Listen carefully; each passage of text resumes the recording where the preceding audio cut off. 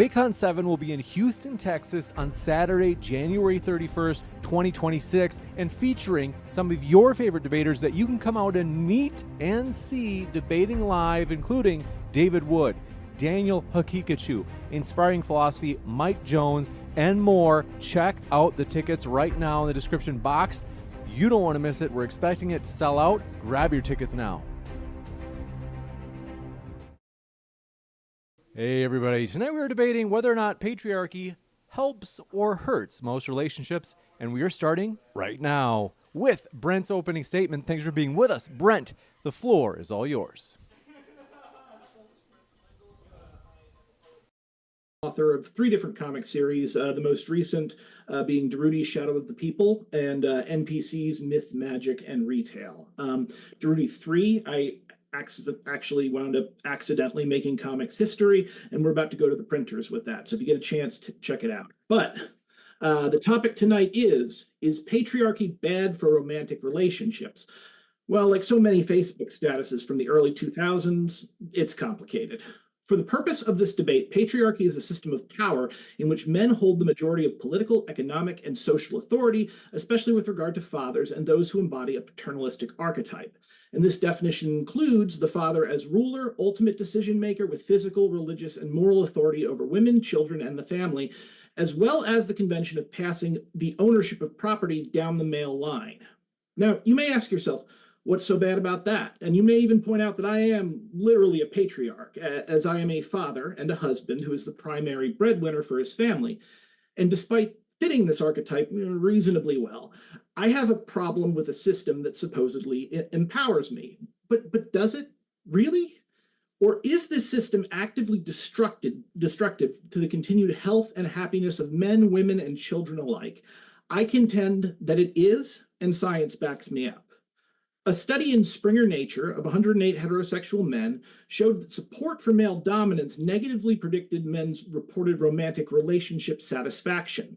According to the researchers, the likely reason for this was because the men reported seeing women as either chaste and good or impure and evil, with very little in between. Essentially, they had thought themselves into a classic bind. They had trouble feeling attracted to the women they loved and had trouble loving the women whom to they were attracted, leading to chronic dissatisfaction in their romantic relationships. And this relatively small study is just one of an increasing body of psychological and sociological findings that have us rethinking the utility of basing the infinitely complex matter of romance in this, the year of our Lord 2026, on a system of power that dates back to the Bronze Age. Men commit suicide at roughly 350% more than women, according to a study published in JAMA Psychology. Of those men who do commit suicide, and the men who reported holding beliefs in highly traditional masculinity were 240% more likely to commit suicide than those who did not. And honestly, I don't think this is surprising to anyone. See, before we had studies of this kind and before feminist discourse entered the online culture war, we had something better. Namely noted soy boy beta cuck George Carlin, who identified something we are all aware of, and he called it the male disease. What's the male disease? It's being full of shit. The male disease includes the need to be in charge at all times, in charge, in control, in command. A real man is defined as the leader of the pack, captain of the ship. So what's happening here? Well, first of all, we have defined masculinity as domination. We're telling men that they have to be in charge regardless of circumstances by virtue of their gender and nothing else. And the failure to do so is a condemnation of their fundamental nature. But the thing about being in charge is that not everybody can do it, which means that by their own definition, almost all men who buy into this crap are losers. So where can these losers act like real men? Their families. And I shouldn't have to say that domination implies force and force implies resentment. It implies discord. See, there's a general truism in the libertarian movement: good ideas do not require force. If it is truly best for you to be in charge, people will naturally divert to you. A good leader doesn't need to coerce people into following him. They just do because they have judged that this is in their best interest. So for most men, you get this paranoid need to impose their will on their family, specifically because of the shame of not measuring up. This is a disaster. It means that for the vast majority of us, the only way to fit in and be who society tells us to be is to invite conflict into our romantic and familial relationships. It means that many of us actively damage and undermine that which should be the most harmonious and least coercive relationship we have, that with our wives and our children. Now, not all men do this, but enough do. Enough to fuck things up for everyone. Ultimately, the issue here is that our cultural ideas are painfully and tragically outdated, and it is the intent to force an outside perspective on on who you are and how your life should be. And irony of ironies, buying into patriarchy, is just about the single most pathetic and unmasculine thing you can do, traditionally speaking. Because what are you doing? You're letting others dictate who you are. You're letting everyone else tell you who you have to be. And I'll tell you, man, that is some beta shit. Thanks. Appreciate that opening, Brent Lengel. Before I kick it over to Andrew with his opening as well, folks, if it's your first time here at Modern Day Debate, I'm your host, Dr. James Coons. We're a fully neutral platform hosting debates on science, religion, and politics. Hit that subscribe button as we have many more debates coming up, including at DebateCon at the end of this month. With that, we're going to kick it over to Andrew. Thanks for being with us. The floor is all yours. Yeah, thanks for having me. So, I got Brendan's working definition of a patriarchy before the debate. He says a system of power in which men hold the majority of political, economic, and social authority. I didn't actually have any problem with that definition. I expanded it a little bit, and it seemed like he didn't have much in the way of criticisms for that either. So let me dive into the opening, though. I wanted to preface this with what he considers it to be. He considers patriarchy to be a massive dominant social structure, not just something which is involved with the family unit itself, which I'm fine with that. As Brendan is a communist and a comic book writer, I wanted to take a different approach to this debate by presenting a fictional scenario to test his logic on patriarchy. Brendan claims patriarchy is bad for relationships. I can concede there could be some structures of patriarchy which could be bad, like Muslim inbreeding, for instance, could be a structure within patriarchy that should be removed. But let me paint a different picture. Let us assume for a moment a ruthless orange dictator rises to prominence due to a wave of national populism. This evil son of a bitch decides to create a new political party called the Yahtzees, and these Yahtzees overthrow the political establishment and seize unilateral power of the nation. Now, in order to create a new wave of populism, this newly formed Yahtzee party creates a public menace through propaganda. That new enemy to this fictitious people group is specifically homosexual males. They love lesbians for some reason, but they really don't like homosexual males, okay? They don't like them at all. So after a year or two of anti-gay man propaganda, this party begins to remove them from the nation, so they move them to processing camps, and these camps are actually extermination camps, and they send these homosexual men to the ass chamber, where unspeakable horrors are conducted on them. The international community steps in and puts a stop to these ass chambers through a global war, but not before millions of gay males are executed by this ruthless and authoritarian state. Leadership quickly emerges post-atrocity, and the Congress of Gays is formed, and gay men cry out with a lisp, "Never again, Jesus Christ," and collectivize to create a brand new state where they will never allow such persecution again.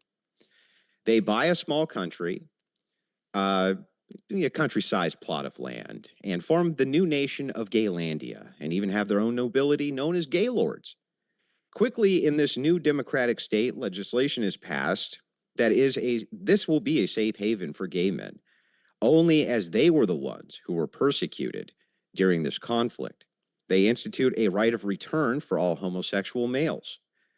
No women, no trans people of any kind. And quickly, millions of gay men flock to Gaylandia to form a fairy military brigade, and quickly their nation's recognized by the international community as a protected people group, and they even get their own huge lobbying groups. Now, by Brendan's definition, this state is 100% patriarchal. 100%. Definitionally, it's patriarchal. Can't be anything but patriarchal. Also, 100% of all relationships are same-sex, And even the family level, they're necessarily patriarchal. So in this case, is patriarchy bad for relationships? I'd love to know how. The whole society is necessarily patriarchal. If it's the case patriarchy itself is bad, he needs to tell me how it would be bad inherently. In this society, how could it be bad? What about the patriarchy specifically makes this society, something which should not be adhered to from his view? Not asking if states are bad here, mind you. I'm asking about the patriarchy of this particular state of Gaylandia.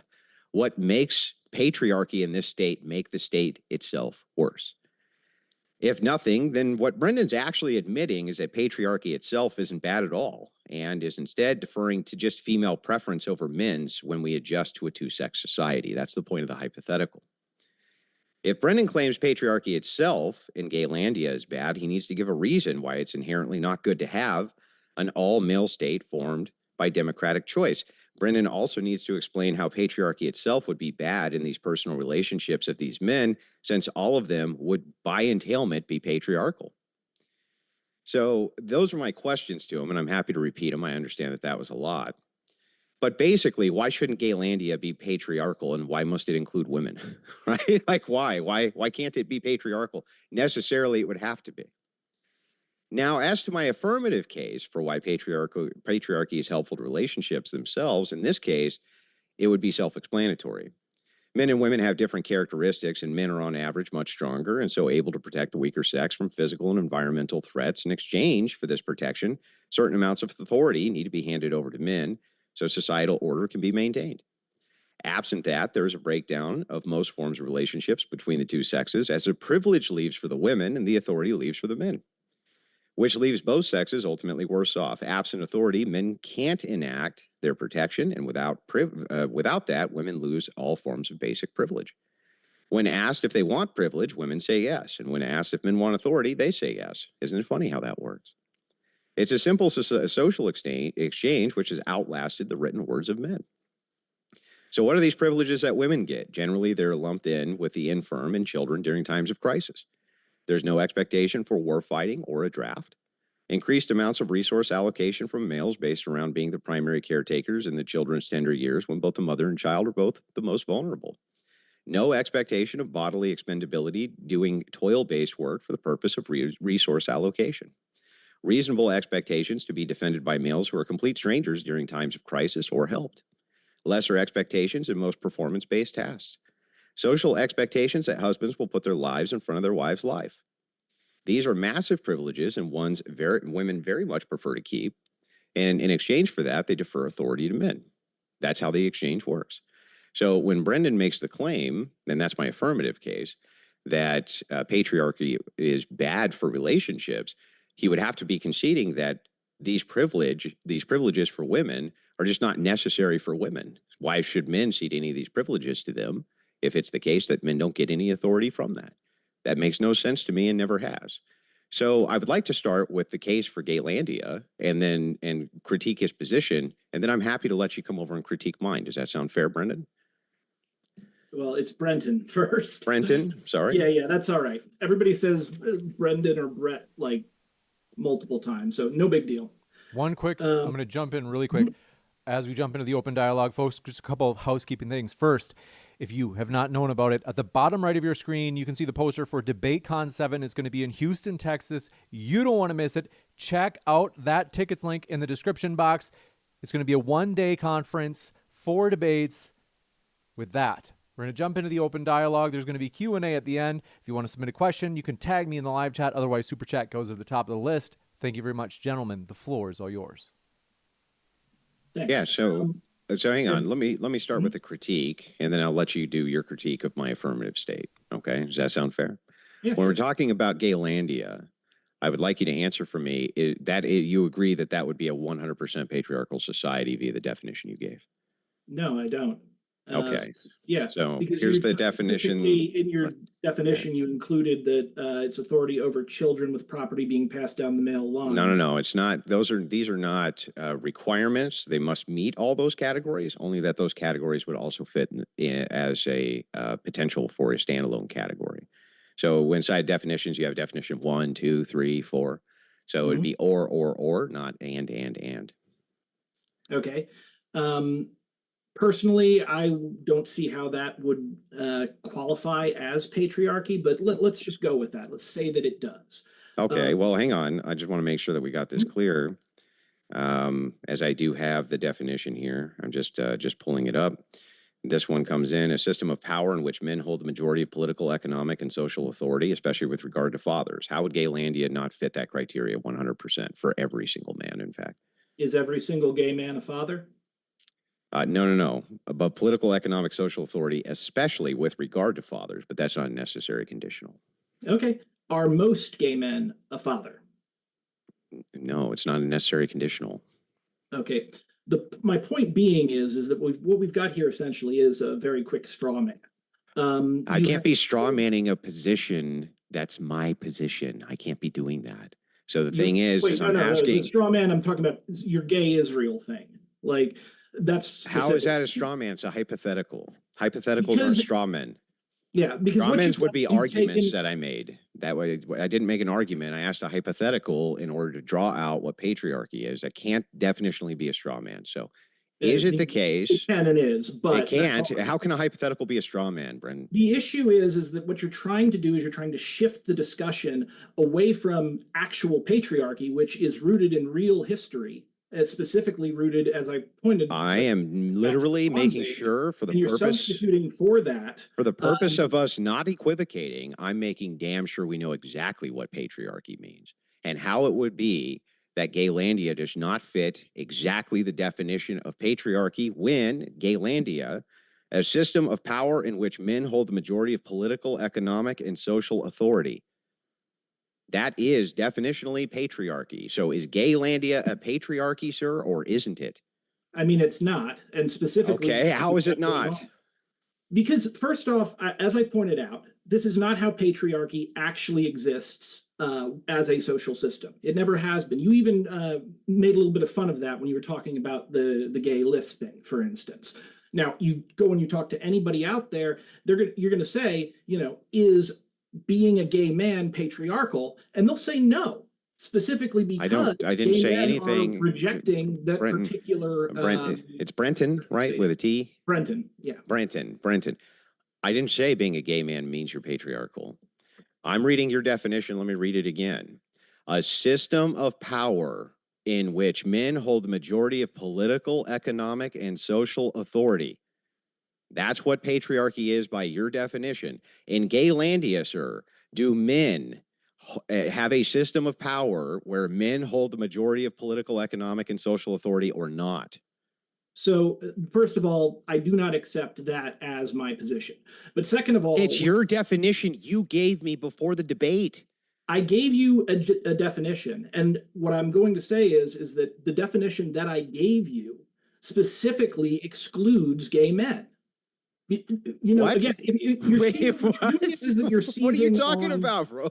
You are seizing on the word man, but then you are describing a type of man who is not traditionally considered to be patriarchal.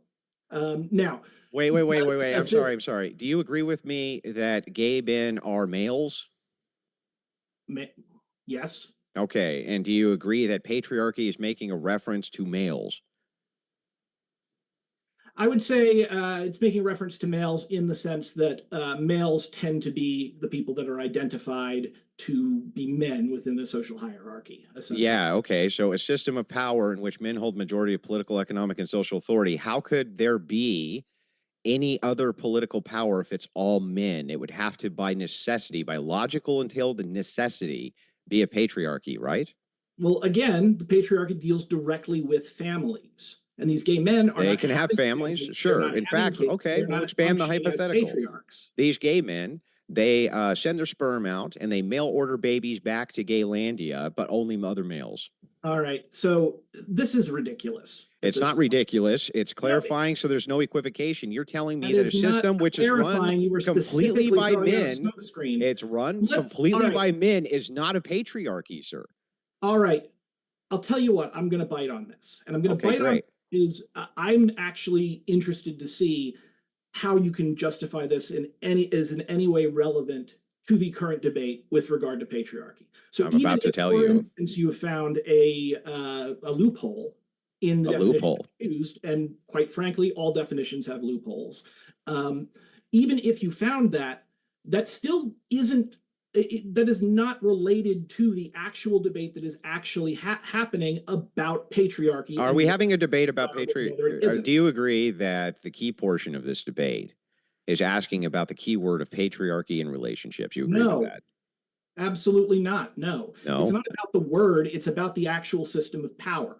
Yeah, It's I about the understand. physical I understand, but the relationship word is between humans. alluding, the word is a descriptor for this idea of power. You agree with that?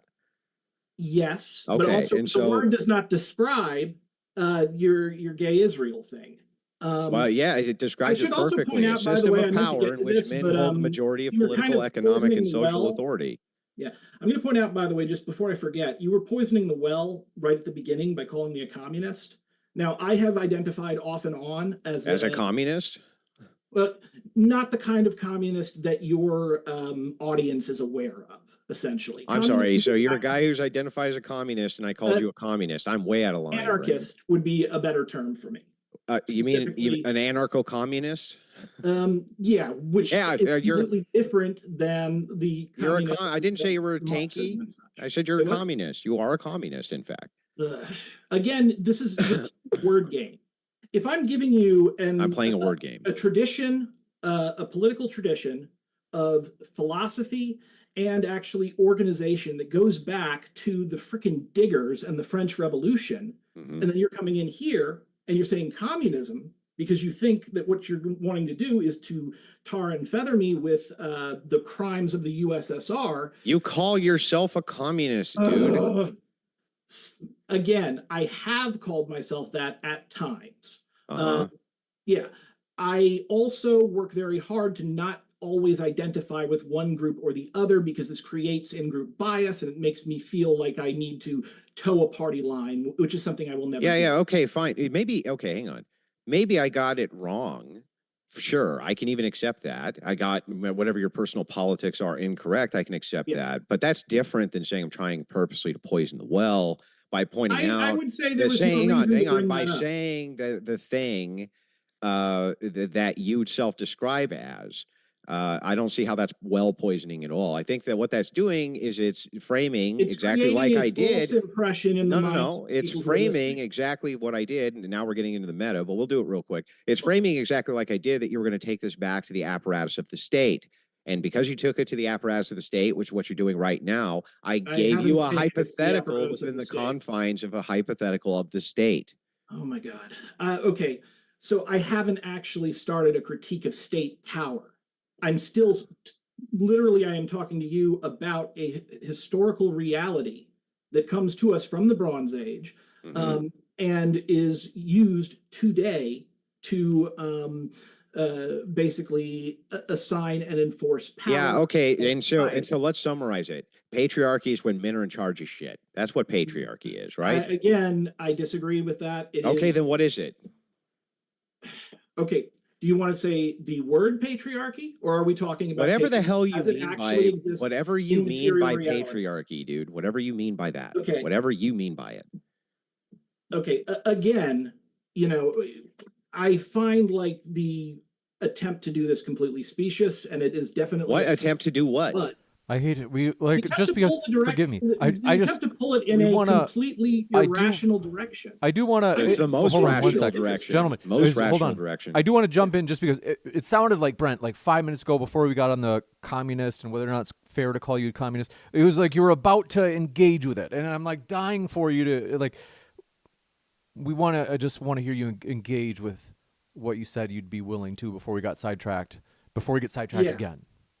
Okay, so I am willing to engage with the idea that this gay state would be a patriarchy, if you really want to do that. The problem is that when we talk about patriarchy with regards to this particular political entity, it is essentially a argument that means nothing. Because let's just say that you're right? Well, then you have found kind of a loophole, as I said, in the definition, which, you know, Yeah, okay. I'll tell you what, if you want to say that's a loophole, fine, but let's go back and let's actually talk about real patriarchy and how it is good or bad for men and for relationships in general. Yeah, but this is why I think semantics are really important in a debate and why they need to get cleared up right away, cleared up so that we can get into the meat of it. I'm willing to cede almost any definition of this that you give me, not to poke holes in the definition, but just so I have something to work with from your worldview that I actually understand. Because the way that I tailored my arguments tonight, this evening, was based around this idea you had in which there was a system of power in which men held the majority of political, economic, and social authority. Now, if you mean something else by patriarchy, hang on. No, You no. mean something you actually else. Just gave me exactly what I needed. If you mean something else by patriarchy, I'm actually happy to dive into that. But if this is what you mean, then I made a compelling hypothetical to ask you if that qualifies as the thing which you sent me, this definition of patriarchy. So you'll notice it is a system of power, not all systems of power. So Agreed. even if we want to say that your gay Israel thing is a is a patriarchy, fine, but that's not the same as the patriarchy that I'm talking about. That's not the same thing as the patriarchy that every single human being means. Okay, then what patriarchy are you talking about? That one, not this imaginary. Yeah, but see how this is equivocation? Like you keep saying, Oh you keep saying, it's I'm the opposite talking of about equivocation. I'm talking about this other patriarchy that I won't tell you about. What is this other form of Do you patriarchy? want to have a real conversation, or you just want to play games? But Bro, I think how am I not having a real conversation, dude? Is asking you. Okay, you know what? Hang on. Here's my definition of patriarchy, Brenton. Women are in charge of everything. That's my definition. You can claim that that's your definition, but yeah, that's my definition, Brenton. Now. That's my definition. And I'm going to, by the way, in 5 minutes, I'm going to change my definition because I don't want you to know what I mean by the things I say. It doesn't matter. Literally. Okay, it doesn't matter.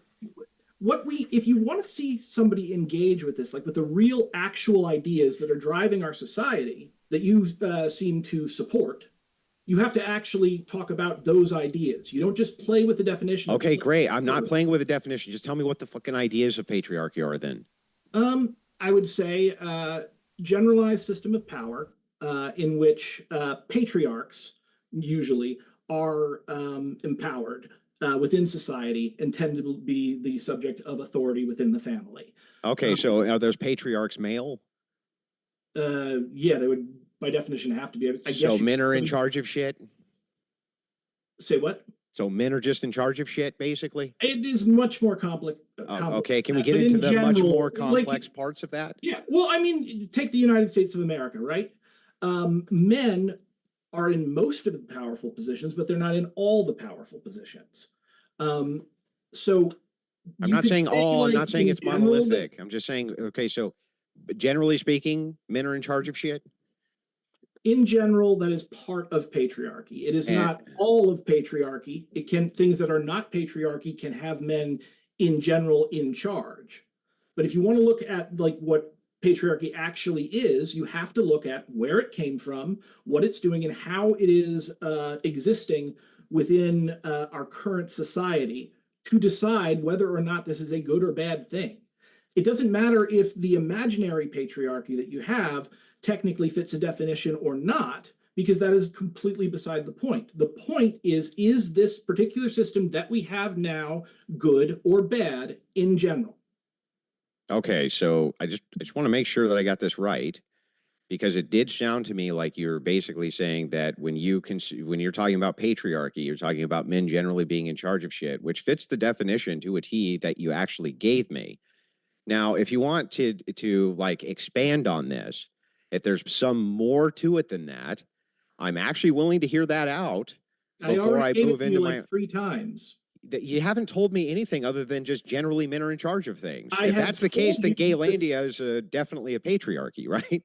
All right. So, yeah, like definition. As I have said, I have told you the specific political movements and social organizational standards that have been a major part of society since the Bronze Age. You haven't told me any of them, actually. Oh my God! What you Just so you want know, me you to haven't sit up told here me and a just, like, single. You list haven't told me a single stereotypes of one. What are you patriarchs? talking about?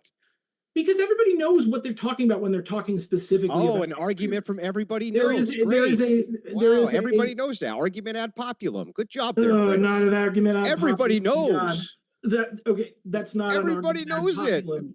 James, did you know If everybody anything, knows that? if anything, it's instead of it being an argument ad populum, it's an appeal to common sense. No, it's an argument ad populum, or you wouldn't have used the word everybody. Okay, so let's see. Everybody knows, you see. How about you tell me why this gay Israel thing you came up with is good? Because you seem to be saying that patriarchy is good. Well, That I think seems so. really good. Yeah, that's a fair question, right? I would say the same thing with a matriarchy, right? If you had, like, let's say, the lesbian colony or something like this, right? And it was like all lesbians in charge of it and this and that, blah, blah, blah, blah, blah.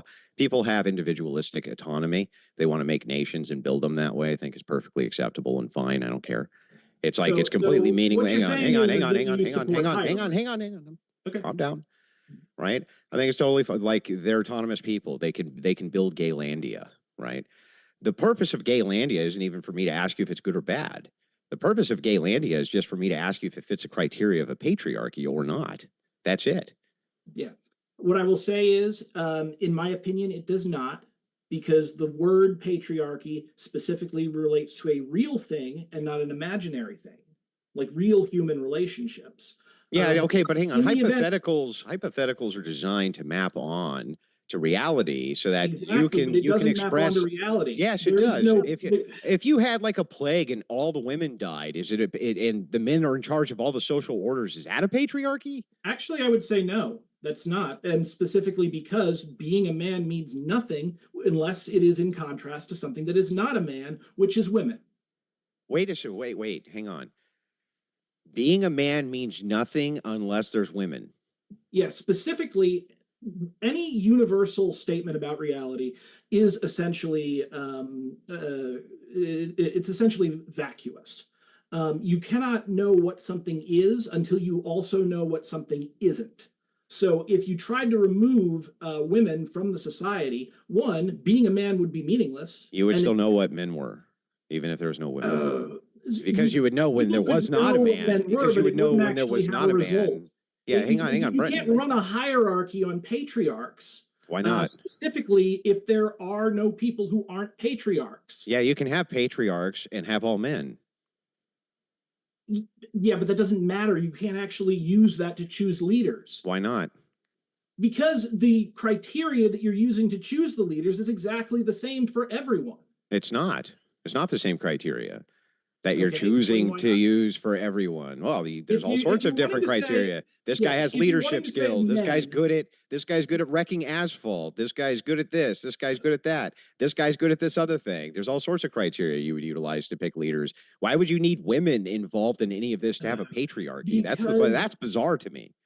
Because again, you need to know what something is not to know what something is. Yeah, if there's no man, then I know that that's not a man, and if there is a man, then I know it is a man. You see how that works? Again, what you're doing here is you are bringing your idea of the world as it is today into your imaginary world. Like, for instance, Brenton, like, let me point this out. Let's say that there's an asexual lizard, right? Do you not know what the asexual lizard is because there's no female and male lizard? What? Okay. So you would know that it is a lizard because there is something that is not a lizard. Right. So if you had only males, you would still know. Species, hang on, you would still know. You would still know what a man was. Yes. Okay. Asexual species reproduce without male and female. That's the whole thing. So no, there is no such thing as an asexual being that is also. They don't need to be asexual though. Okay. So I don't know. What are you talking about? Dude, okay. So, as I was saying specifically, if there is a system that empowers a particular type of person, that particular type of person must be different than the majority of that society. Yeah, but that doesn't mean they would have to have a different sex, Brent. I'm sorry? That doesn't mean they would have to have a different sex.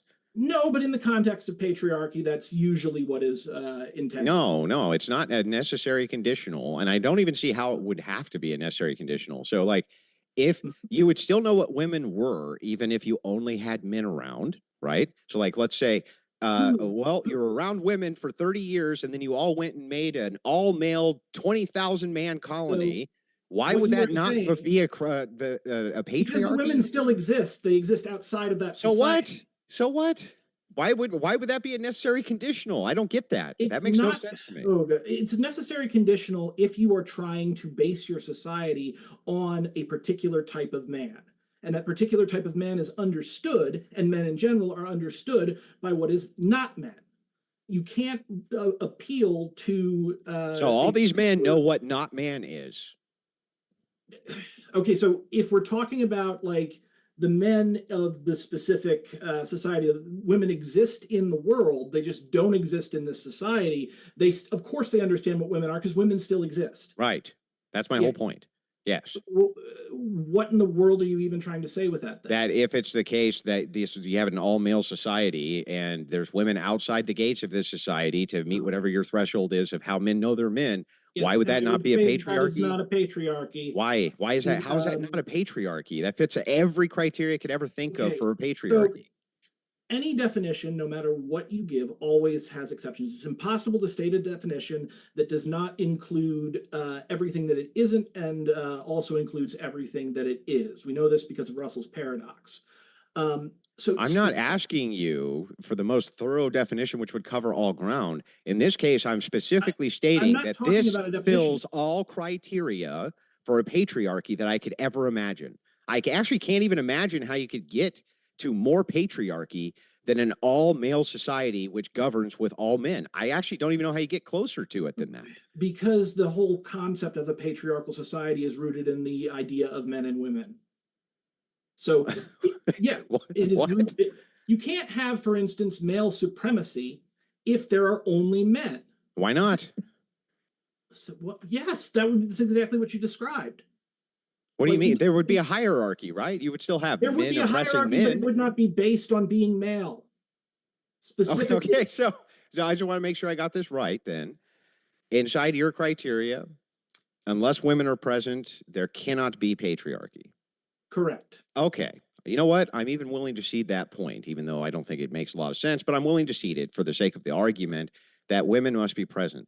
So the real reason then you're against patriarchy is because you think that men are oppressing women, right? No, I'm against patriarchy because I tend to be against archy. That's the whole anarchy thing. I don't think that it's a good idea to force power relationships on unwilling people. I think it is much better to allow people, adults, to make decisions for themselves over who they want to organize with and who they don't. Okay. So in general, the idea of an imposed, but you realize society organizes itself around men and women because of the strength differential, and that's why patriarchy exists to begin with, and why women actually like patriarchy. So that ironically is an equivocation. What am I equivocating on? Well, for one thing, you're giving one criteria where there's a whole lot of other things that society is based on other than simply men and women. Well, that wouldn't be equivocation. I mean, it would be because I'm not using ambiguous language here. Okay, so the reason why you're equivocating there is that you are taking the definition of society and you are moving it specifically like to one aspect of it. Well, you're ignoring. That wouldn't be equivocation. Equivocation would be the use of ambiguous language. All right. So again, well, you're doing it via language anyway, but that's not the point. The point is that the definition that you just gave is too narrow to be useful. It's too narrow to be useful? Correct. How broad do I need to make it? I mean, it depends on what you want to talk about. I want to talk about interpersonal relationships between men and women. Now that we've established from your view, patriarchy can only exist intersexually for reasons I don't understand. Like you can't have a king or something like that. Is it called a patriarch? I don't know, but whatever it is. Be king because yeah, I know, but whatever. Because you got to have women in Brent and Lengel. You have to have people that are not part of the power structure for a power structure to exist. Yeah, I mean, And you would just have like peasants and nobles and whatever, but I okay, don't even care then, about that. I'm willing yeah, to then just the cede power it. structure exists, but it's not a patriarchy. It's just because, again, like I said, they're using other criteria than man to give people power. So that No, they would some still other hang form of on. They would still be hierarchy. using the criteria of man too. I don't know why man would not no longer be a criteria Yeah, here. it's no They're longer not be a making relevant dog. Are they criteria because making dogs 100 people. king? Are they making It dogs would king no here? longer be I a mean, relevant criteria because 100% of the people would be men. So how do you decide who's more of the man of a man than one over another? If well, there that's is the no patriarchy is difference. not decided over who's more of a man than this guy. No, but the hypothetical political structure that you suggest with kings and peasants and nobles and whatever, Mhm. if they're doing that type of hierarchy, they are not basing it on gender because everyone's one gender in the society that you have suggested. So they've got to do it based on something else. Now, it could be blood, though if it's an all gay society, probably wouldn't last very long. It could be, whether they're part of a particular religion or not. But the power structure itself has to be able to pick out elite individuals within that society and give them power, whether they are actually elite or they are just appear to be elite. And so, if let's say we had a society that had 10% women, Mhm. could that be a patriarchy then? Yeah, it If could men be. assign themselves policy or powers? It could be. Just one woman? Just one. Oh, you're doing the issue with the fallacy of the beard. So if you're going to sit there and you're going to say, like, how many women does it take before it becomes a patriarchy? How many grains of sand make a I'm pea? just looking for a threshold. You can just say I don't There. know, but it would take more than that. That would be fine with me So too. okay, I don't know, but it would take more than that, and it's Okay. impossible for anyone to actually. Okay. I understand. I'm just fleshing the view out so that I understand it. So moving into this non-patriarchal all-male society, which isn't a patriarchy, by definition, because you need to have women around for some odd reason. What if women get positions of privilege inside of this society that they want to keep, and in exchange for that, they give men authority? Okay, so that happens in like our society right now. You said that at the beginning that you think that that's a good thing. Yeah. So I don't see why that would be disqualifying of patriarchy. Okay, great. So then, if women want these positions of privilege, they want them, and they say that they want them, right? And they're given them, and men say that they want authority. Then what's the problem here? The problem specifically is that the authority is being given out based on irrelevant criteria. If you put people in charge, you want to make Okay. sure that the people you put in charge are actually good leaders. And you don't pick actual good leaders by just looking and going, oh, that's a woman, that's a man, man's the leader. Also, I feel like you're kind of universalizing with regard to like all men want authority. I don't want authority. No, I'm not. I'm giving a generalization. Yes, you do want authority. Like, for instance, you want authority over your children, right? No, no, No. not at all. I So when am you not. say, little Tommy, don't stick your finger in that light socket, and he's like, I'm going to do it anyway, Dad, you don't want to I have mean, authority? again, that's not going to happen. But my point is that I Well, think wait. What do you mean? Word. Yes, it is. Your kids are No. going to like get into the shit under the sink and do stupid kid shit like Oh every my kid gosh. does. What do you mean? I have a kid. I know what you're referring to, but the point is that I don't You want to see have myself authority as over them someone. so that they can't do that I stuff, am right? I am in the position of a steward as opposed to I guess a commander or And an does a owner steward do stewards have authority, Brandon? temporarily. Oh, okay. So they have authority because the person they're a steward over has some privilege from the Yeah. steward. So again, yes, Yes. but that's not the same thing as Same someone thing. wanting authority within the context of men and women within society. It's the same exact thing. If women are willing to cede, so you have one of two options. That If would we be want your egalitarian fantasy, we could do that. But women have to see. have I talked But about an hang on, hang on. egalitarian fantasy at all? Well, yes, actually, you did. What you said When? was that you thought would be better if women went ahead and selected for this and for that No, and blah blah I blah blah did not blah. say that. You did. I said in general, Yeah. people will do what they feel is in their best interest. Yes. And so if And they feel like therefore, having female privilege is in their best interest, and therefore, yeah. specifically, you don't need force to identify a particular leader, because the people will follow the leader voluntarily. Once you introduce force into that equation, the only reason you're doing that is because if they were left to their own devices, they would not. People also follow a leader involuntarily. Yes, I know. That's what I'm talking about. That's bad. Why? Yeah, but I mean, that's just a statement, though. That's not an evidence of thing. It's bad. Is it bad because it's bad, Brenton? Is it tautologically bad? It's bad because it's bad? because it tends to result in negative outcomes for society and especially for individuals within that. It's usually not a good idea to oppress people. They don't like it, and then that can lead to resentment, discord, and violence. I see. So to get this right, then, let's assume for a moment that you could remove the female privilege barrier and just equalize things between men and women tomorrow. You could just I don't know how you would do it, but you could just equalize it somehow. Would you do that? No. So you would leave the patriarchy Absolutely. intact? Again, I am not someone who is vain enough to think that I know what's best for absolutely everyone all the time. So I have ideas. But that would leave the patriarchy intact. People should, if people decide that they want to voluntarily adopt them, I'm fine with that. But what I'm not going to do is I'm not going to go in and tell somebody else how they need to live their life. They need to live their life in a way that makes sense to them.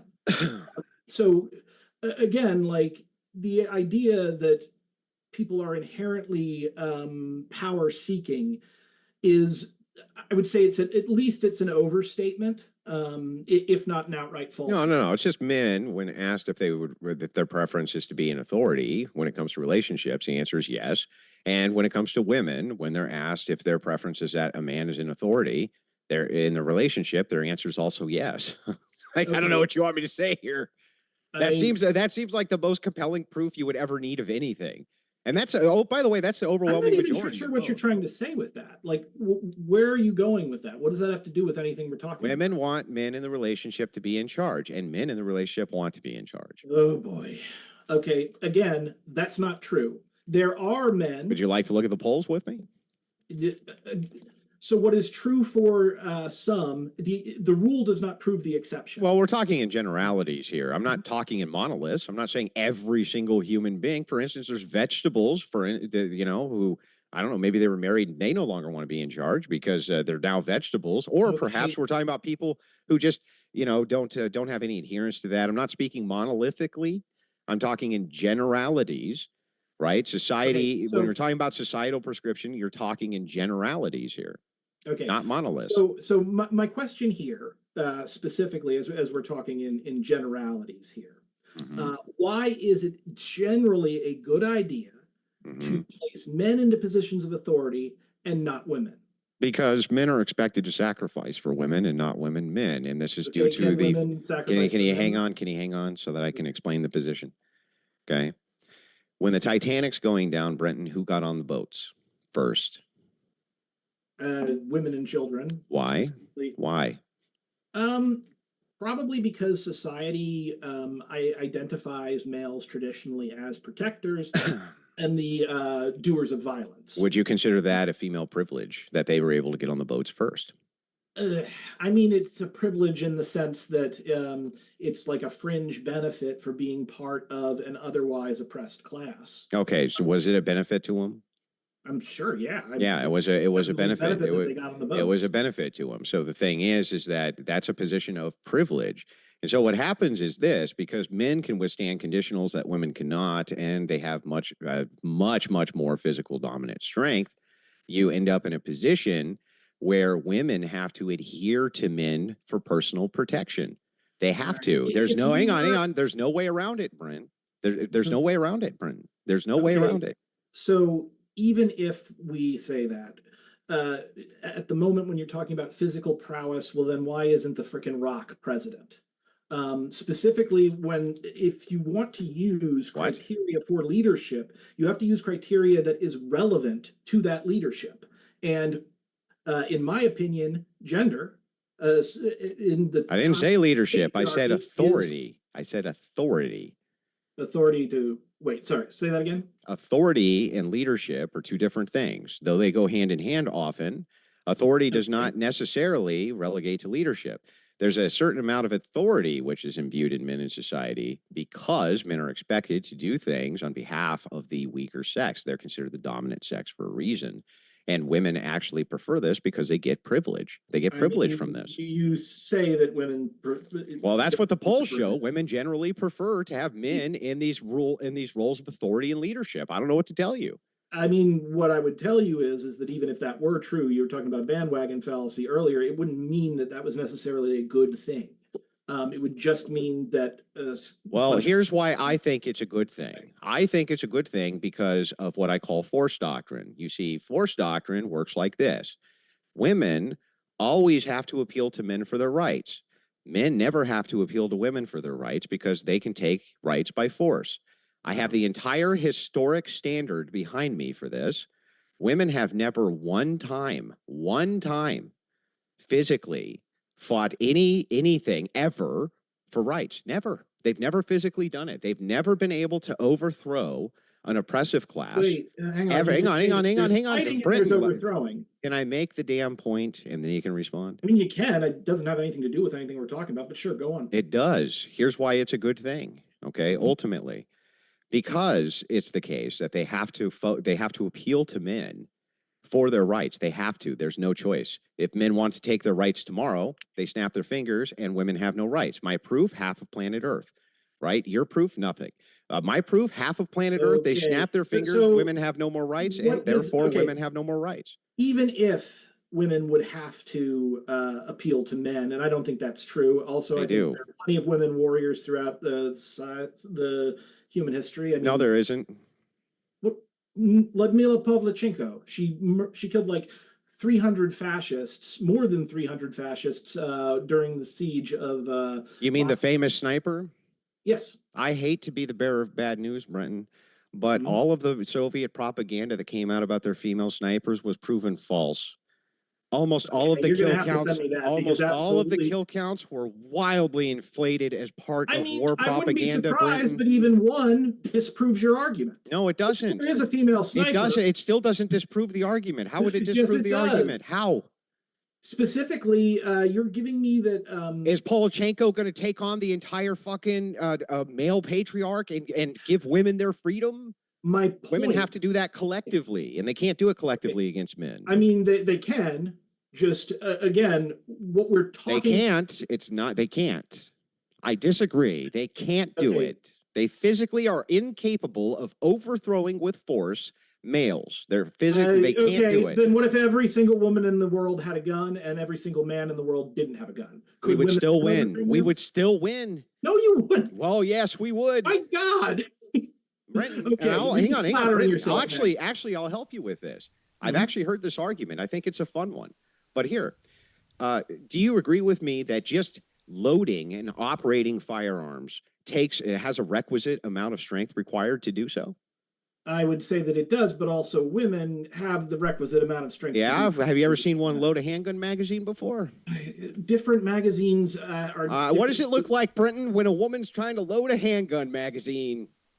So again, Brenton, what does it look like when a woman's trying to load a handgun magazine? Anything. Because what I'm saying to you is that the strength requirements for you to carry weapons into battle, carry around the type of equipment that you would need to do that. And the men who don't have any guns. Yes, the men who don't have. This is. Oh, okay. Well, because female cops. My point is female cops are overpowered constantly, 3-1. I want to jump in. We can talk about this. We can talk about this if you guys want, because I do want to give flexibility on where we go, but I also still want to draw us back to the central question of patriarchy's helpfulness or harmfulness to society. Yeah. So because men are in the protector position by necessity, I think it's good that they have authority because they need to exercise the authority to protect women who by necessity need them to protect them. Okay. That's why I think it's good. Right off the bat, you're saying that they need to have authority. Now let's say that they do indeed need to have authority. There are ways to have authority that are outside of patriarchy. Like? Democracy, for one. Democracy would not be that would not be giving men authority. I mean, if people voted to give men authority, then yes, it would. But yeah, again, okay, hang on. Then it wouldn't be idea. a democracy anymore, right? No, it would still be a democracy. They were just voting just only particular men sex into power for whatever reason. Okay, wait a second. Hang on. Let's My just make point sure. Hang here on. is, I just want to make if sure I got this right. patriarchy is good for If men, democratically men are voted into positions of power and all of the positions of power are held by men, you don't consider that a patriarchy? It could be. So then what you're saying is that women should vote in patriarchy to give men authority to protect them? I'm saying that what you were describing again is a ridiculously narrow way of thinking about these things. Now you keep saying that as if it means something. If you want to really talk about this, I am really talking about this. Okay, so if you want to really talk about this, for instance, why is it that men are 350% more likely to commit suicide? Because they go to war. But most of us don't go to war. And most of the men who are killing themselves are not men who didn't go to war. Okay, so there are plenty of men who kill themselves who are not actually veterans. So that's true. And there's two contributing massive. Hang on, stop, Brenton. You just made a point. Let me respond to it. There's two primary reasons. Okay. One of the main reasons is divorce. Another big reason is PTSD. That accounts for a large percentage of why you see so much more. I can pull the figure for you, but it's more than 50%. Sure. Please. All right. So first off, there's that. Then what we've got is specifically of that 350%, the 3.5 men who commit suicide for every one woman who commits suicide. 240% of them are the ones that identify with patriarchal gender norms. So if they're killing themselves. So estimates suggest up to 54% of suicides. Hang on, I just want to make sure I got this right. 54%, somewhere around 54% would include a combination of PTSD and divorce. Okay, so PTSD does not simply come from going to war. There's a million reasons why somebody could have PTSD. No, I'm disassociating them. There's just PTSD specifically from war and divorce. Okay. So you're saying now listen, I'm going to be completely charitable here. This is just the cursory thing, right? I'm not saying that this is a hard fact. I'm willing to be fact checked on this. I'm willing to be corrected on this, right? Because this is just cursory what I had in front of me. But I've looked at this figure before, and I remember it being the majority was accounted for through divorce and post-traumatic stress disorder was a major contributing factors for why the rates were so much higher. I mean, again, even if that is the case, and I wouldn't be surprised if it was, that doesn't necessarily mean that that kind of damage is coming from the military and war specifically. And in fact, I think there's a higher rate of PTSD among veterans who don't see combat as distinct from those who do. A lot of the time, I think people have described it that combat is a release, whereas it's actually like daily military life that oftentimes. Sure, but that doesn't mean that the types of PTSD victims that we're talking about here, the types of PTSD victims who don't see combat, I don't know for sure. But what I'm saying is that the accounting for why it is or why it would be that these rates are higher could easily be connected to the fact that these sexes go through much more traumatic experiences, or at least much more difficult to process traumas. Yeah. So, for instance, I would assume for women like that SA victims probably have a higher propensity for suicidality than other potential, like likely individual circumstances that can lead to somebody higher suicidality percentage. Good thing you brought up the military specifically. It wasn't until recently. But what's the point here? Let's get right to the point. What does this have to do with what it is we're talking? Yeah, okay, men kill each other more, or kill themselves more than women. And the other thing is, by the way, I'm going to point this out to you, Brenton. Yeah, this is the funniest fact about all of this. It's actually the case, right, that men and women try to unalive themselves at about the same rate. It's just that men are better at it more often, and they succeed more often, but they actually try to unalive themselves at a higher rate. The reason I don't actually make the claim that they do, or I don't believe that they actually do, is because I don't think that those women are actually trying to. I think it's a cry for help. So I just remove that and just to be the most charitable that I can possibly be. Look, that whether that's the case or not, that doesn't matter for my argument specifically. And even if you're going to talk about the military, okay, And by Is the it? way, isn't it disingenuous of you, if you knew that, to make the argument that men unalive themselves more, even if you knew the rates were exactly the same Hang on, almost? hang on. I didn't make a disingenuous claim, and I did not say that the rates were exactly the same. Well, I'm not aware they're that the on rates are par the with each same. I other. am aware that women attempt suicide, but are generally do not actually wind up dying as a result. So Most it's of just them one more survive. thing men are better at than women Well, men tend to choose more violent means, because specifically. women aren't really trying to unalive themselves. They're trying to get a I'm cry not for gonna. help, right? I'm not gonna go and imagine women have a hive mind and they're just like doing it to, to act out. It doesn't matter why they would be doing it anyway. What Hmm. matters specifically is that the conditions that drive the higher rate of male suicide, and even among men, those who are more patriarchal, who report that they speak with like way more gender norms, those people in particular are dying at a 240% rate. What does Now, that, hang on, hang on. What does that mean? What are you talking about here? okay, so for every one successful female suicide, 3.5 men die as the statistic fact. So three and a Hmm. half men attempt suicide, they die. But Women, almost as many women have also well, attempted it. yeah, they may attempt it, but they don't actually die. Hmm. You got your So you don't speculation. believe so you don't believe that they're actually trying, or do you think men are just better at it? I think that that's way too. It's not a relevant thing to think about with Okay. to this, because people are products of their surroundings. So what is the relevant thing? Patriarchy is making men unalive themselves at a higher rate, I would say even though that they both attempted at the same rate. the social forces, well, yeah, because again, men are supposed to be more violent and they choose more violent means, and that just means that they're more likely to succeed. So Wait, yeah, what? Wait, what? That makes no sense. I thought you just got done telling me women have just as much access to firearms as men do. no, They I just choose didn't. not to use I them, gave you bro. a no. That is a straight up lie. I gave you specifically a another hypothetical It's situation. not a straight up lie. They You have said just that as much access. They go to a gun store tomorrow and buy the same gun you buy. they could, but they don't. That's right. They Um, don't, but they could. So that it does. It makes me think that the okay, attempt maybe is not as I men don't are know. I more guess I would incentivized say to own and use guns. You use guns yourself. I know you like to go hunting a lot, right? so. So that's a How are we stereotype that incentivized to is do that? What incentives? Like, do I get a flyer in the mail that says, "Hey, man, go hunting"? Like, what the I fuck would are you say talking about? that What's the incentive? there's about 6 different like major male subcultures, but one of them is like the outdoors and hunting subculture. It's very popular among men, and it's seen as a in general as a manly thing to Yeah, go and and. women don't do that shit because they have no interest in it, right?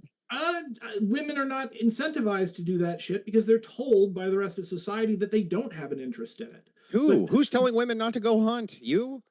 I would say, who indeed? I would say it's the social system.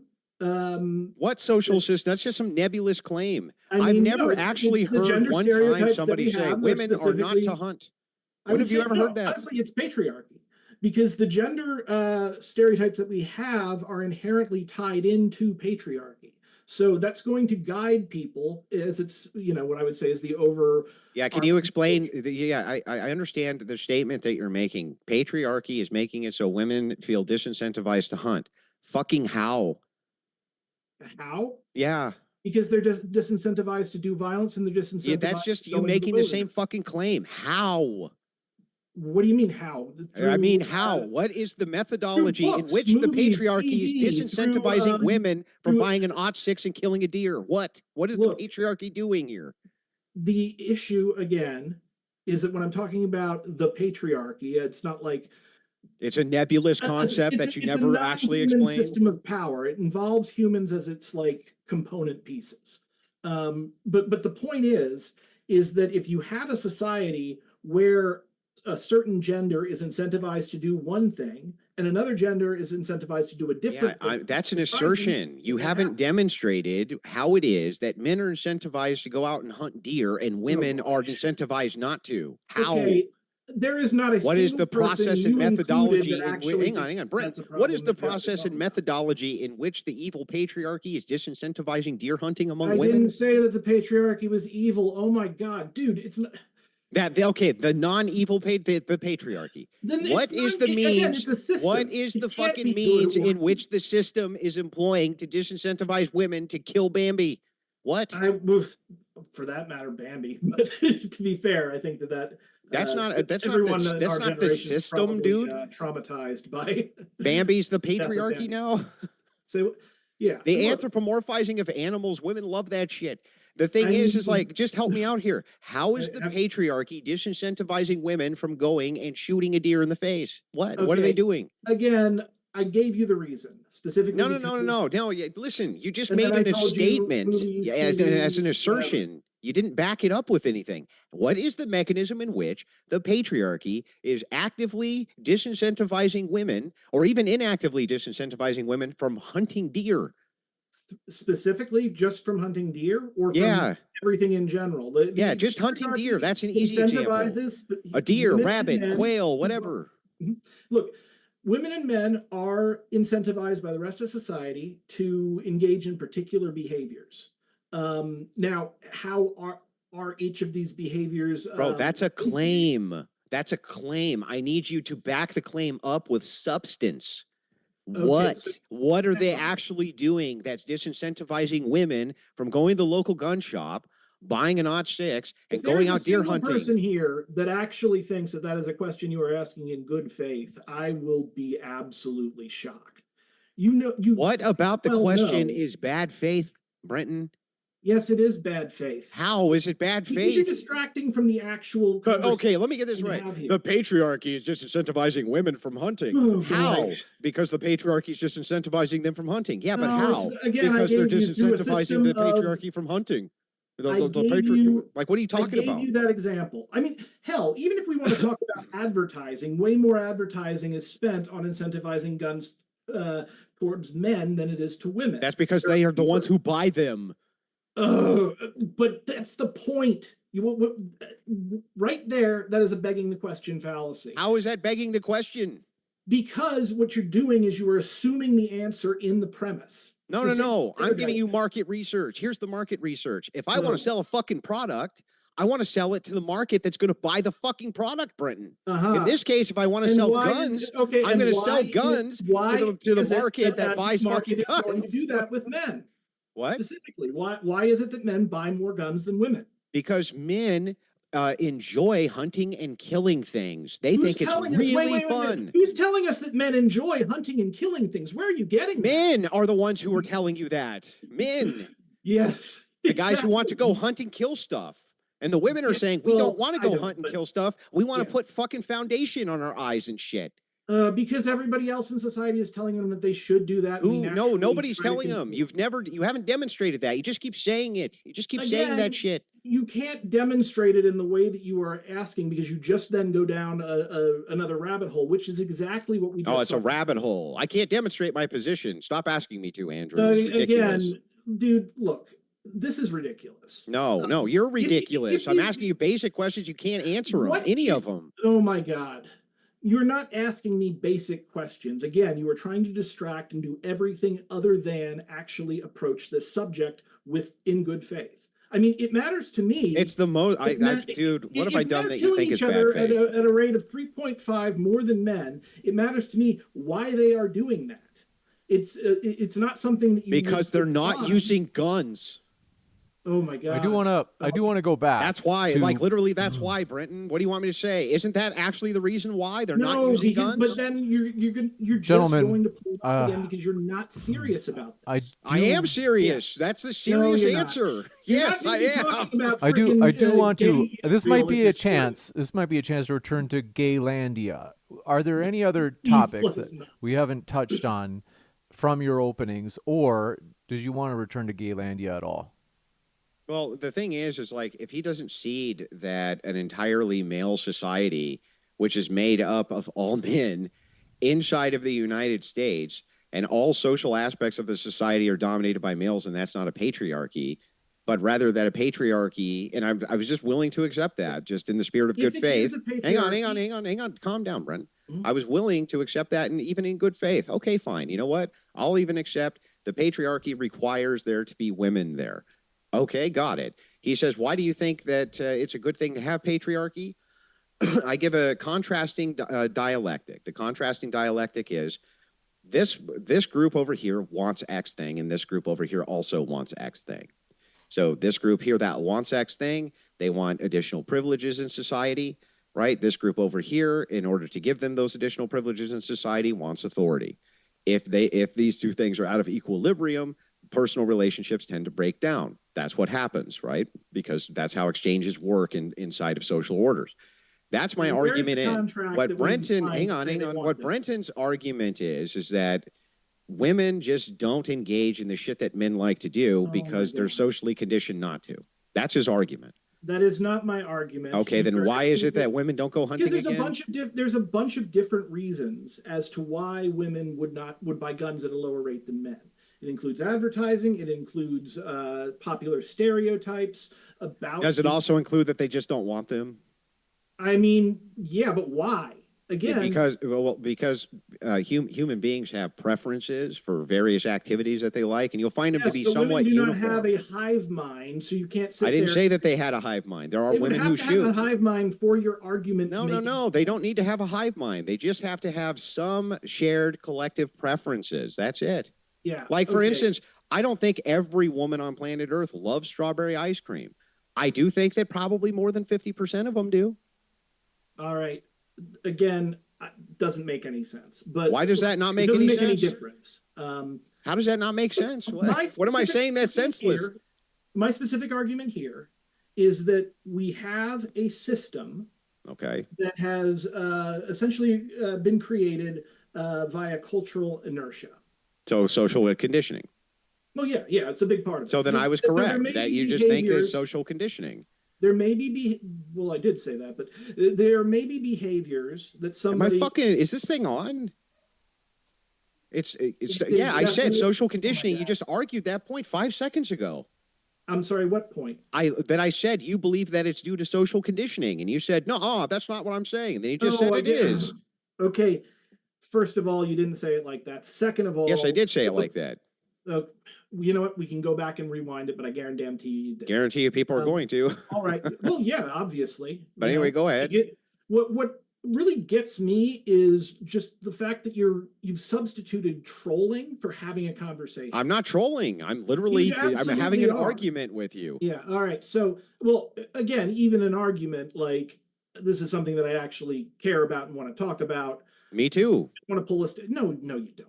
But I don't, huh? Let's just say I have to agree with your fucking premises, or I don't want to talk about it, right, Brendan? Right, Brendan? I have to agree with your premies. I have to literally just say, "Oh, you're right. It's all about social conditioning," and you don't even have to demonstrate it. You have to make an attempt to actually talk about the real problem that we are here today. All right, I'll tell you what, Brendan. You got the whole floor. Tell me what the real problem is, and I'll engage in it. Go ahead. All right. So first off, if you want to argue that your gay Israel is a patriarchy, fine, whatever. I don't think it is, but let's just say it was. It doesn't matter, because what we're talking about when we're talking about patriarchy is how patriarchy actually exists in real life. The thing that the word patriarchy tends to refer to is a explicit and implicit system of power that is based on gender and also based on the giving power to fathers and the fatherly ideal. I think that this is bad, and I gave examples as to why it is bad, specifically because it causes negative outcomes within relationships. So, as I said in my opening statement, for instance, the survey that they did, men who reported that they were more interested, like they had a greater belief in traditional gender roles, also wound up negatively predicting bad relationship outcomes. And there's a couple of reasons as to why they would have that. Similarly, with regard to the suicide rate, now we can talk about why men or women do it more often, but the 350% rise from men. And then when we look at that 350%, 240% of that are men who identify as being more patriarchal. Now, that's not going to be everybody in those groups, But right there is a real material harm that is happening within our culture as a result, and it's happening to people who specifically say they believe in patriarchy. Okay, I'll grant it, Brenton. I'll grant that patriarchy bad for these reasons. Is that fair? Sure. Okay. What do you want to do about it? What do I want to do about it in particular? Honestly, I think what we need to do is we need to apply reason to the idea. One of the reasons, and I hinted at this in my opening, one of the reasons that we run into problems with this is it's a very outside-in approach. I don't know if you've heard of this, the bed of Procrustes. Just tell me what you want to do about it, Brenton, concisely. Yeah. Again, I am telling you, this is a complicated thing. So, within Greek myth, there was a guy by the name of Procrustes. He was a serial killer, and he had a bed. And so when a guy came by, lays him down on the bed. If the guy is too short, he stretches him to fit the bed. If the guy's too tall, he chops off his feet. So equity, you want to do equity? Say what? No. Oh, then what do you want to do, Brenton? Can we just get to what you want to do? What I think we need to do is we need to apply reason to how men and women interact with each other. We need to apply reason to how our society and leaders are chosen. Okay, great. We're applying reason now. What do you want to do about it? What are your solutions to the actual problem? Well, we're all applying reason now, so I'm using my reasonable brain to ask you what we should do. Yeah, in my opinion, I think it would be better if men, instead of behaving in ways that are, inherently bad faith, because society has told them to behave this way, they Which ways are those? Real quick, what ways? Organically, from what makes sense for them and their family. I think we could have a lot better results, both in terms of people who feel fulfilled within their relationships and in terms of people who, don't off themselves at a higher rate. I think a lot of these ideas that have been following us around are toxic. There's still some good stuff in there, but a lot of them are toxic. And I think that if we are able to reform our institutions and reform our culture, we can get to a society that promotes human flourishing. So that's my answer. I see. So I think cultural. So let me make sure I got this right. So I'm not straw manning you at all. Okay. But instead, I'm going to try to steel man and give the most charitable view. Because if increased male suicidality, which is a material condition that you can point to, along with some dissatisfaction rates that you find with people who moved more towards the patriarchal realm than not in modern society, that what you would like to do is see a reasoned approach. And this reasoned approach it's somewhat nebulous, but what you're basically saying is that the idea of like masculine gender norms need to go away, or and that men need to move towards other things instead that are less toxic than that. Yeah, I won't say that masculine gender norms need to go away. There's a possibility that there are positive gender norms within our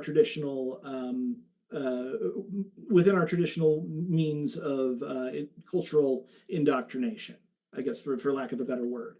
So I don't think we should throw out the baby with the bathwater. I think what we need to do is we need to identify when the stories that we tell ourselves and that we tell to children are actually good and helpful, and when they are, demonstrated to be anything but. I see.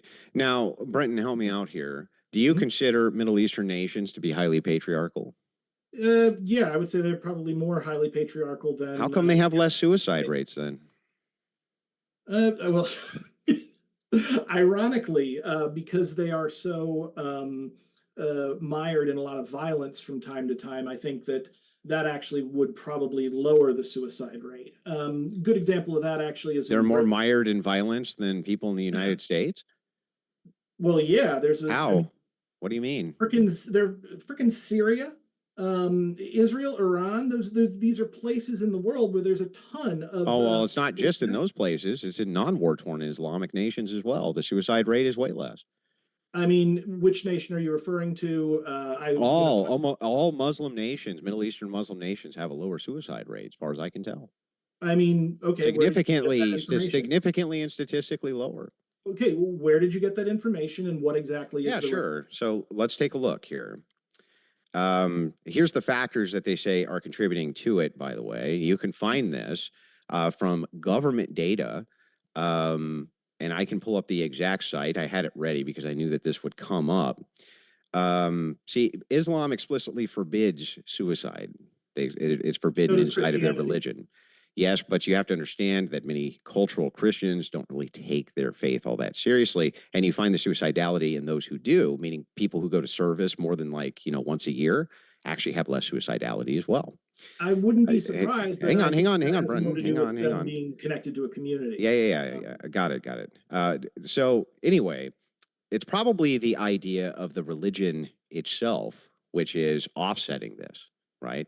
It doesn't seem to have anything to do with the patriarchal nature of anything. It seems to have to do with whether or not people adhere to religious values. So under So Christian patriarchy, it seems like that would offset the problem just fine as far as male suicidality goes. And by the way, they make the same amount of attempts roughly there as well. So then the other thing that you brought up, even which I if it found, offset the problem, hang on. Let me address the arguments. I just let you Okay, go moving. on forever and ever and ever. Just Right. calm down. So that's one. That's a more patriarchal society that's already offset that problem with just religiosity.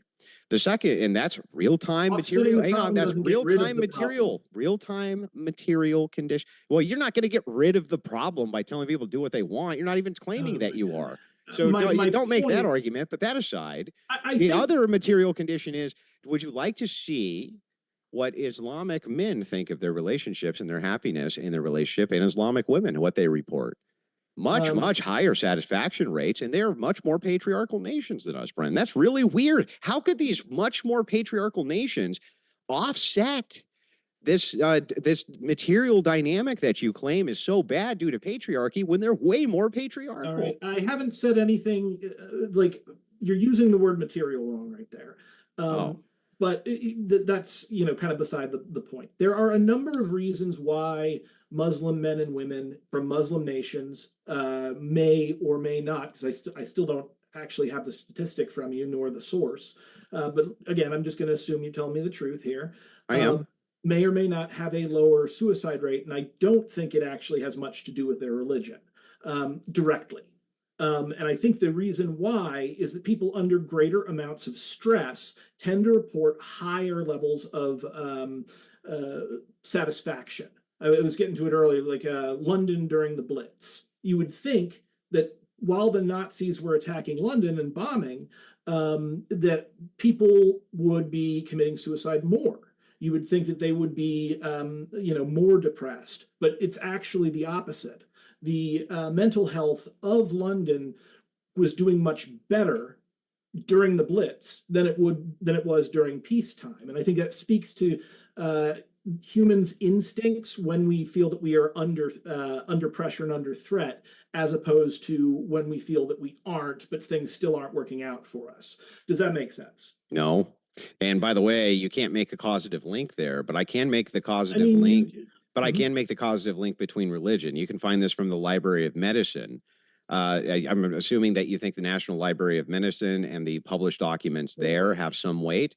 The author manuscript, I can give it to you. It's called Religion and Suicide Risk, a Systemic Review. They find cross-sectionally among every single religion, the more you adhere to that religion, the less your suicide rate is. Interestingly enough, the more That would be very atheistic, interesting, the more but I atheistic, will also hang on, say, Brenton, yeah. Brenton.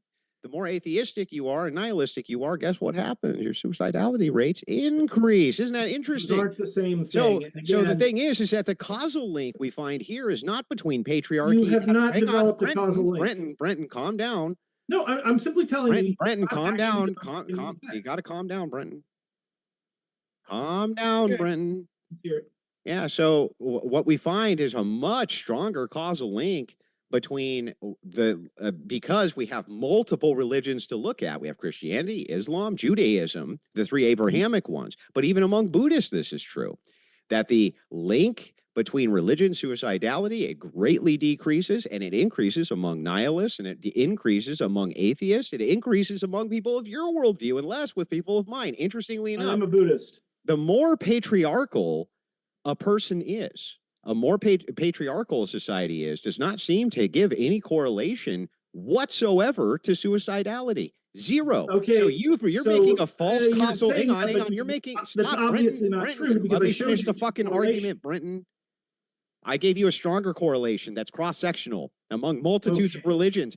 You are falsely attributing this to patriarchy. No. When we look at the more patriarchal societies, this is lower, Brenton. Even if I grant you all of your statistics, which you have not actually presented. I just presented them. You want me to No, link it to you you? presented. You said it was coming from a particular institution. Yeah, I'll link it right Not now in the seen private with chat. that. Yeah. But even if I grant you all of that, there are a number of reasons as to why the statistics might be different. There you go. I just talking about texted it over to religion. James. He can put it in the private chat for you. So we're talking, for instance, about religion. Religion also has you plugged directly into a community of people. Yeah. And people with a strong community are less likely to commit suicide. So it doesn't sound like it's a patriarchy issue. And the issue is that the correlation that you are identifying is not causation, but you're calling it a Neither is yours, except my correlate is stronger than yours is. Okay, it wouldn't matter either way. It does matter. The point is that I have given you two studies specifically that identify a negative correlation between somebody who is suicidal and patriarchal, and also well, actually, you haven't presented those. Put them in the private chat so I can look and see if the word patriarchy is actually even used, because I don't think it is. It is. Let's find out. It is. Put it in. So give me the studies. Let me take a look real quick. Okay, hang on. Let me find them. There's JDAM, I think. As Brenton looks these up, I want to remind you folks, our guests, Andrew and Brent, are linked in the description box. And if you haven't heard, DebateCon 7 in Houston, Texas on Saturday, January 31st. It's coming up fast, just 4 weeks, exactly 4 weeks. You don't want to miss it. Check out that link in the description box for those tickets. It's going to be amazing. All right, I'm going to put Andrew's link. I got both yours, Brenton, right now, and then I'm going to put the one that Andrew just texted me in the live chat. I'll pin that. And thanks. There's Springer. Gotcha. Hey, Brenton. Mm-hmm. I just want to let you know that this first study, mm-hmm.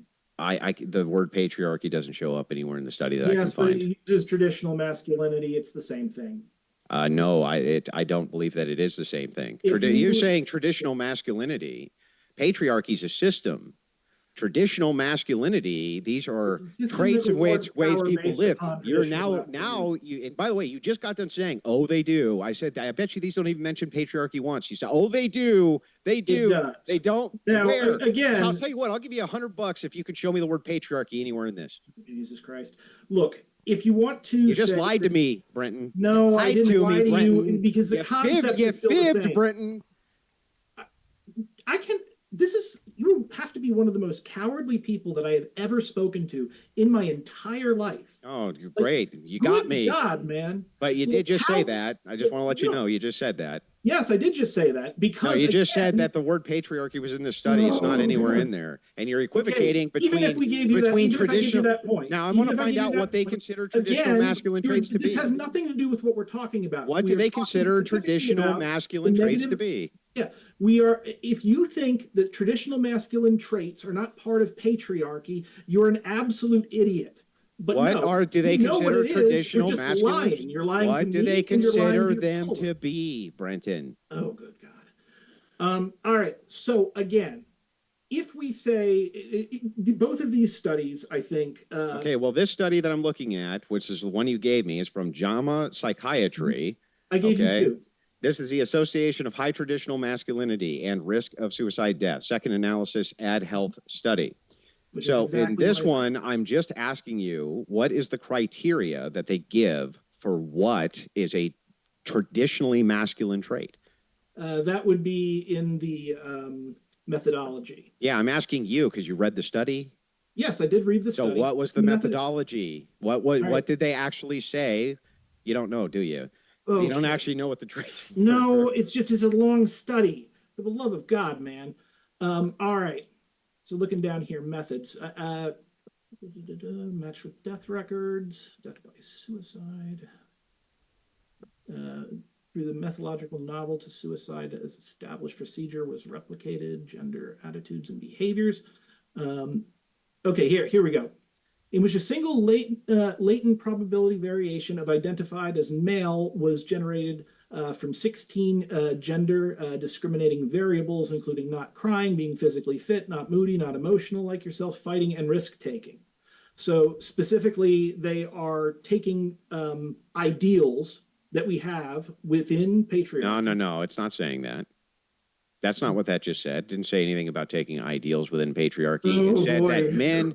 It is an ideal that men, for instance, are taking more risks. It doesn't say that. Part of the architect. Read it again. That's not what it said. You're fibbing again. Read what it actually says. I'm literally reading what it says. Good, then read it out loud so we can hear it. Not crying, physically fit, not moody, not emotional, liking yourself, fighting, and risk-taking. Okay. So they are using specific responses, and they're correlating it with suicide data. Now, again, this points out that there is a very high likely causal correlation between people who identify with traditional masculine values with regard to suicide, a 240% rise. Again, with the other one, they speak specifically about men who have identified in a poll, specifically the 108 men, those who identified more patriarchal values. 208 men. 108. 108. Oh, 108 men. Yeah. It's massive sample size here. Yes, exactly. And I said in my opening that that's a small sample. Yeah, that's not a strong correlate then. Oh my God. Okay. So. Oh my God, nothing. That's not a strong correlate. Okay. So again, it's a small study, but that's not like that. It's not a strong correlate, bro. Come on, you can't possibly tell me that you did a subsection of 108 men, and that's a strong correlate between patriarchy and suicide. Said it in my opening. Were you not listening to my opening statement? Jesus. Then why would you present this as evidence? Because it is evidence. It's not. It's the weakest evidence I've ever seen. No, your idea here is that a cross sectional of 108 people. And you're going to attribute that to patriarchy? Again, it is a cross-section of 108 heterosexual men, and those who specifically identified with more patriarchal values are the ones who also said they were more likely to also report lower levels of relationship satisfaction. And I even gave you the researcher's interpretation in my opening. Yeah, so, can you just copy and paste the conclusion of the study and post it for me? The study is in there. Yeah, I can't access it. It's behind a paywall. Okay. That's my problem now? That's why I just asked you if you would just copy and paste a conclusion in the private chat. That's it. Again, the conclusion is in the actual study. You got to go through the paywall to get it. You went through the paywall because you read the study. I didn't need to go through the paywall to read the abstract of the study. And then also like the... You read the fucking abstract of the study? I read the abstract and I read the news article. I'm not going to be buying this particular thing. I will point out that I'm the only one who brought any studies whatsoever to this. You didn't bring studies. You didn't even read them. What are you talking about? Oh, God, yes. I read as much as I was able to without having to pay the damn... Yeah, without having to pay. It's a perfectly normal thing for human beings to do. And you... Oh, my God. Dude, that is the most forced laugh I've ever seen. Yo, bro. No, that is forced. That is not genuine mirth, my friend. Look, again... I am the only one who brought any studies here. You didn't bring any studies. Oh, good Lord. You brought an abstraction from a study that you didn't read. So that had 108 as a cross-sectional. The Springer. And then second of all, the JAMA. And second of all, the Springer is also reported specifically in the media. And I'll tell you what, I can grab the actual news article from that as well. As you seem to think that I need to download this. Oh, great. So I get to read somebody else's interpretation instead of the study itself that you didn't read. Oh, my God. No, because they're quoting the people who did the study. That's nice. But without you actually getting into the methodology, what they actually were utilizing, No, You didn't read have any to of get into this. the methodology of every Yes, you single do. study. You No, do in you this don't. one.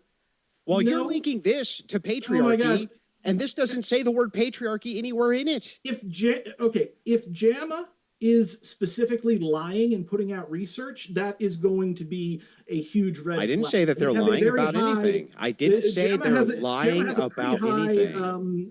Impact factor. I believe it's and I'm not saying that they're lying about a thing. They published this study that you didn't read. That's not saying what you claim it does. As much of the study as it's I could. not saying that patriarchy causes anything. It's not claiming that Good at all. Lord, man. It's only claiming that in this small cross-sectional, tiny 108 men, they found a very weak correlate between these things. And by the way, there is a direct quote in the. First of all, that's not a weak correlate. Again, that's a weak correlate. Confused with the size of the study versus how strongly or weakly the correlation exists. A weak correlate is a correlation between 108 people as a sample size and 330 million people as a sample size is pretty fucking weak, that's bro. Not, again, that's not the correlation that they're looking for. The correlation would be between the people in the study and the outcome of the study. So how did they adjust for things like military service? How did they adjust for other factors like upbringing?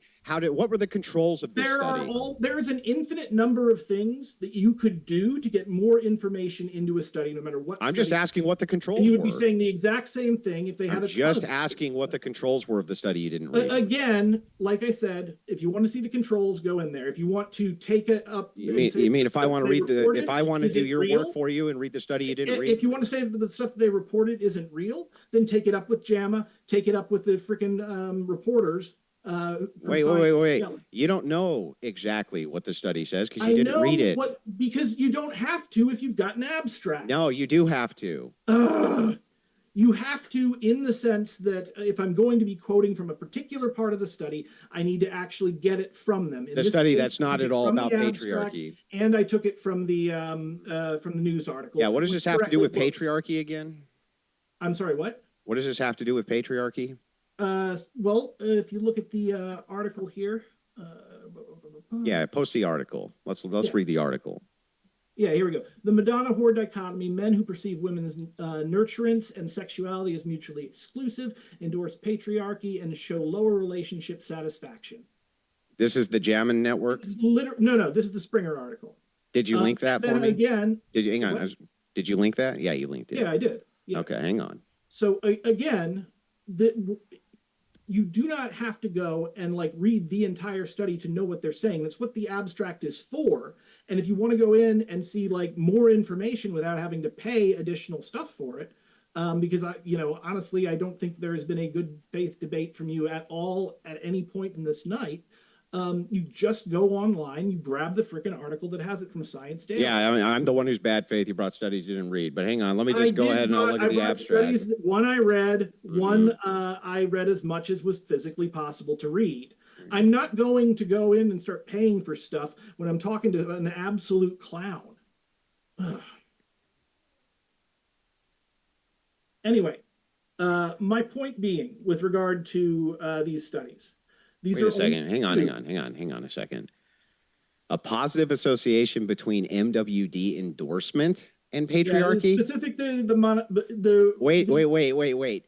What is MWD endorsement? The Madonna and whore dichotomy. Specifically, they're talking about how men who have traditional gender roles in mind have difficulty and again, I brought this up in my opening, have difficulty seeing women as anything other than this particular binary. The women who have sex a lot are bad. The women who don't have sex a lot are good. So then they marry the person who doesn't have sex a lot, and suddenly they have trouble having a romantic relationship with them compared to others. Or, they're in a relationship with someone that they're extremely attracted to and does have sex a lot, but then they don't marry them because they have this perspective that is just simply not true. Okay, let's dive into this. Relationships are inherently complicated. And this actually goes back to what I've been trying to talk about this entire time, and that's the bed of Procrustes. We have these assumptions that are baked into our culture from the Bronze Age, and they are not serving us. So what's happening is that people are trying to map their lives onto these particular ideals, and that is a big reason why patriarchy is a problem. At least patriarchy as we currently have it right now in the world. Now, if you want to say that in an Islamic society, it has more patriarchy in it, but they have different outcomes, there's a number of reasons, a number of confounding factors that could reasonably explain that. My supposition in this is that they're under greater stress, as I said, and it's a bit counterintuitive, but specifically with regard to being under greater stress, people tend to actually report higher mental health outcomes. And again, that tracks even with when we were talking about the military. There's a higher rate of PTSD among people in the military who do not see combat than those who do see combat. Because, I suspect it has evolutionary roots with humans when we feel under a direct threat to life and limb. Yeah, I'm just trying to pull up the information on this. Again, that one was paywalled too. Did you actually read that? That's an article, Science Daily. Yeah, but what it links to is paywalled. Well, it links to that article. No. What's linked in the article? Yes, it links to the study. Yeah. So which we can't read. Well, again, you can read the abstract and you can read the article where they quote the actual people doing the study. Yeah, again, but we don't have any actual information here is the problem. Yes, we do. No, we don't. This one, the information is in now. There, you want more information. If you want more information, go and. Well, I want information that proves the claim. Okay, what would you take as information that proves the claim? Well, for one thing, the article, for instance, mentions the patriarchy. You agree with that, right? I agree that patriarchy exists. No. I asked you, the article you linked mentions patriarchy, right? Yeah. How come the study doesn't? Right here. How come the study doesn't? The study does say patriarchy. Where? It's in the, okay. So it is literally in the title of the article. So yes, the article says it. No. It's in the title of the freaking study as well. Which study? Well, which study are we talking about? I read this to you. Men who perceive women's nurturance and sexuality as mutually exclusive endorse patriarchy and show lower relationship satisfaction. This is in the second study. It's okay. In the second study in the very first title. Okay, hang on. I got them untangled now. Dude, I told you this once. Now, the second study, you read that study. No, I read the first study that I gave you in full. I read as much as I could on the Springer study, which means I read the abstract and I read the reporting around it, which has direct quotes from the people who are working on the study. I understand now. So I was looking at the second study in lieu of the first for the word patriarchy. Got it. Now at least I understand. Yeah, now the word patriarchy is directly in the title. Yeah. I understand that now. I get that. But here's my problem, right? My problem is you did claim you read the first study. I read that one. Okay, in its entirety. In its entirety, What was the methodology that was used in that study? Say what? What was the methodology used in that study? I literally just quoted it to you. No, you didn't quote the methodology. Yes, I did specifically. Well, you were asking yes, directly here in methods. That's exactly what I did. Death by suicide was defined by the National Death Index procedures through the use of method novel to suicide research. An established procedure was replicating for scoring gender-typed attitudes and behaviors in which single probability variables of identifying male was generated from 16 gender discriminating variables, including not crying, physically fit, not moody, not emotional, liking yourself, fighting, and risk-taking. Okay, got it. Yeah. What does any of that have to do with patriarchy, though? Because the people who identify more strongly with a patriarchal ideal are more likely to engage in certain behaviors. And then that eventually, because they are engaging in these certain behaviors. But that in the methodology is not the claim that's made. It's just claiming it's claiming that men who engage in what they consider these toxic behaviors to be, their risk for suicidality may increase, or their risk for this may increase, or risk for that may increase. Doesn't actually link it with patriarchy at all. Oh my God. Don't say, oh my God. I'm correct. It doesn't link it with patriarchy at all. Men being warriors, is that patriarchal? that men are warriors. Well, no, you could have warriors in a matriarchy. Okay, but I didn't say that. I didn't say that is it exclusively patriarchal. I said, is the idea that men are warriors part of patriarchy or not? Not necessarily, no. You could have a patriarchy Oh my with no God, warriors. of course it is. Good Lord, man. It is? Yes. Why? It's one of the biggest Wait, hang stereotypes on. I just about want to make men sure. in the Hang on. world. I want to make sure then that we got this right. Patriarchy is not indeed then the idea that men are in the political power or social power, Okay, right? again, I gave you an umbrella definition, and there are a bunch of things that factor into that, including the stuff that you said you wanted to talk about. Which, by the way, you didn't talk about. Now I got, okay, hang on, Brendan. I'm just untangling it. I want to make sure I got it correct. Okay, so no, you don't. Yes, Brendan, I've been so good faith this whole. All I've done is let you talk and tell me what you think. Has not been because you wanted to talk about freaking. Bro, all I've done is untangled your view. So now that I got it, now that I understand it all, right? All I need you to do is tell me what the fuck this has to do, this study, with patriarchy. What does it have to do with patriarchy? Patriarchy generates values within the society. You know this. Yeah, I mean, but you were already talking about. Why does it have to generate these values in society? Because that's why couldn't you have a patriarchy that had none of these values, bro? Okay, so again, men as warriors, it's a common ideal within patriarchal culture. You know this. I'll just grant it. Yeah, sure. Warriors inside of society. That is one. So when someone expresses that within a study or within a meta-analysis, that will then push you towards a greater amount of greater amounts of patriarchal ideals that person probably holds. So, you know, regardless, a lot of different people are going to have different responses. But the point is that when they identify themselves as being more into traditional masculinity, which is part of patriarchy, when they identify themselves as, you know, with regard to violence, not crying, not moody, not emotional, that kind of stuff, this leads to negative health outcomes for the men who do that. Okay. In this small sample size. In this small sample size, but actually this one is much larger. This is I'm talking about the JAMA one right here. Okay, the JAMA one. Yeah. The small study specifically dealt with relationships within the context of romantic relationships. This one deals more with like patriarchal attitudes overall. Got it. Okay. So now that I think I let you get your entire view out there. You agree with that, right? You let me get out as much as I care to at the moment. Okay, great. Then I let you do that, right? Yeah. Okay, so can I now speak without you filibustering and interrupting and things like this? Well, right there, you're poisoning the well. But I'm sorry. Continue. I just want to make sure that I can. So here's the thing. You are free to do whatever. Here's the thing that cracks me up about this. Okay. I'm actually willing to grant all of this. I'm willing to even grant that there's negative social issues which can come from patriarchy. That actually doesn't give a compelling argument for why we should abandon patriarchy.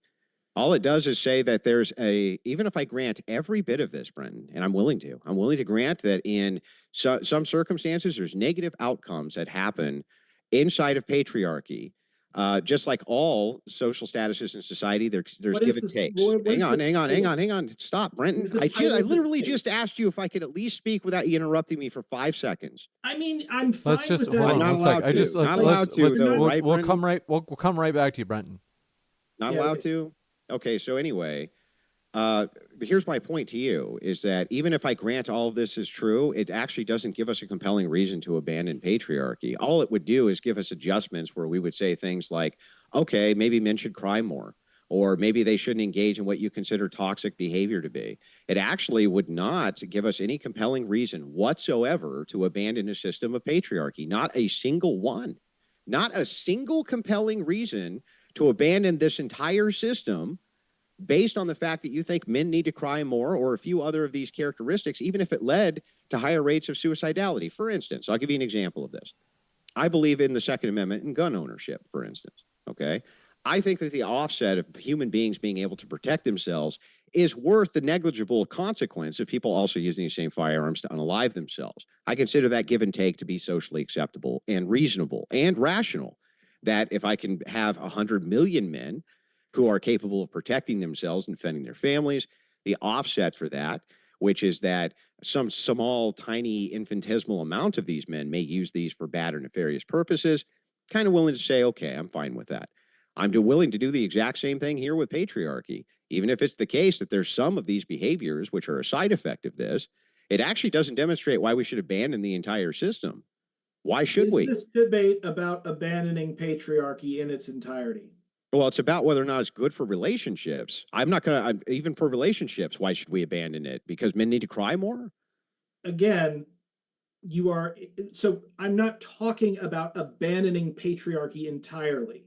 So there's good aspects of patriarchy in relationships? Yes, I said that directly to you. Were you listening? So then if that's the case and the debate is whether or not patriarchy is good or bad for relationships, it seems like you're ceding that it is. I will say that patriarchy can be good for relationships. And again, this is why I use the definition of patriarchy that I had, and why I specifically said with the title of this debate. The definition that wasn't important. Oh my God, the definition is important. You playing a game with the definition is not important. It's not me playing a game, making sure we don't equivocate, because I knew you were going to go back to the definition. Look, I don't want to relitigate that. My point is that what you have just said right there, I don't even necessarily disagree with anything you said. Yeah. But that's not what this debate is about. It is what the debate's about. It's about patriarchy in relationships. And the thing is now we're into the give and take mode. Right? If it's the case that I've been talking about the entire if it's the case that you're ceding the point that patriarchy in relationships actually can be good, and I'm ceding the point also that patriarchy in relationships can be good, then hang on. Patriarchy is not one thing, and there are certain things about patriarchy. Okay, stop equivocating. We're talking about patriarchy in relationships, right? As to in most relationships. In most relationships. Is patriarchal, and I'm giving you. Yes. I'm giving you data, and then I'm also giving you... The data does not show that patriarchy is not good in most relationships. It doesn't show that. Shows in the sense that if these studies are, what's it called? If these studies are representative, then yes. And we can assume, at least at this point, that they are representative. No, we can't assume that at all. You just made it up. Yes, but no. Because again, why should we assume that they're representative? Because both of the outcomes of each study reinforce each other. And not only does that happen, but also... So what? That wouldn't mean that this is a representation we can expand to the rest of the population. That's crazy. Look, you can go and you can say, okay, I want more information. I want to do a larger study to make sure that this study is correct. That's perfectly fine. But that's no. You can demonstrate that these studies show that patriarchy in most relationships is bad. That's what you can fucking do. So do it. Calm down. Do it. Anyway. Do it, Brenton. I have said specifically. Do it. No, Brenton, show me and demonstrate how these studies represent that patriarchy in most relationships is bad. Okay. So again, I'm not saying that patriarchy as a whole. No, Brenton, what's my question? What's my question, Brenton? Your question is you're telling me to demonstrate that it's bad in most relationships. Dude, no. I'm asking you to show me how these studies prove that it's bad in most relationships. They prove in the sense that they specifically show that people who have more patriarchal attitudes have worse relationships, both in terms of their romantic relationships and their relationship with their own life. They don't show that most people have bad outcomes or bad relationships due to patriarchy in a relationship. They absolutely do not show that, do they? Again, they absolutely do not show that in most relationships. You can make that exact same argument. There's how many? What's the debate about, Brenton? You have to be able to take what's the debate about, Brenton? You have to. First off, that is how statistical analysis works. You always take a smaller sample size than the total population. That's great. And you can take this smaller sample size and demonstrate for us how this is true of most relationships. Again, I said specifically that if you look at the findings of both of these, they back each other up. So what? And say what? So what? That has no bearing on anything. That has nothing to do with the price of tea in China.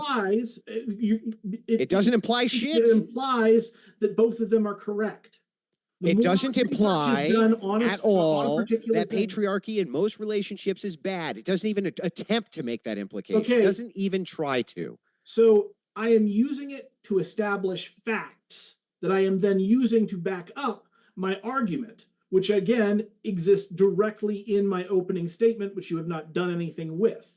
Specifically, I said that the idea, for instance, that men need to be in charge is a bad idea. Why? Should I just reread this? Yeah, because you're going to defer back to your studies that don't demonstrate that.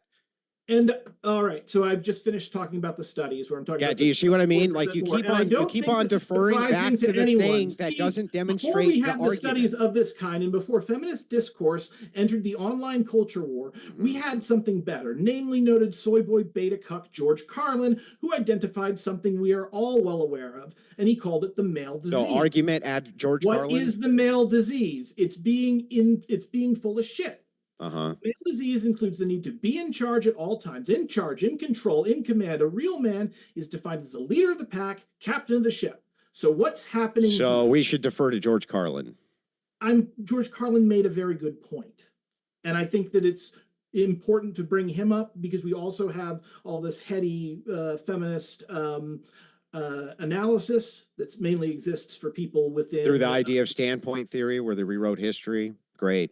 But the thing is, it's really funny about this, Brenton. Point is that help me out here, though, Brenton. How do these studies demonstrate that patriarchy is bad in most relationships? Because they provide evidence. They don't provide evidence that patriarchy is bad in most relationships. They don't provide that, Brenton.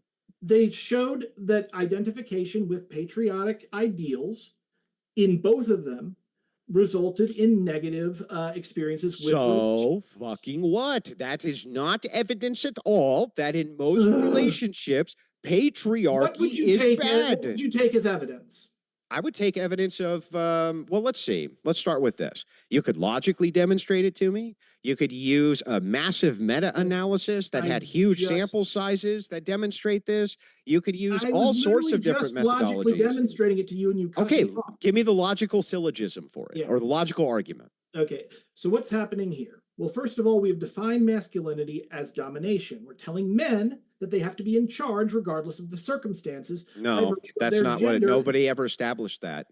I will say that what's established there specifically is that one of the major patriarchal values is leadership. That's not, no, that's different than what you're trying to smuggle in there. We did not, you and I, establish that patriarchy is men are in charge no matter what. Okay, again, I'm not saying that men are in charge no matter what. I'm saying that what we have done is we have tied someone's masculinity to them being in charge. We don't do that either. You can't argue with that. Yes, I can argue with that. No, like, oh, I have a boss, so I'm less masculine. Okay, so, I'm sorry. I have a boss, so I'm less masculine. Well, yes, but that's what? Wait, what? You were less masculine than your boss, but that's not the point. What are you talking about? I'm talking about the gender ideals that are culturally transmitted to members of society by the social structure of patriarchy.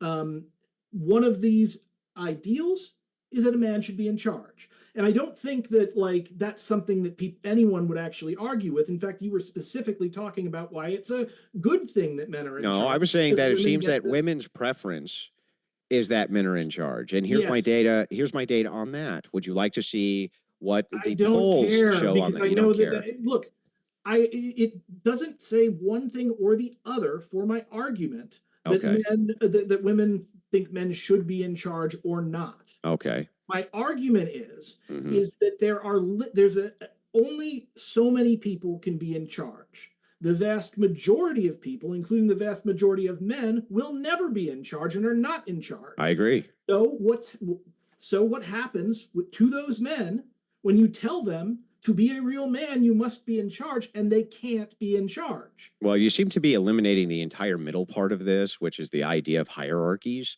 I am again, okay, hierarchies, actually, that would be an actual fun thing to talk. Yeah, so the Um, idea exists of hierarchical structures. So while I agree that most men will never be on top of a hierarchical structure, most men are going to be part of some kind of hierarchical structure, and they're going to have duties associated with them that they're in charge of. Correct. But And at the guess same what? time, That seems most to men are not correlate going with to massive occupy amounts of those status. positions. Most men are going Most to be men do subordinate. occupy the position where they're in charge of something. You're in charge of this machine. You're in charge of this floor. You're in charge of this. You're in charge of Okay. that. That's all So authoritative. that's that giving someone a duty is not the same thing as being in charge. No, in the but putting sense of them in like charge alpha of man. their duties is the same thing as putting them in charge. Oh boy. Look, Oh boy. Argument from oh boy. So would that be an argument from? Argument from I would oh say boy. that would probably, at the moment, me expressing consternation at your complete inability to actually engage with anything. I'm the only one it's engaging not an right now. argument. It's just it's just me getting a little. Listen, I'm engaging right now. I'm telling you right now that if you have a hierarchy and you have authoritative duties for a person, that is authority. That is relegation of authority. That's exactly what being in charge is. If we say that a duty is authority, and that the fry cook in charge of the particular part of the fry stand is that is not what most people would consider like a masculine ideal. That is that's exactly. Listen, job. But here's what people get praised for masculinity in society is things like you take good care of your family, you go to work every day and you work hard, you do a good job at your job, your boss gives you praise and you get attaboys. Right? It doesn't matter if this fucking guy goes and sweeps floors for a living. They're usually pretty highly praised within society for doing these things. Okay, like, what the hell are you society talking about? actively hates fast food employees. That's just like true. Yeah, but not because, hang on, not because of those value structures, but because they're dumbass kids who can't put mustard on your fucking cheeseburger. Oh my God. Okay. Oh my God's not an argument. Again, I'm not trying to make an argument there. I am expressing consternation with the argument that you were I'm expressing consternation towards your consternation. Okay, we've got a giant consternation loop. We'll just at each other for the rest of the night.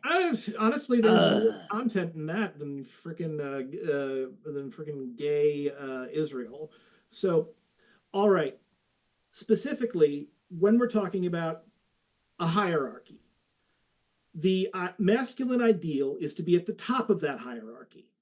No. I mean, no, yes, it is. No, it's not.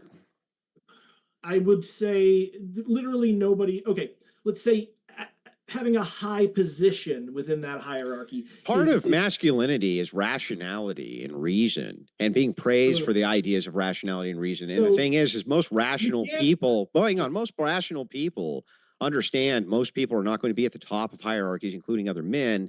And most men don't hold each other to account because they're not on top of the fucking world. That's not how it works. Most men consider it highly praiseworthy to go to work all day. What are you talking about? For this. What I'm talking about specifically is that the patriarchal attitude towards male leadership goes very wrong because it tells a bunch of men that they should be in higher positions than are physically possible. It doesn't do that. That's just a claim. It definitely doesn't.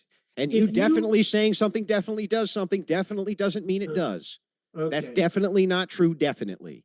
All right. I guarantee you, every single person who's listening to this, every single man, there is absolutely no chance that you don't know what I'm talking about here. And there's also zero chance that you don't know what I'm talking about here, Andrew. I think that all you have done is taken some fucking weird, maybe some red pill ideology or some shit, where they're like, you got to be on top of the world or something like this. Human beings and human men, do not. You actually hit the nail on the head. Stop, bro. Stop. Hang on. Yeah, most men do not judge each other on whether or not they're fucking CEOs of Fortune 500 companies. That's not the values they're looking for. I literally said this doesn't apply to all men in my opening statement. Most. It doesn't apply to almost any. It applies to almost none. All right. So how could it be the values of masculinity if almost no men are following them? Let's take the red pill thing like you said.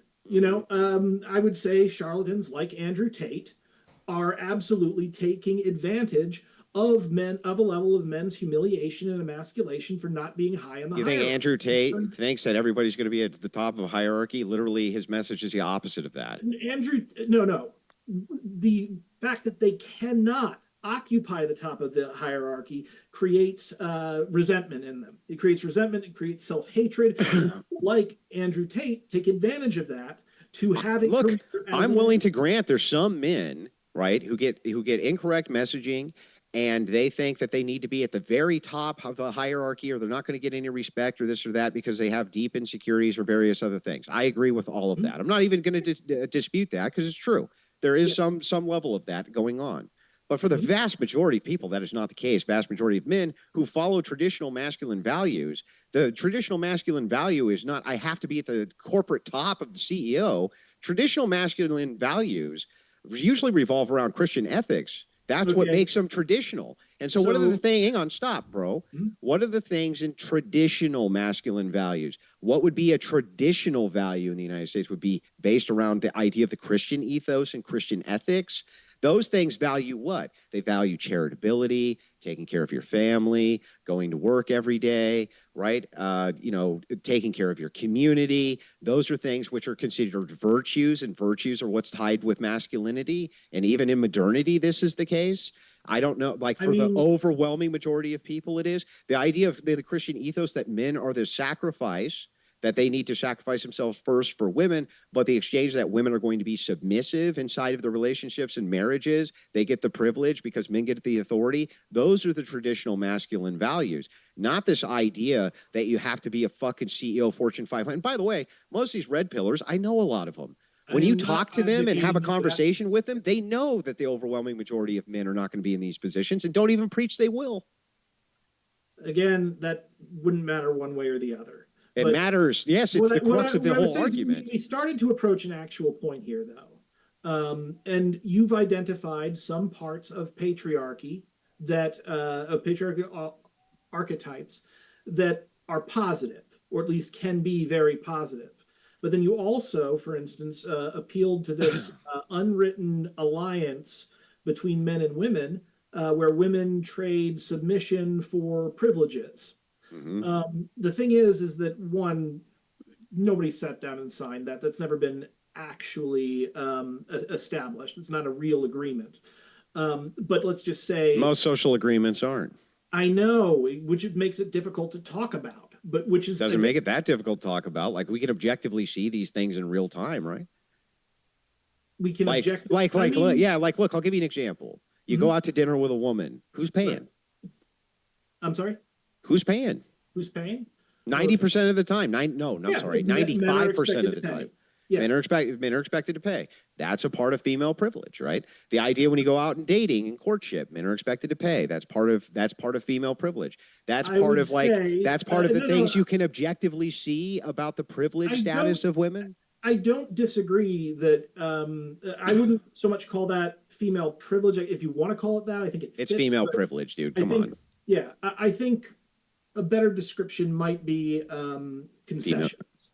It's female privilege. You're saying that women have to agree to male domination. Also, what's the other thing? Like women enjoy being pursued. They're rarely ever the pursuers. That's part of the social unwritten social rules that we've had for centuries, that women are the ones who are pursued. In fact, it's almost 99% of the time men who are doing the pursuing. Yeah. And it's the same. And by the way, all stats bear this out. This isn't even controversial. They almost always do the pursuing. That's another form of privilege, right? They usually have many, many more male suitors than males have female suitors, right? Which puts them in a position where they can be much more choosy when it comes to partners and things like this. So ultimately, it's like they're in positions. I'm not arguing that women don't have things that you might consider privilege. I would call them concessions simply because they come about as a result of the women being in an inferior position in terms of... In an inferior position because they're less strong and have to rely on male dominant strength to protect them. That's why. Being physically less strong does not, in our modern society, actually make you more powerful. Yes, it does. Hierarchy. Yes, it does. Okay, then why the frick isn't The Rock our president? No. You're here you go again with this silly argument. We're talking about collectives here, okay? Not seeing, like, there are women who could beat you up. You agree with that, right? Yeah, absolutely. They can kick the shit out of you, right?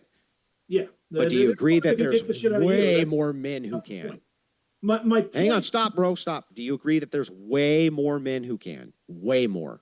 I do, but what I don't like an overwhelmingly larger amount. What I don't agree with is that this results and implies that it should result in political power over women. Your ability. That's not what I'm saying. What I'm saying to you is that the reason the social hierarchy exists, where women are in a position of privilege and defer to men, right, and claim that they want to defer to men, is because they want to continue to keep that privilege, and they want men to continue to protect them. They want men to continue to protect them. I think that that's overly simplistic, but I won't say that it's not true. It's true. The issue, however, is even if that is the fact, that doesn't actually say anything about the desirability of patriarchy, or at least in terms of... if women want to keep the privilege and want men to be in charge, then it does allude to the desirability of patriarchy by both sexes. You could say that, but then you got like female genital mutilation. You know, if you go to certain countries in, I believe, Africa and the Middle East, you know, there are women who believe that, like, and agree with the fact that, you know, horrible things be done to their genitals. Yeah, and who are you to tell them that they shouldn't do that? I'm not telling them that they shouldn't do that. Then what's the problem? Yeah. It's their preferable state, and they want patriarchy. What's the issue here? I would say the problem is that they materially they materially damage themselves in such a way that it actually likely shortens their life. A trans person? You know what? I'll tell you what. Yeah, sure. So trans people shouldn't do that, right? I'm not saying they shouldn't do it. I am saying that just because someone it's bad over there when they do it doesn't mean that it's good. Oh, I see. So hang on. I just want to make sure I got this right then. You're not saying it's actually bad that these women who love patriarchy, I heart patriarchy, and then mutilate their genitals are actually, there's any problem there. There's no problem, I'm saying that there is no rational connection between them, between a person, woman or otherwise, agreeing with something and having that thing actually be materially good. Like when they, okay, so I get this. I understand. So you're not making any claim at all. Yeah. You're just claiming that they do this and follow patriarchy. What I'm doing is I'm shooting out the foundation of a supposition you directly made within your statements. So, well, wait, hang on. Do they prefer patriarchy or not? Because if they do, then what's the problem? To do with whether, look, it wouldn't matter if they prefer it or not, because it wouldn't have anything to do with whether or not patriarchy hurts them. Wait, what? Hang on. Wait, what?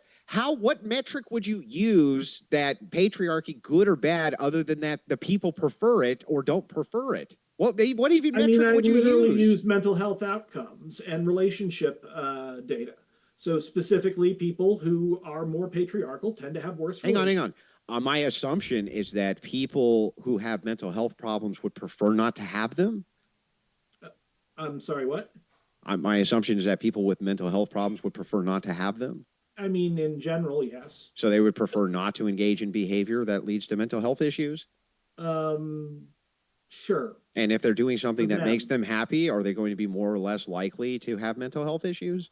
I mean, I'm not quite sure what you're getting at here, what you're trying to set up. But what I would say is... Well, a trans person does it because they think it's more likely to give them positive mental health issues, or positive mental health, right? I think that because they're doing a thing that they prefer. I think that that's one aspect of it. Now, we don't need to make the debate about trans. I'm not. I'm making the correlation between the genital mutilation you brought up in pro-patriarchal countries. You say the women love it. Right. But then over here with trans people, it's like it's the same argument there. They love it. Right. That's why they do it, because they want to. I would say that is. So with regard to trans people, I think the bigger issue is probably the need to pass, because trans people tend to be abused by the wider society. Wouldn't that be the same case in the patriarchal society? I'm sorry? If it's for the purpose of social cohesion, it's the same exact thing, right? What? If they're doing What this, is the if they're purpose of doing social genital cohesion? mutilation in a patriarchal society because of social cohesion purposes, same thing. I mean, again, I wouldn't really refer to that as social cohesion. I don't know if Of course, the it's social cohesion. It would be so. I don't know if the women are directly, even if it was, it wouldn't matter. I don't know that the women. It does matter. I don't Yeah, know it that does the matter. women are directly punished for not doing it. Now, that may be that they are, but that's not the point. The point is, again, Yeah, but what makes it bad? someone, If people prefer the outcomes, they want it. What actually makes that bad other than you just don't like it? it's not that I don't, well, first of all, I didn't say that, but second of all, when I'm talking about this, I'm specifically talking about negative effects that have actually objectively happened and have been scientifically verified. Maybe not to the degree. Yeah, that but you that doesn't demonstrate they're negative though. If people prefer them. Okay, my point is that you can't say that simply because someone prefers something, it is not negative. Okay, then what metric can we use? Well, I think we need to use a bunch of different metrics when we're dealing with something. Aren't all of them going to be just as arbitrary as preference? I mean, arbitrary in the sense of arbitration, in the sense that, what we're dealing with ultimately. We're just picking something and saying it's bad because it's bad? People have certain ideals that preferences. They would be, yeah. Well, I think the ideals go before the preference, but yes, people have certain preferences, and in a lot of ways that, a preference is inherently subjective. So if all these people prefer patriarchy, then what's the problem here? It would not imply that patriarchy doesn't hurt them. It would only state. No, it would actually, unless you can come up with a better system than preference for what's good or bad. Themselves at a higher rate, then obviously it's. What if they fucking prefer it, Brenton? Again, yes, exactly. So that doesn't. You can't actually appeal to preference to make that argument that they're not being hurt. No, I could appeal to preference unless you have a better metric than preference. Okay, so. If I may, I'll actually. No, hang on. You may answer my question. Do you have a better thing that you can appeal to for good and bad other than what people prefer?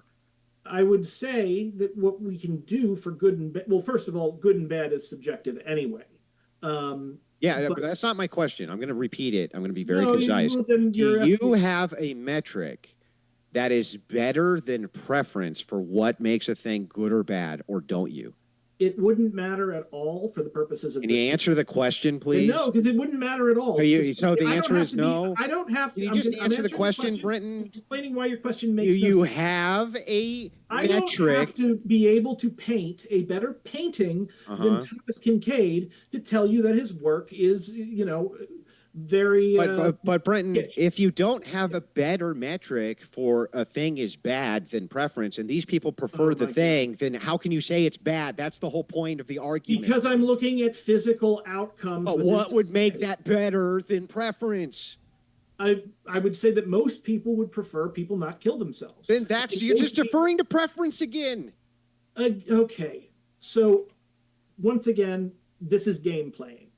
This is the opposite of game playing. You're deferring to preference to saying people who prefer this, that's bad. I say why? You say because they don't prefer it. What are you fucking talking about? Are you arguing that we must use preference as our means of establishing? No, I'm asking if you have a metric other than preference that's better to associate good or bad with. And I'm telling you that question makes no sense. Yes, it does. Do you have a metric? Change the outcome. I will literally fucking define every word I just said to you. Do you want the definition of metric? Do you want the definition of bad? Do you want the definition of good? I don't care about the definitions because I obviously know what you're trying to say. You're saying that this behavior is bad, that people prefer patriarchy. Even if they prefer it, that's bad. I am saying that you are making an unsubstantiated assumption when you assume that preference is the same thing as something being good. No, I did. Hang on. I never laid that standard out. I asked you this. You literally you used preference as a way to argue that patriarchy is good. People prefer thing X. Yes. They prefer it. They want to do it, right? All of them want it. They like it. Or the vast majority of them really, really like this shit, whatever that is. Do you have any metric you can appeal to that is better than that for determining whether thing good or thing bad? Yes. What? You can appeal to, well, you can appeal to physical health outcome. You can appeal What makes to that better vision. than preference?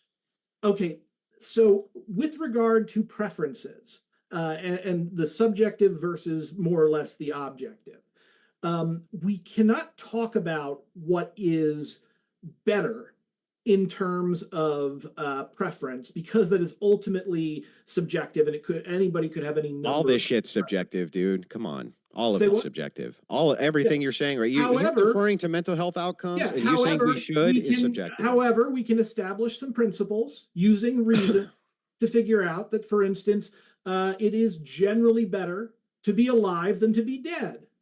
So if it is, That's an assertion, dude. I know, that's the point. Yeah, but you just said you were going to use reason and logic to demonstrate this. I'm giving you freaking Matt Dillahunty's answer to this question. Matt Dillahunty's an idiot. He fled the stage with me. Okay, that wouldn't matter. That's an ad hominem. My point is, yeah, but it's not an ad hominem towards you. No, technically it is, because you're attacking me based upon the. No, I'm attacking Matt Dillahunty, not you. This might be a good chance. We do have a lot of questions. We might want to jump into it, unless you guys. I would like to finish this part. I'm almost done. Okay. I just want to establish this, right, Brenton? Yeah. Because we have established that people prefer this, you keep saying, even if people do prefer this, even if women do want this, even if men do want this, I think that it's still bad. And I think that that's fair to say. Hang on. I think it's totally fair to say, well, I still think it's bad, even if people prefer it. That's totally fair. What I would like for you, though, to do would be to demonstrate to me why it is that whatever that metric is that makes you think thing X bad is better than the collective preferences of the people who like the thing. That's all I'm asking for. Can you do that for me? The issue is not that it is better. The issue is that they're liking it or not liking it is literally irrelevant. Now, isn't that the most relevant? No, it's in terms of the actual truth or falsehood of the statement. If the statement is patriarchy damages relationships, for instance, sure, and then I give you data that suggests that people are actually physically harmed by patriarchy, it doesn't matter if the people who are being harmed choose patriarchy. What matters is, what does it do to them? Yeah, no, that makes no sense. So if it's the case, for instance, Brenton, that you say patriarchy damages relationships, and people say, so what? We don't care. We still want patriarchy. And hang why on, are we even having a debate? So what? We still want the patriarchy. Well, because we're debating whether or not patriarchy is good or bad in relationships. And if the entirety of what you're saying here is that I agree with you, Andrew, that women want men to be leaders, you did multiple times. You deferred to it. I said that if they believe that, if they said that doesn't necessarily mean what you were saying. Well, what metric could we use that would determine that it was good or bad other than what they wanted then? All right. So again, a great example of this is actually the men in the first study, or actually both of them, to tell you the truth, because it polls their ideology as part of it. Those men like patriarchy. And it is the fact that they like patriarchy that they are having worse outcomes than men who don't like patriarchy. But if they think that the trade-off is worth it, what's the problem? The problem is that they're still getting hurt. Yeah, but the metric for their preference, then, you have to tell me why your metric for them getting hurt overrides their preference for wanting to keep patriarchy regardless of if it hurts them. Statement. Look, no. I already granted. I'll just grant it. It's true. Patriarchy hurt this limited subsect of men. Okay, sure, true. Now that we've established that, you now need to establish that it's actually bad if those men still prefer it. They still prefer patriarchy, even though it could hurt them. Well, why that would still be bad? Because hang on, bro. Why? How is it if they still prefer it? Even though it causes whatever this perceived harm is, they think the trade-off is still worth it. Why at that point is it bad other than you just think it's bad? So all of us can decide individually what our particular values are, and what we like and what we dislike. But that doesn't mean that we can't identify specific trends. i.e., for instance, the trend that it is better to be alive than to be dead. Now, there could be people who disagree with that. Yeah, that's just preference again, right? I mean, preference in the sense that like if most people preferred tomorrow to be dead rather than alive, would you then say, well, being dead would be preferable? I would say that if they really believed that it would be better to be dead than be alive, they would have already killed themselves. So we can already take that out. Well, no, that's not true. Okay. The argument there is really simple. For instance, a person could say, I wish that I was not alive, but I know that once I'm dead, that's the end of it, right? Even though they still would prefer death, or maybe perhaps they prefer never to have been born, or some things like this, right. whatever it is. But the point is, hang on, but the point is this. Your metric is every bit as arbitrary as whatever the preference metric is. If that's the case, hang on, if that's the case, all I have to do is demonstrate one thing, right? Okay. Do women want men to be authoritative and in charge? The data says yes. Do men want to be in charge? The data says yes. The studies that you showed, does it show actually that that relationships on average that are patriarchal actually have negative outcomes? The data does not show that. What the data shows that you provided only shows this, that for a small sample size, in both studies, by the way, they weren't huge sample sizes, that in small sample sizes, you found some negative traits which were associated in this particular group. It did not show that on average patriarchy inside relationships actually led to any negative outcomes on average at all. None. Okay. So again, there is no way to poll literally every single human being in the world. There's no way to poll most human beings in the world. There's no way to poll most human beings in like. Well, you can do bigger than 108 for a sample size, bro. Come on. You can, but the point is that regardless of whether that sample size is large or small, the research still has the outcome that it has. Now, if you want to go, yeah, but you can't extrapolate that broadly. That's just like incorrect. You cannot do that. In the sense that it suggests, and especially because the two studies agree with each other. It doesn't fucking suggest nothing. Oh, okay. So you're throwing the entire scientific method literally out the window. No, Brenton, can you tell me what the scientific method is? Oh my God. No, honestly, what is it? Yeah, okay. So what is the scientific method? Hang on, just answer that question. The scientific method is roughly that we can establish truth or falsehood of things within physical reality via experimentation. What's the actual process? What is the method? That is the method. Like literally, when you run an experiment based upon whatever you're trying to prove, you use the outcome of that experiment to establish whether or not such a thing is true. You will never have a perfect experiment. You're not going to find a level of people responding that can't be dismissed by saying that it's a minority that are saying that, because obviously the people that can be polled are always a minority. Brent, have you ever heard of the replication crisis? No. What are we talking? Wait, no, I know what you're talking about. You mean the fact that there are not enough people replicating the studies? No, it's that most studies are never replicated, even if you use the same scientist, same everything. Yeah, that's exactly the same thing. It's not the same thing. But the thing is I would like to point this out. No, it's not. You say they're hang on. What are the two fields which are affected the most in the replication crisis? Do you know? That are affected the most? Mm-hmm. I would say probably. Honestly, I'm not sure, and I'll tell you why. It's okay. I'll just tell you. It's sociology and medicine. And the reason sociology is because, well, nobody's even sure if sociology itself is science, or if they just use methods for data gathering, and that's the scientific aspect. But human behavior is so infinitely complex, very difficult to make hardline determinations. But somewhere north of 60% or more of sociological studies cannot be replicated. And what I mean by that isn't that they don't attempt to replicate these studies. What I mean by that is that they get the same scientists, same everything, and move to replicate the studies, and they can't replicate them. They get completely different answers the second time.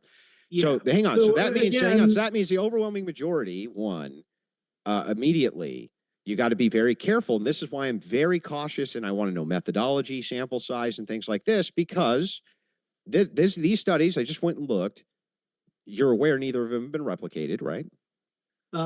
I would say that doesn't matter. Okay, but hang on. Neither of them have been I'm working with replicated. what information that I can. Right, but you cannot then extrapolate this very small sample size God, yes, and you can. the lack of replication, lack of meta-analysis, All right. and it put this over the general population. That's completely unscientific. Always a point at where you could replicate it again, and you could make the exact same argument Then you're making do now, saying that they were only replicated. No, twice. at least that's something. At least replicating it the is issue, something.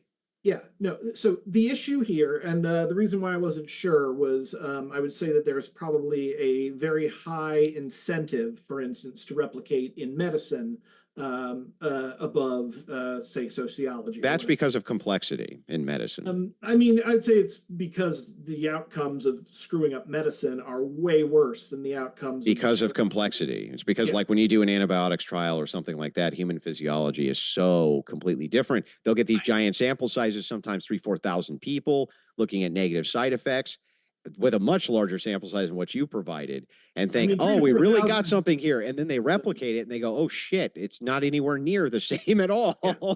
So there are limitations of our scientific institutions and our scientific process.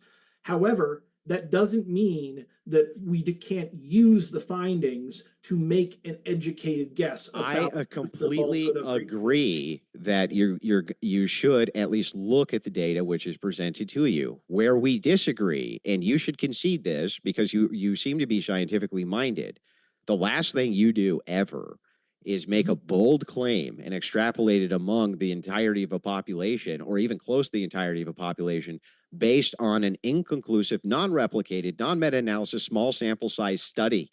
And both of these actually do not affirm each other. That is not actually correct. They do in a general trend. No, they don't affirm each other. There is a worse psychological outcome in both. They do not affirm the same things. They don't have the same controls. They're not even asking the same questions. They only tangentially. They don't have to be asking the same question. Only tangentially even reference. They don't have to be asking the same question to be mutually supporting in the context of. Look, I agree with that too, but in this case, there's very little here, which is even mutually exclusive or mutually inclusive. So again, we are having a debate on whether or not patriarchy can be harmful to relationships in general. And now we're looking at your evidence for this. Yeah, I went out and I got some evidence and I brought the evidence here. You're saying that the evidence is not sufficient. Now you could say that, but that doesn't actually apply to the debate that we're having right now. Okay, here, you know what? Hang on. You're totally right. My evidence for patriarchy is this pack of Marlboro Reds. Don't tell me that's evidence. Don't tell me it's insufficient. And the issue is that it doesn't even come close to. Is it insufficient evidence? It's not evidence at all. Because it is evidence. It is evidence. I smoke, and men who smoke are mostly patriarchs. Therefore, I know what I'm talking about. That's evidence. I would be very surprised to find out that most patriarchs smoke. Maybe in like the 80s. No, it's most people who smoke are patriarchs. Okay, that's almost definitely not the case. How do you know? Do you have a study with a 90 sample size to show me?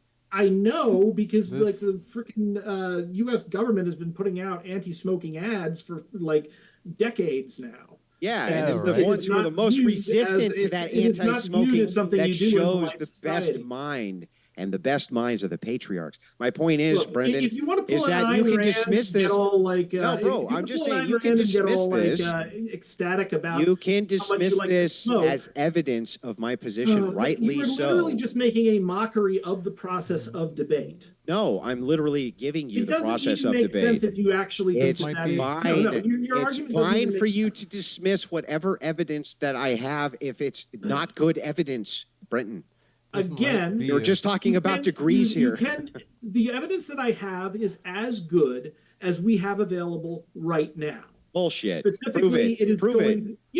It is not foolproof. No scientific. No, just prove it's the best evidence we even have. You can't even prove that. So either we work on no evidence on your end, or we work on the best evidence that we happen to have for this basic discussion that we are having. That's not an argument. That's not an argument. Yes, it is. Okay, well then, here's the thing. It's not an argument to say we're going to work on the best evidence we have of the thing that it doesn't prove. Okay, again, or demonstrate in any way. yeah, I would. At least I brought evidence of the thing that doesn't prove my claim. If people, okay, that's illogical, Brent. Will you agree? It's illogical. Will you agree that if people kill themselves, they are not happy?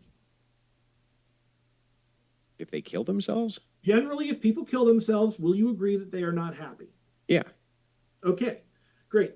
So we know that men who embody these patriarchal ideals, or not embody, accept these patriarchal ideals, kill themselves at a significantly higher rate than those. No, we don't know that. I want to. I do want to give you a chance to wrap up this argument. No, hang on, Brenton. That's right away. I think that the first thing that you had inductively is true. It seems inductively true to me that if you want to unalive yourself, right? We're going to use YouTube-friendly language here. You want to unalive yourself, that you're probably not happy. That seems inductively true. The second is an empirical claim, though, and that empirical claim is men who believe in patriarchy or patriarchal systems unalive themselves more. That has not been. Hang on. That is what. Stop, Brenton. Let me at least finish. Okay. That you have not demonstrated, and I'm waiting for you to do so. Okay. So again, that's not the claim. The claim is specifically that we have two scientific studies that were performed that showed a correlation that you could, to a certain degree, predict negative health outcomes and negative psychological outcomes, specifically based upon whether a person embraced patriarchal values or not. Now, and in the conclusion, why did it say inconclusive and more study needed? I mean, well, because that's usually what most studies say. Yeah, what does inconclusive mean? It means that it's not 100% correct, but it... No. That's not what inconclusive means, but I'm going to tell you what inconclusive means. It doesn't mean not 100% correct. Okay. With regard to inconclusive, it means more study is needed. That something is not leading to a definitive result, conclusion, decision, leaving doubts unresolved. Where is the inconclusive that you're talking about specifically? It's right at the end of the study.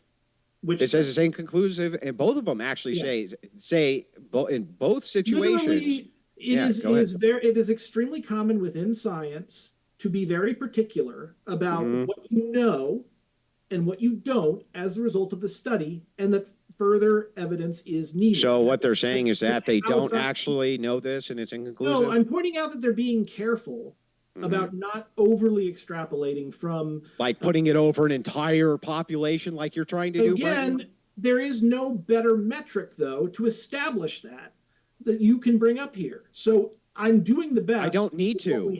I don't need to give you a better metric for your evidence. You do.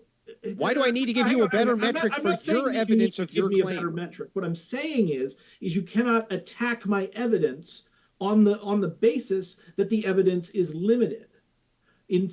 Yes, I fucking can. The second you try to apply it to something that it doesn't belong at. You have brought no evidence. Bro, I brought logical evidence you agreed with. You made a joke about... First of all, I brought logical evidence you agreed with for my affirmative claim. Hang on, stop.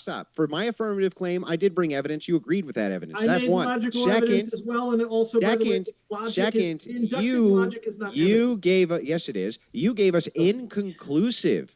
You gave us inconclusive evidence and then say, well, I know it's inconclusive and I know that it doesn't actually, it's not decisive. That's that we have to go on. Right? Yeah, I know, but you can't extrapolate that over a population. Have some evidence or no evidence? Sometimes it's better to have none. Okay. Because otherwise you have people who will apply it irrationally to an entire segment of the population as if they know something. And then what you could have that outcome, but also at the same time, if you have no evidence, people could... Well, we have that outcome right this second, Brenton. Look, if you want to say that a particular level of studies are not, in your opinion, persuasive. No, in their opinion. Oh my God. They wouldn't have published it if it wasn't... They published it and said, these are interesting findings, like scientific papers often do, but they're inconclusive, which means don't extrapolate it to things they don't belong. Hang on, I'm looking up inconclusive here, because I am certain you were missing... Okay, going through JAMA here. Let's see.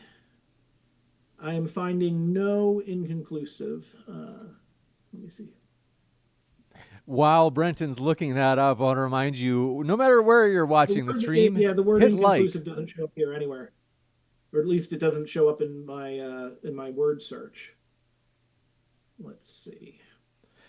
And not only that, but we have a poll right now on the Modern Day Debate live chat. Who do you think brought the more persuasive arguments tonight? So far, I will not tell you who has 79% of the vote. It could be Brent. It could be Andrew. Who knows? Followed by 9% for their opponent, 8%, I'm not sure, and 4% for I don't care, I'm a self-hating soy boy. All right.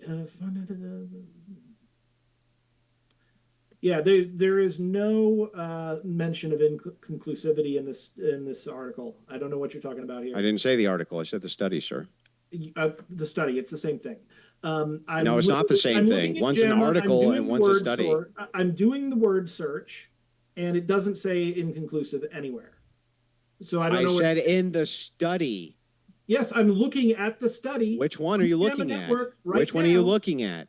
I told you the one from JAMA. Yeah, why not to look in the other one that I'm referencing? Well, because the other one, we only have the abstract, and I don't believe it says, does it say inconclusive? Oh, man, that's terrible.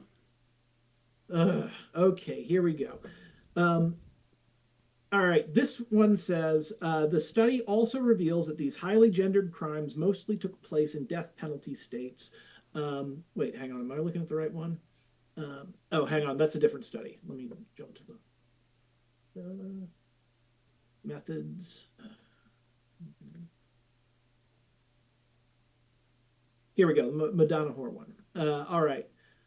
These findings support the feminist notion that patriarchal arrangements have negative implications for the well-being of men as well as women. Specifically, the MWD not only links attitudes that restrict women's autonomy, but also impairs men's most intimate relationships with women, increasing awareness of motives underlying MWD and its psychological costs can help practice professionals, e.g. couples and therapists, as well as the general public to foster more satisfying heterosexual relationships. It doesn't say that this is inconclusive at any point. It does. You have to pay for it, Brenton. Did you pay for it? I did. Send it to me then. Why would I do that? You read it, remember? Again, I said that I read the abstract. I didn't pay for it. Brenton, I can say whatever I want about it because you never read it. Okay, so you're admitting you lied. All right, that's What do you mean? Prove I lied. Show me the study. Again, you said that you went and bought it. Sure. If you, in fact, went and bought it while we were hearing talking, I didn't see you do that. That's usually a intricate process. You got to get your credit card and everything. Nobody saw you pull that out. But let's say that you did. There is no reason for you not to send it to me and prove me wrong. Wait, you want me, like typical communist, the capitalist has to pay for something and send it to you? No, I want you to establish that you are telling the truth. Right now, what we have. Do you not understand what I just did? I'm demonstrating for you. There's no reason for me to take at face value anything you say. You didn't even read the fucking thing. Look, you may once again. I did. You didn't. And I was trusting you that maybe it had said inconclusive. You didn't. You didn't pay for it, bro. You didn't pay for it, bro. You are sitting here admitting that you lied. There's no lie. I'm showing you the flaw in your reasoning. Again, I'm literally showing you the flaw in your reasoning. You're banking all of your evidence. Some of it you didn't even read. But they didn't say inconclusive. How do you fucking know? Then okay, and said that they did. Prove it. I literally just did. No, you didn't. Show us in the study I'm referencing that it doesn't say inconclusive. So you said that you bought the study. If you bought the study, you've got the PDF. Send it to me right now. Why should I do that? You already read it. Because I will do a word search. And we will prove. But you already read it. And that I was wrong. I thought you already read it. Again, I read the abstract and the article on the one that so we should bank on the abstract that you read. Also does not say inconclusive. So your evidence is an abstract that you read. Dude, again, Prove I lied. Not in the abstract. It's not. I'll tell you what, Brendan. Not in the article. And I'll tell you what. Hey, it's JAMA. worth it right now for you to just go ahead and buy the actual article. You can prove I lied. Again, I'm not going to do that because I don't care. Oh, okay. okay. The point is that you have been bad faith this entire debate. No, that was good faith. I just demonstrated for you why it is we shouldn't trust you. We did have a conversation about whether or not these social trends are good. And honestly, I would love to have had an in-depth, incisive discussion about the pluses and minuses of patriarchy with regard to relationships. That is the whole thing. That's supposedly the reason that we're here. But we were diving into that, but you banked everything on 2 studies. You banked your entire argument on 2 studies, one of which you didn't even read. And you banked your entire thing on no studies because logic. You're a clown. I used logic. For the love of God, man! Like this you don't might be an opportunity. I hate to interrupt, but we have a lot of questions. Why should I adhere to empiricism, especially on this topic? When the idea here is that when I logically demonstrate a thing for you, you agree with me? Why do I need to provide studies for a thing you agree with me on? Okay, so the issue when you make a logical argument as opposed to an empirical argument, logic can flow properly, but it doesn't always work as well. Neither does empiricism.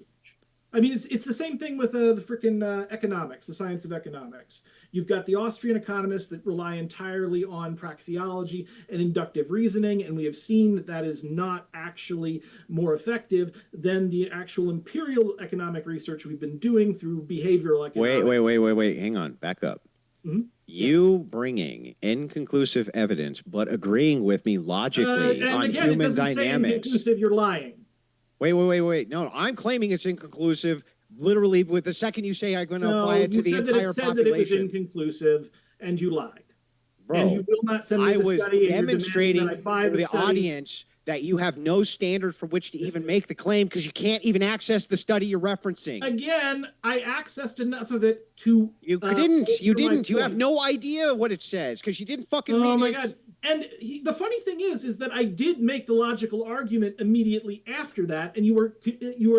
I engaged in the logical argument. I literally read it directly to you. No, I engaged with the logical argument, Brent.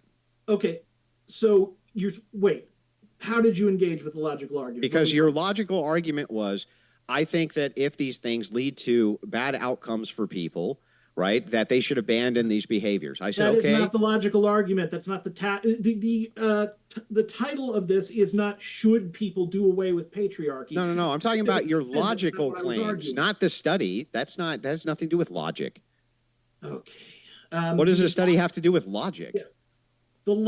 Because it is logical to have evidence to back up what you are saying. Because sometimes you don't have evidence to back up that most patriarchal relationships don't work. I have the best evidence available, which is evidence. You can't even demonstrate that.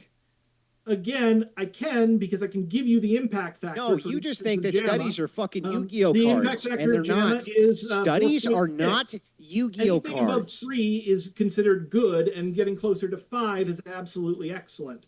So if JAMA is lying and putting out a study that in fact isn't real, that would be found, that would be caught in peer review. Brenton, nobody is saying anything of limited. I'm granting both studies are 1,000% true and 100% accurate. God. I That's granted not how scientists talk. Okay, I'm just granting it. I'm granting it. Say, by the standards of our day, by the standards that we as a society have set out to establish scientific fact, these studies are as close to scientific fact as you can get. Until you try to apply them over the general society and relationships. And then they go right out the fucking window because they don't apply at all. So here's the deal. They obviously apply. No, they don't. The issue, well, yes, if you can't apply them over the general public, you can't. And they have negative relationship outcomes, and we can demonstrate. You can't demonstrate for the general population this is true. You can't. You can demonstrate as much as you could for any study. No, that's not true either. That we would need to replicate this, that we would need to do more studies and look for more information. Of course. Dude, you're just making stuff up, Brenton.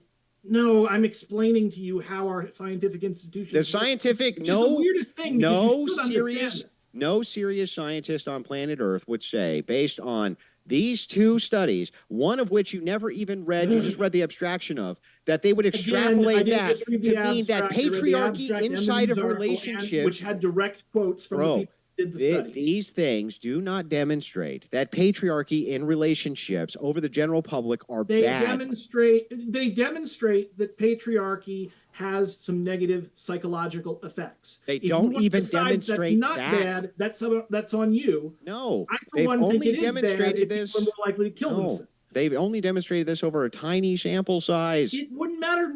Literally any sample size, even if you did 100,000 people, 300,000, even if you did a meta-analysis. How about one person?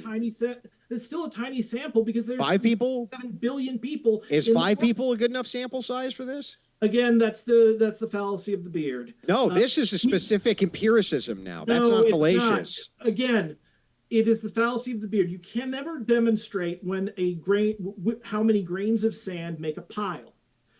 If you try to do that, as you are doing right now, you're making the argument that my beard grows a certain amount every day, and you don't demonstrate the point where the stubble becomes a beard. But we all know that a beard happens. I see. That logic that you are implying, that would mean that I could not grow a beard. In fact, no one could ever grow a beard. Well, then by that same logic, then I guess I should be very cautious about the R values of your study, because you can't demonstrate exactly what. If you say it's too low, it's all arbitrary.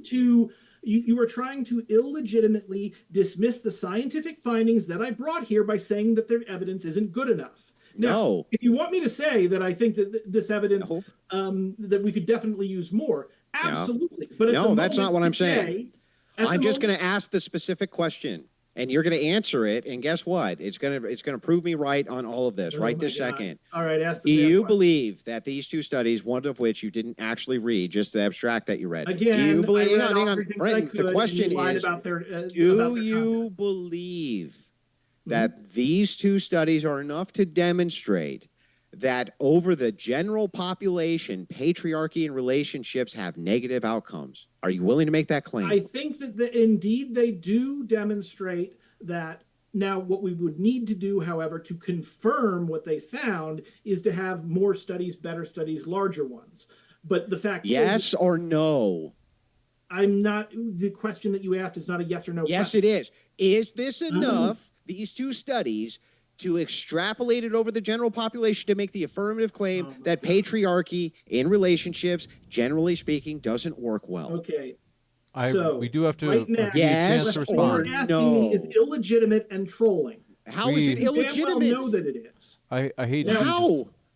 Because it doesn't matter whether or not these directly demonstrate with 100% credibility that something is happening. I'm not asking about 100% credibility. I'm only asking one question. And I'm telling you that yes. Is it enough for you to make the claim? Claim. I wouldn't have included them if it didn't. No, you think these two studies are enough for you to make the claim that, generally speaking, in most relationships, that patriarchy is bad? Yes. For the purposes of this debate. Perfect. Yes. Okay, that's all the concession I need. I'm fine now. It's not a concession. You're just acting like. We might want to jump into the questions now. A couple of quick. Yeah, that's fine. Brent is in a mood.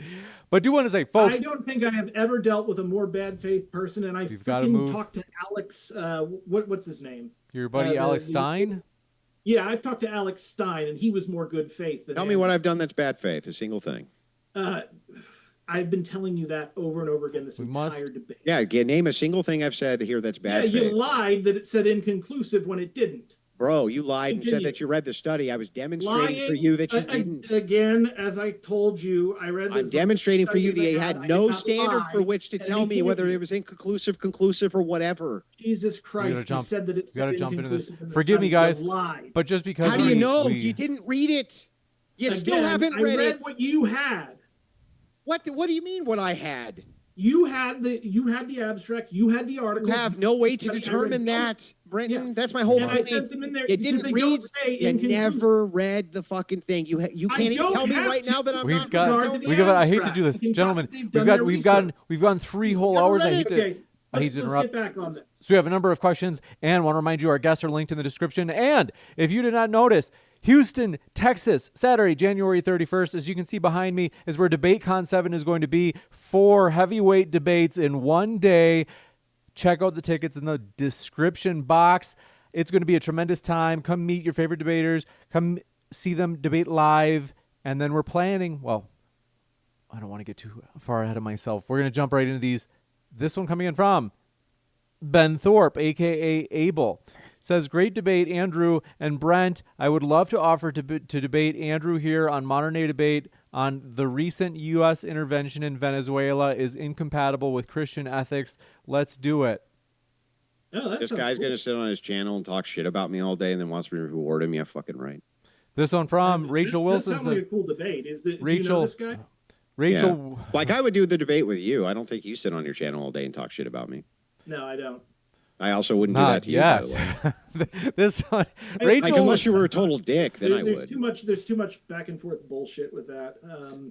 Rachel, But Like if you were a total dick, then I would do that. But other than that, like once the debate is done, it's done. You know what I mean? Brenton deserves it, and nobody feels sorry for him. This one, Rachel says, Brent, stop pretending that you don't understand that this hypothetical is a valid test of your logic or lack thereof. It's obvious cope, and it's not fooling anyone. Move to Gaylandia. You'll fit right in.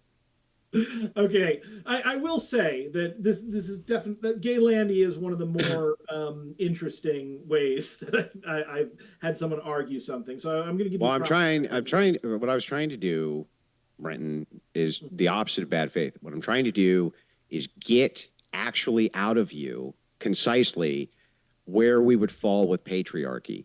And it's not that easy to do unless you give people specific scenarios in which you can ask, would that actually be a patriarchy or would this not be a patriarchy? And then I can get through it without the endless amounts of equivocation that we have when we're talking about these things, because you gave me a definition and then said, hey, look, that's actually not broad enough to encompass what I want. So examples are there.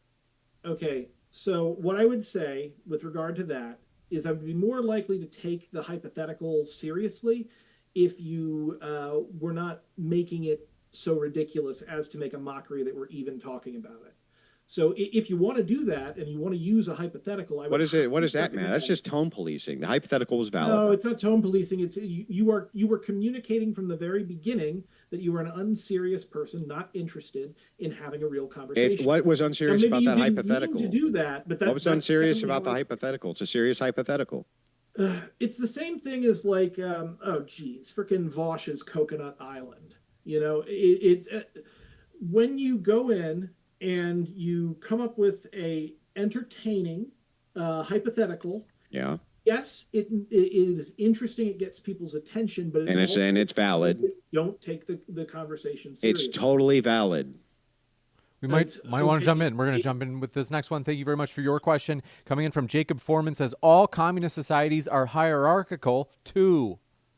Oh, God. See, this is the problem. This is why I said, look, as far as like where I am politically, one, I don't actually directly identify with any movements. If you want to, I'm most interested in anarchism, and I find the anarcho-communist / syndicalist history very fascinating. The fact is that anarcho-communists are specifically anti-hierarchical. So the societies like anarchist Catalonia, like the Ukraine Free Territory, like the Rojava and the areas in Kurdistan. Catalonia was hierarchical. Oh, not during the, oh my God. Okay, so the anarchists and the anarcho-syndicalists of Spain specifically set out and built a new society after they defeated the fascist attack on Barcelona. I'm aware. That society lasted for about 3 years. It was anti-hierarchical, and it worked for the most part. The issue was that... But it still had hierarchies, though. So an issue of hierarchy in the sense that, like, sometimes you have to employ hierarchy because everything's imperfect. Yeah, it had hierarchies. In the sense that they were specifically against, the traditional forms of hierarchy. And this, honestly, like, we should just talk about this at some point because, I honestly do think... Why would you want to talk to me again? I'm bad faith. Your bad faith in this conversation, I figure outside of a directly competitive thing, I might actually be able to have a conversation with you because Well, I'm here to have a debate. yes, I know. That's why I was saying, like, if we want to talk about the anarchist movement in depth, it would be cool to do that. Yeah, like, I'm happy. out of I'm a debate. happy. Like, I'm happy to have conversations with people, but I came to a debate to debate, and there was I no know. arguments I made which were bad faith, and there was no hypotheticals I gave which were bad faith, nor me questioning your logic and worldview. Is that bad faith? The issue is not simply that you're questioning. The issue is that you are questioning in a way that distracts people from the actual conversation and indicates that you don't have. I think I just was holding your feet to the fire on claims that you made and it makes you uncomfortable. That may have been what you were trying to do. That's not how I took it. So Yeah, and I know most people don't when they get their feet held to the fire on their own claims. That's true. Yeah, but okay, but how does that? If it was the complete opposite, you'd still say that, right?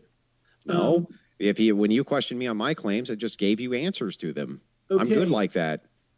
I gave you as good of an answer as I could with hang on, we don't need to litigate the entire beginning of the debate. We've already done this. We'll jump to the next one. Continue, Rachel, James. it's your pal, Brenton. Rachel Wilson says, you don't get extra debate points for rolling your eyes and groaning. It makes you look bad.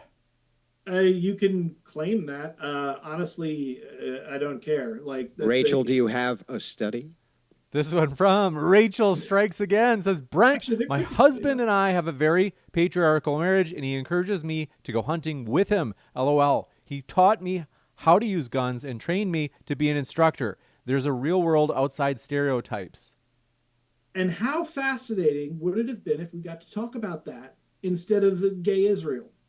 Like, that would honestly, a debate like that, gay. We didn't talk about gay Israel. We were only asking a question. We were only asking a question about whether or not that's a patriarchal society, and you just refused to concede it was. I mean, again, and I explained why it wasn't. But either way, it made no sense. Like, an all-male society is not patriarchal. I would love, and honestly, I was hoping that we would have that, where we could have a conversation where we talk about, because both of us are husbands. Are you a father as well? Just at this point, yeah, we're both husbands and fathers. We're both interested in this topic, so. Again, I think that would have been way more stimulating. Would have been a lot of fun. So thanks, Rachel. This one coming in from, do appreciate it. Angjen says, thanks for hosting, James. Not one step back, and Happy New Year. Thank you. Yerba Mate Talks says, after show on Yerba Mate Talks, open panel, let's discuss the debate. This one from the Inquirer says, do women who identify as men become part of the patriarchy gender class that benefits from the system? Also, can women be men, and can men give birth? All right, so that's actually. Could you say before the? Sure, I'll do the first part, first half. They say, do women who identify as men become part of the patriarchy gender class that benefits from the system? That's a fascinating question. I would say yes, in the sense that if they pass. So gender and sex, how they relate to one another. Sex is what you are. It's secondary characteristics that appear within your body with regard to reproduction. Gender is when society comes in and looks at that stuff and says, okay, you look this way, you have these organs, you have these tendencies, therefore you should do X, Y, Z, and you should not do, A, B, C. It is gender is the therefore you should do something. So if society decided that, its criteria for men included men able to give birth, then that would be true. At the moment, we don't actually decide that, and sort of trans people are caught in sort of a interstitial moment between our gender ideas do not fit with a lot of their needs. And so we've got to refine our ideas so we can have a better understanding of everyone within our society, including trans folk. So the thing, to answer that question concisely, no, because men can't be women. This one, that's an absurd proposition. I mean, men can't be women, but again, that's because they exist at a polar relationship. So yeah, men can exist. if you don't have women. This one But from continue. then they also ask can women be men and can men give birth? Again, if society decides that men can give birth and men can give birth, it's just based upon what they assign the social category of male to, or I'm sorry, of men to. But I Can would say males, male, okay. for the most If part, we a male call cannot men, if we call men males, that's what we mean by man, then can men give birth? What I would say is you can do that if you want to, but it I do doesn't want actually to. matter. Yeah, but it doesn't actually matter one way or the other. You say that a lot, but I think it does matter. I mean, it matters to you for whatever reason. My point Because is, it's true, because we're using words to point to a thing, because it's important that we do that, because otherwise my they're point meaningless. is that we have a concept of male and we have a concept of man, and they are slightly different. No, they're not. One is now, if you want to say, for instance, that men are males, you can do that. But what you're doing is you are diminishing your ability to describe and understand the world. I think if it comes to like what to do with language, what you want to look at to see if a new understanding of a word or concept is there is, does it increase your ability to talk about the world and understand it, or does it decrease it? So I would say that, yeah, you can say that only males are only men and can only be, and females are only women and can only be that way. The problem is just you're choosing to hobble yourself and sort of deny a large part of reality, and that, in my opinion, that's not good. Really? So you can't just use. In fact, I would argue the opposite. That what you're doing is creating ambiguous language that's meaningless. So I'm using the more concise language. Trans woman, woman, trans man, man. I'm the one who is getting rid of the ambiguity. You're the one who's adding to the ambiguity. You are getting rid of ambiguity that actually exists, though. That's the problem. It doesn't exist. This might be there is no ambiguity, bro. There's no ambiguity. Just to be Every sure, culture has had trans people since the beginning. See how you're referencing them as trans people? That's you getting rid of that ambiguity. Referencing them, okay, has had trans people or a trans equivalent since the beginning of time. You see how you're referencing them as another category, which increases our understanding, rather than saying every culture's had women. No, actually, that does increase our understanding, though. That does actually increase our understanding, because you are right in the sense that trans, as we understand it today, it was different than, say, like the concept of two spirits or whatever other social roles. What were those called? The Bardash or something that the Spaniards called them? I don't remember what they called them. Started with a B. It was like Bardash or something like that. The two spirit. That's all made up bullshit, by the way. But that's what it was referenced to. All this might be a good opportunity. Bullshit, No. I mean the two spirit thing was completely made up by Native American tribes. It just never existed. Okay. We'll jump. Certainly haven't had that. I'll look it up. To the next one. They also asked Brenton, can women be men? If society decides, well, no, women cannot be men, because the concept itself is, it is, as I said before, men don't really exist without the concept of women, and vice versa. So no, men cannot be women. Let me ask one question. Can a trans woman be a woman? If society decides to, yeah. Got it. That actually makes total sense to me. Okay, from your view, right? Cool. I'm glad that you actually got that. Yeah, I understand. It makes total sense to me from your view. I just got one quick follow up for you, right? Sure. Women themselves, right? Can they can be trans men, right? What do you mean? They can be. Yeah, they can be. Yeah, I mean, they can go through whatever type of transition our society may have. Again, now, how can a woman become a trans woman? So it would be a subcategory of woman. How? What would you be transitioning into if you're already into a different social role? How could you be a trans woman if you're a woman? Okay, so again, what I'm talking about when it comes to gender is it is a social role as opposed to but the social role for both is reality. woman. So how can a woman become a trans woman? Well, I would say by first identifying as one and then being accepted. So a woman's going to identify as a woman? you need to not simply identify, but you to inhabit a social role, you also have to have that reflected back upon you by your community. Yeah, got it. In the So a same way as woman like identifies as a trans woman. we What would have have a we female, established here? we would have a female that used to be a woman and now identifies as a trans woman. Yeah, so that's so what new Wait, ground wait, is hang that? on. Did I say Yeah, that that's backwards? right. That's what I'm asking you. How does a female say that they're a trans woman? Oh, I'm sorry. I got dyslexic on that. I was thinking the opposite. I'm sorry. Can a female say the question one more time? Can a female become a trans woman? Can a female become a trans woman? No, Why not?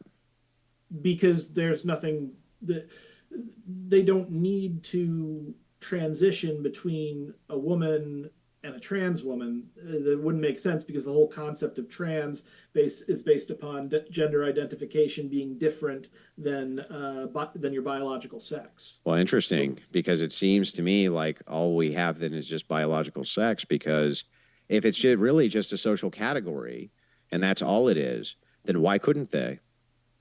I mean, because you'd be fundamentally breaking the category like to do that. Because it would make no sense, right? They would defer to sex. No, it's not that they would defer to sex. It's that the idea of a trans woman is based upon a mismatch between your observed biological sex and your assigned social Yeah, gender. but it's just a social category. Okay, yes, it is, but it would be a fundamentally different one than What would be what we would fundamentally normally different about call it? They say they're a trans woman. What makes them not one? What makes them not a trans woman? Mm-hmm. There is no category of trans woman that includes a cis that includes a biological female. So real women can't. If you are trans, you so it real implies women. that So your real women biology is can't different. become trans women. Say what? Real women can't become trans women. I would not call them real women. Well, wait a second. They have to be. Why can't they become trans women? Again, Because they're real women. No, because look, if you want to say only probably a good time. women, only cis women are real women, I will say no, that's not correct. Then why can't they become trans women? Because to be trans implies that you are transitioning from one biological role within society based upon your actual biology to a different social role. So real women can't be trans women. Cis women cannot be trans women because that concept is incoherent, and you would have to completely break the Well, then do you see how you created another category that makes no sense? And I have the real category that actually makes sense. I have no idea what you absolutely If not. it's a social category and that's it, and you feel like your gender is incongruent with your sex, why couldn't you say that you're a trans woman if you're a woman? That makes no sense. You could say it just wouldn't be, Well, how could it not be true? It's a socially made up category. Yeah, because the trans implies the mismatch. If there isn't a mismatch, So the trans implies not real. Not real. Not real. I would say that it is real in the sense that they identify with a different gender than the one that they were. Well, why can't they identify as a trans? That would be just as valid of an identity that they're a trans woman, right? Cannot identify as a trans woman. Why not? Because they're real women? Well, because they are cis women. So real women. If again, you are the one saying that it's well, real. It has to be the case, because otherwise, why couldn't they just identify as being trans, and that's equally as valid they could, of an it wouldn't make any identity? sense. It's an equally valid identity as any other trans category, right? Look, they could use the word, and they could identify in that way and tell people to call And you consider that a valid identity, right? I would say that they are incorrect in what they are describing. How could they be incorrect with a social category that's identity based? Because you're saying they're real women? Real women can't identify as fake women, sir? That's what you're saying? They can identify as fake women, but want to go to the next next question. See how you identify as fake women, exactly. All right. Oh, this one coming in from, do appreciate your question. Chalk Body Outline says, can you ask Brenton what his relationship with his father is like and what career his dad does? Oh, it's very good actually. My dad is a medical doctor, and we have a great relationship. My brother and I actually just took him for his 70th hiking White Mountain on the Appalachian Trail. He started us hiking back when we were like 7 and 8, and now I'm an AT 2000 miler. My brother is a major outdoorsman, and it was really really cool to just kind of come full circle. Nice. Yeah. Rachel Wilson says Brent is conflating male stereotypes with patriarchy. This is a category error. Patriarchy has male stereotypes inherently as part of it. No, it doesn't. No, it's oh my god. This one from Bless My. It just means literally from the father. Your own definition has nothing to do with it. You just equivocated the whole debate, dude. It was just all equivocation. Okay, all right. So again, sorry, go James. This one we're going to speed through. Bless My Vibe Code says Jesus' mom Mary was 14 when she had him. If Jesus is God and God impregnated Mary, then Jesus, let's see. I think they say that had forced relations with his mom, but wasn't that they say? But wasn't it a miracle because wasn't it a miracle because there wasn't sex that occurred? Yes. But anyway, they say it's forced copulation. They say I don't believe the stories of the JEWISH. Whoa. Okay. Oh, are you gonna still defend it now, Brenton? So this one coming in. No, it's a dude's like freaking racist. This one from well, Nazir says Jews aren't a race. They're an ethnicity and also a religion. This one from Kevin Blackwell says, Brent, do you understand that the minimum population size for a study is 10% of the population size or 1,000 members? Have you ever taken statistics?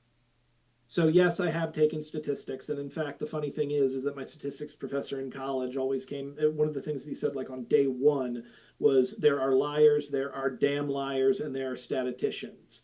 And a big part of that particular statistics course that I took was showing how murky different statistics can be and how easy it is to come up with like a statistical reality that isn't actually the case. The one that I pointed out is the average American has one breast and one testicle, because men and women are about 50-50. Men have two testicles, no breasts. Women have two breasts, no testicles. Therefore, you average them together and you get that absolutely ridiculous outcome. I needed that. The testicles. Okay. This one from Nazir says, question for Andrew. In your patriarch system, will men be forced to read articles before talking about them? That would be great. I read the article. They will be. Well, he meant study, but yeah, fair enough. He did read the article. I'll give him that. It was very short. But the thing is like ultimately, of course, like there's no need for any coercion. Patriarchy is always going to be the default, no matter what, no matter how much egalitarians don't want it to be. It's always going to be the default because women want to be in a fucking position of privilege. I mean, that's all there is to it. If you want to argue that patriarchy is always the default, you will have to explain how hunter-gatherers are the most gender equal people on the planet. They're not. The anthropological record actually doesn't show that. Both the anthropological record and also the historical record that we have. We've been on. There's no historical record that shows at least 250,000 years. And when did written history start? About 10,000 years? I would say written history. About 10,000 years. I would say, yeah, the state came into. I believe the oldest thing we have on record is cuneiform. And it's the story of Gilgamesh. I believe that's like 7,200 years old, 7,000 years old, 6,000 years old, something like that. We assume that writing started about 10,000 years ago. Saying that there's 250,000 years of human history is almost meaningless unless we can record it through an anthropological record. The All point is anthropological records show that in hunter-gatherer societies, men took the dominant role when it came to aggression, warfare, hunting, protective roles. That is just a straight-up lie. Okay, prove it. For one thing, hunter-gatherers don't have war. So they physically. Yes, they did. No, you have to have a state to have war. No, you don't have to have a state to have war. Oh boy. Okay. This one. War by definition is two states fighting. No, two tribes fighting each other. That's not a war. Correct. It's not a war. What is it? Um, I We don't know might as what well I'd go to the call it. next one. Call it a war. Continue. You This wouldn't call one. that a war? Like two tribes that have Not 1,000 not tribal without members each, not that's not a without the war? state apparatus. The state has to exist for there to be a state. Well, of if they war. have a fucking chief and they have some land that they call theirs, is that now a state? Yeah. Well, first of all, they're hunter gatherers, so they don't have land that is theirs because they're not settled. Hunter gatherers fought over land all the time and claimed No, it. they fought over resources, and they did not And fight nearly land. as much as people think. Hunter gatherers are some of the most peaceful human beings on the planet. Yeah, sure. So was the Native American, the myth of the noble savage. Give me a fucking break with this shit. I mean, no, the Native Americans absolutely had some very, very brutal ways that they engaged. Like, you mean those hunter gatherers? They're not. They weren't really full hunter gatherers. This there, one? there was a level.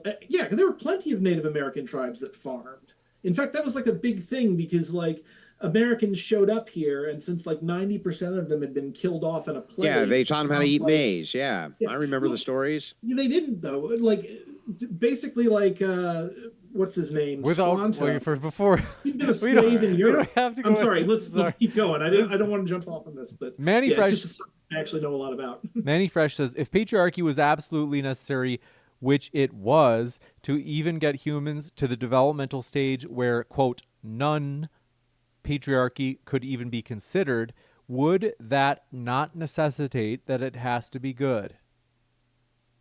I don't even understand the question. He's saying if the prerequisite for modernity was patriarchy, how could patriarchy be bad in and of itself? I don't think modernity is necessarily good. This one from Hope Bloom Music says, Brent, I found your arguments to be a little abstract. This one Well, from... yeah, we're dealing with abstract ideas. Did you get the... I put the emphasis on the word abstract. Yeah. Like a study abstract. Oh. All right. Red Fox says... I feel bad. I need to lose my dad card because I missed the dad joke. Okay. Continue. That was a good one. That was a good dad joke. Red Fox says, Brent is wearing Mjolnir. Viking society was patriarchal. Are you wearing... Oh, I see. Modern Scandinavia is highly egalitarian and classic gender differences are more delineated. In other words, more clear. Neo-pagan Odinism is patriarchal. This is ironic. Can you rectify the inconsistency? Yeah, because Vikings are cool. It doesn't mean that I like everything about Viking society. I freaking love Scandinavia. I've actually led international adventure hikes in Iceland, like professionally, 3 times. And you love those homogenous nations that are white, do you? It's not homogenous there, actually. The problem with Iceland is that it has the same population as northern Kentucky. So they are very careful about who they let into the country, but they do take in, a decent percentage of refugees. Now, recently, my understanding is that they're going to stop doing that. I mean, they may stop doing it temporarily or whatever, but like that's just government policy. The point is that the population is so small, they need to be sort of extra careful about that. But also it leads to, there's like a freaking app in Iceland that like... Why do they need to be careful about that? Well, because I would say because their population is so small, there is a risk of serious changes to their way of life if a whole bunch of people start coming in that are not Icelandic. Now, I have issues. Now, here in the United States, is that the same thing too? If we have mass migration, there's 350 million in New York. If we have a threshold where like 60% of your nation is immigrants, do you think that that's a threat to our way of life? I would say that the size of our country, with regard to both like the actual space and resources that we have, but also with the diversity of our base, I don't think that immigration to the United States would have the same effect as it would. So Scandinavians deserve to be Scandinavian. I would say that the specific island of Iceland deserves to make sure that it remains Icelandic. not Icelandic, but Oh. basically that it remains Culturally homogenous?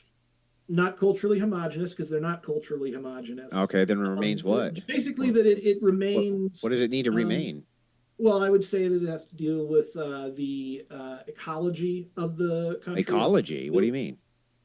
I'm talking about, like, if a whole bunch of people go to Iceland, there's not very much property to be, so they're going to be expanding, and you're going to get larger cities, which is going to destroy the natural world. That, because again, it's such a small country in a small place, the impact of that is something that it cannot as easily absorb. Well, can't you just make it scalable? So, like, you just do the equal amounts of population to immigrants that the United States brings in, right? I mean, that's kind of what they did. Like I said, they took in a bunch of refugees. Yeah, and then they didn't like it, and then they're going to stop, right? I mean, there's always going to be people that get annoyed about things changing. That's just human nature. So your whole argument against Icelandic immigration is that they're going to destroy the natural resources? No, my argument against it is that, well, first of all, I'm not arguing against immigration to Iceland. I'm just saying that I'm saying that the Icelanders are more careful with how they handle immigration because they want to stay Icelandic.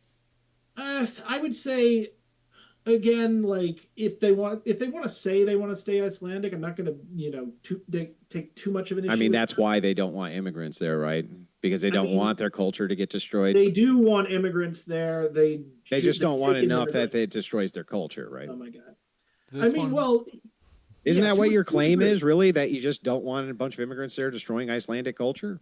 I mean, I would say I don't want a bunch of people there ruining the environment of Iceland, because it's a very unique place in the world. So if you could, let's say, theoretically, allow all these immigrants to come in and they weren't going to destroy the environment, right? Then you have no problem. Yeah, if the Icelanders wanted to let them in, they absolutely should. Yeah, no, I know. Don't you think that they should let them in? If their only argument is you're going to destroy Icelandic culture, don't you think that they should let them in if they're not going to destroy the ecology of the place? I think they have an obligation to let in a decent number of refugees as relative to the size of their population, which is like a little over 300,000, I think. Like, yeah, but if somebody scientifically demonstrated that immigrants to Iceland was not going to wreck the ecology of Iceland at all, in fact, maybe it would improve it even, then don't you think that they have the same obligation as the United States to bring in immigrants? I would say that because who cares about their culture? That's meaningless. I personally believe that it is always wrong to stop the free movement of peaceful people. Yeah. I don't think that the authority of the state has the right to tell somebody where they can and cannot go live or work in general. If you could demonstrate that they could take on a larger percentage without, destroying the actual island, which is not possible, but let's just say you got a magic wand, then yeah, they'd probably have a... And if all those immigrants came in and destroyed Icelandic culture, just via there's so many immigrants now that the culture begins to whittle away and it all changes, and the natives who are there are very upset about that. That's not actually a problem, right? Yeah. I mean, the issue with that is that culture is never one thing, and Icelandic culture has changed in a very big way. So it's not a problem then? I mean, it's a problem in as much as, like, they had a right to try and keep the Christians out, but they failed, specifically because King Olaf Tryggvason was... Yeah, I mean, forget the history. If it's a case that they can bring in all of these people and it destroys their actual culture, you don't actually care about that, right? So their actual culture is not one thing. No one's culture is like that. It is a dynamic process. Now, if you were sitting there and you're like... But if it was going to destroy their culture to bring all these people in, right, you wouldn't actually have an issue with their culture being relegated to the dustbin of history, right? It wouldn't relegate it to the dustbin of history. Those people would become Icelandic and take on aspects. It's a dialect. Oh yeah, they have magic dirt. You just touch it and you're Icelandic now. Okay, dude, that's just fucking racist shit. The point. What's I hate racist to- about that? I hate to. Because it implies. I didn't that even a say anything about particular race. I didn't even say this is a anything good about chance. race. Stephen. I hate to do this, but wait, we have a lot of questions. Continue. Mother Like a Holda Stonewall. says, That's Andrew, racist. they said, Andrew, what do you make of the research paper Sanctified Sexism, published in 2024, looking at ill effects on women that correlate with conservative ideals? Do you think your reputation as an extreme male supremacist is overblown? Yeah. I don't even know what the hell that means. Extreme male supremacist. It has nothing. I think my wife's more of an extreme male supremacist. For me, I think that the idea of patriarchy is good. And I think that the idea of hierarchies are fine. I even think they're good too. And I'd also, even if I thought they were good or bad, I think it's kind of tangential to the point that they're going to exist no matter what. But anyway, I don't know. I haven't read the study that you're referencing. I have no way to comment on it. You got it. Yeah. This one coming in from Arcade Oppo I'll says just say Thomas. Nirvana fallacy. Continue. What's a fallacy? It's a Nirvana fallacy, specifically with what you were saying with regard to, what's it called? With regard to your answer to that question. Specifically, I'll explain it. Can you say the last part one more time? I said whether or not I think it's good or bad, I think it's descriptively true that you're not going to be able to avoid these things as part of the human condition. Nirvana fallacy. That's what it is. If you're not able to avoid it, well, then let's do the thing let's avoid it as much as we possibly can. Nope, that's incorrect. The Nirvana fallacy is an informal fallacy where a solution's rejected because it's not perfect. Yes. That's not what I did. I literally didn't do that, though. This one from, I hate to do it, but we got to go to the next one. This one from Not Sunny Extra says, Brent, tell me the 5'6" woman manager is more masculine than the 6'6" bodybuilder that she employed. Or backtrack on that too. Wouldn't necessarily say that she's more masculine. I'd say that the 6 foot whatever bodybuilder is embodying traditional patriarchal stereotypes, but he does not have the traditional patriarchal stereotype of being in charge.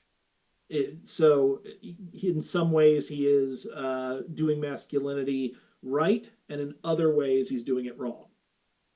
This one coming in from, do appreciate it, Strange Mentality Paper says, Andrew, what do you hope to achieve by changing the subject to things like death or replicating experiments when they have not to do with patriarchy?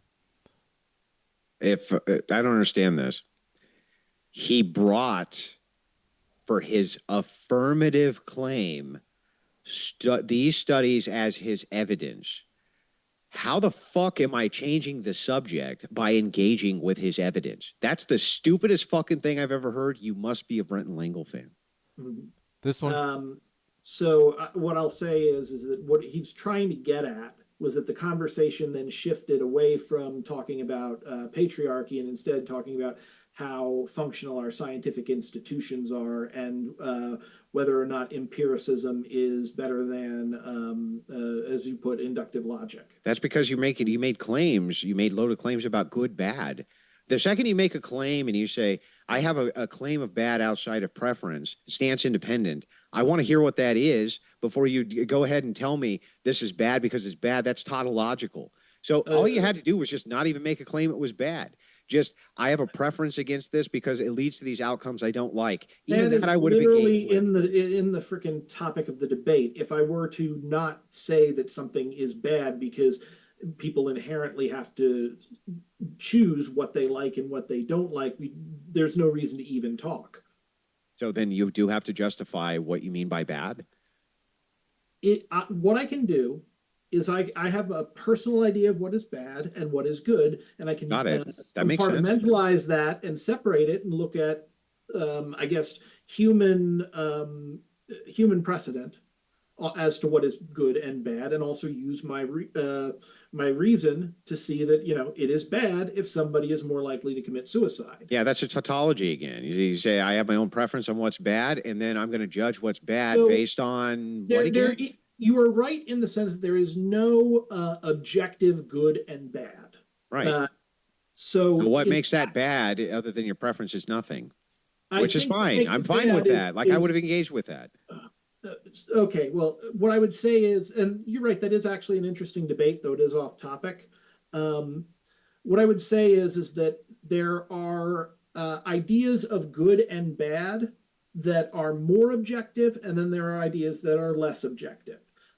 If I am going to say patriarchy is bad because I personally don't like it, okay, why are we even having this conversation? Because then it's just, oh, vanilla ice cream is good. No, no, vanilla ice cream is bad.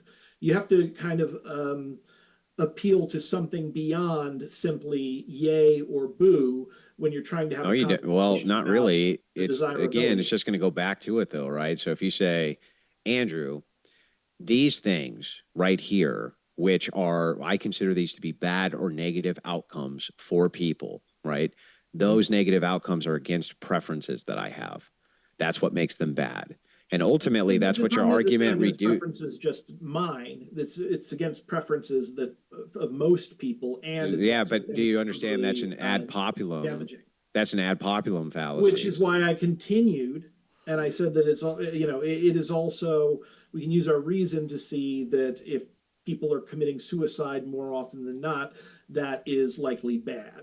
No, Now, we can't does that use mean reason to determine that. we can use well, again, as I said, if people are killing themselves, they're not happy. Most people Yeah, would but say that that doesn't mean that that's bad, though. You see what I mean? That you have a preference you're, against it. That I understand, and I'm fine the with issue, that. yeah, the issue here is that there is a level of subjectivity to all judgments, no matter what they are. However, you can try when you're having a conversation about something bigger than just yourself. You have to appeal to larger concepts. Those still will be, to a degree, abstract and situational, I guess. Listen, I'm fine with all of that. If you just said like, I think that these are negative outcomes which are against most people's preferences, including mine, I would have been fine with that. I But believe I did say. but me just asking you for Mhm. the standard so that I understand where you're coming from. So debates are about worldviews. I understand that I believe in objective morality, you believe in subjective morality. I'm fine with that. We're not having a debate about whether it's subjective or objective, just whether or not you have a standard I can at least operate inside of. Yeah. Like, what is the standard we're actually operating? What's the mode here?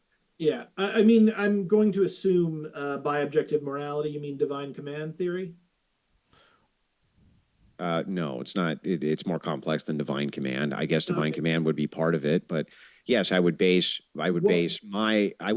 my morality in God. Yes, but mhm. that I guess that's beside the point. I'm just saying, if I you mean, it's wanted a not because that's standard, still subjective. It's just subject to God as opposed to a human. oh, Um, is that right? well, yeah, I mean that's what is it? The classic Aristotle thing, or maybe it was Socrates. Is it good because God wills it, or does God will it because Let's it is? assume it for a second. I I just align myself with the preferences of God. So I what? say what? Let's just To you, assume it's that for good, a but that doesn't second. I just said, necessarily mean that okay, great. I align myself with the it's still preferences of subjective. God. Now that would be objective then. No, because you are still making the subjective we decision to definitely. value what God values. I don't. I Wait a second. Wait a second. Mhm. Let's even assume that. Let's assume for a second, okay, it's subjective. We're both using subjective standards. Do we both Mhm. have a standard? No. I mean, I never said that we didn't have a standard. Right. It's And just so not it's totally objective. valid for me to say that I want to know what your standard is before you use loaded ambiguous language, because that's what equivocation is. I mean, I would say that, but again, I told you what I was meaning with regard to that. I answered your question. No, you really didn't. You did everything but say it's preference So, based. And you could have just okay, said that. I would have been fine with it. uh, I suspect not, but that's all right. We can continue. I would have. Look, if all I'm asking, like, I don't know why people do this all the time. It's very frustrating for me. Mhm. When you're debating worldviews, you're debating inside of a paradigm. I understand that you have a paradigm that you're arguing within, and I'm fine with engaging in those arguments from your paradigm and my own, right? I don't know why people get so upset when you ask them about basic questions about their paradigm so you at least understand where they're coming from. But they really do. They get very upset by that, and they act like you're being bad faith, and they act like you are refusing to engage, and they act like you're trying to change the subject. And it's like, no, You have a worldview and a standard from which you're coming from, and I need to understand what the fuck that is, or we can't even have a conversation about anything or a debate. Yeah. I'll assume that that is actually a good faith question on your part. I think people identify, at least if you start the conversations that you have with them in the way that you started it with me, it is very much the way, even if you're not bad faith, that is the way someone who is bad faith would often start that conversation. So what? Even if it was, so what? Has no Well, bearing at all on what it is that we were discussing, what we're talking about. You're asking why they get frustrated and why they get mad. I'm telling you, that's probably why. I don't think so. I think they get mad because I think what people like to do in debates is they like to have a single mode of operation, which is equivocation. I think they enjoy the use of ambiguous language to make points. And then when the other person asks them to clarify the language, that point's going to get refuted very quickly. And when the point gets refuted, when they clarify the language, they want to avoid the clarification for that purpose. There's a very famous tweet that went viral, right? Most of the time debating with leftists is just them pretending they don't know what words mean. And so the thing is like, look, in fact, I actually agree very much with this because most of my experiences debating with leftists is that they live inside of ambiguity. Like, we can't ever get to the content because they won't ever give you the context. I think that that's actually kind of accurate. I will say I don't think they so much live in ambiguity that they are more comfortable with a greater degree of ambiguity than people who identify with the right. But yeah, I mean, again, if you're wanting to have more productive conversations with people, it would be in your best interest to do your best to not give them the impression that you are trolling them. And I can say from minute one on this debate, like, dude, I actually really like you in the sense that, like, when we connect, and the very fact that, like, the first time I was up here, I was sick, and you didn't just go for the jugular, like, that meant a lot to me. So, you know, I'm a super nice guy. The thing is that my job in a debate is not to be nice, or it's not to be kind. Wait, that was before the debate started. I was happy to be like, but first of all, if I win in a debate, I want to win clean. I want to win on the merits, not because the other guy was sick and on half on his deathbed. He looked like shit. I was happy to let that go. And reschedule. We rescheduled, and you know, you're down the road. We do it. I'm fine with that too. The thing is, though, is it's like, look, when people do this over and over and over again, the equivocation aspects of things, it makes me think you just don't want to actually give the real position. You don't want to actually give the context around the things you really believe because you think it sounds terrible to say out loud. And it's like, look, unfortunately, I have to bite a lot of logical bullets about my positions. And I know that some of them sound really bad to normal people. I get that. I understand. But I'm not going to equivocate, and I'm not going to bullshit. I'm going to tell you exactly what I think, why I think it means this. I gave a very basic argument, and I thought that the argument would have led into other arguments as well. But every time I would ask you about a position, you're just very evasive about giving me the context or helping me out with the definitions of it, even helping me out with a broad category so I can understand it. I wasn't trying to be evasive, but again, like the way things were phrased can trip a person, like red flag, this person is trying to set me up. So I think that probably has a lot to do with it. If you have a good, consistent position in a debate, it's really hard to get set up. Yeah, yes, but that doesn't mean that you don't try to avoid what looks like an obvious trap. I hate to jump in. It's just that we have so many arcade we've been at this for a while. Jesus, it's almost 1 a.m. I think this is the longest debate I've ever had. Continue. Oh, not me. We're just getting started, Brent. This one from Arcade Outpost says, Thomas Kincaid mentioned, rest in peace to the OG painter of light. I don't know who that is. But this one from... Comic book character. Oh, thank you. Even Lord says, Brent, Andrew presented 2 studies that support his argument. Why do you keep fibbing about that? And why would you present a study you didn't finish? He didn't present studies, and I presented... I did. Studies. Well, I did. They weren't studies. These were actually. This was a data gathering from polls based on people's preferences of relationships. Those aren't in-depth studies, but I think that they give you at least some clarity. And by the way, there's more in-depth studies I can provide from dating websites, and those are really in-depth. because you're gathering data from huge sample sizes. Mhm. Yeah, I don't know if you're necessarily, if the dating site follows you afterwards to, look at the long term, but yeah, that would be interesting data to look into. Yeah, I'll say I felt like there was a surfeit of, or what the hell is that term? Um, I felt like there was not enough objective evidence being presented on your side, but I will agree that if I forgot about that, that's my problem. So This I would apologize if I was saying you had it based on nothing, just no Well, studies. you don't need empirical evidence if you offer up a logical, observable, or let's say an observable thing, and then give a logical argument. The other person agrees with that. Then you don't need to move into anything else. You already are starting from a position of agreement.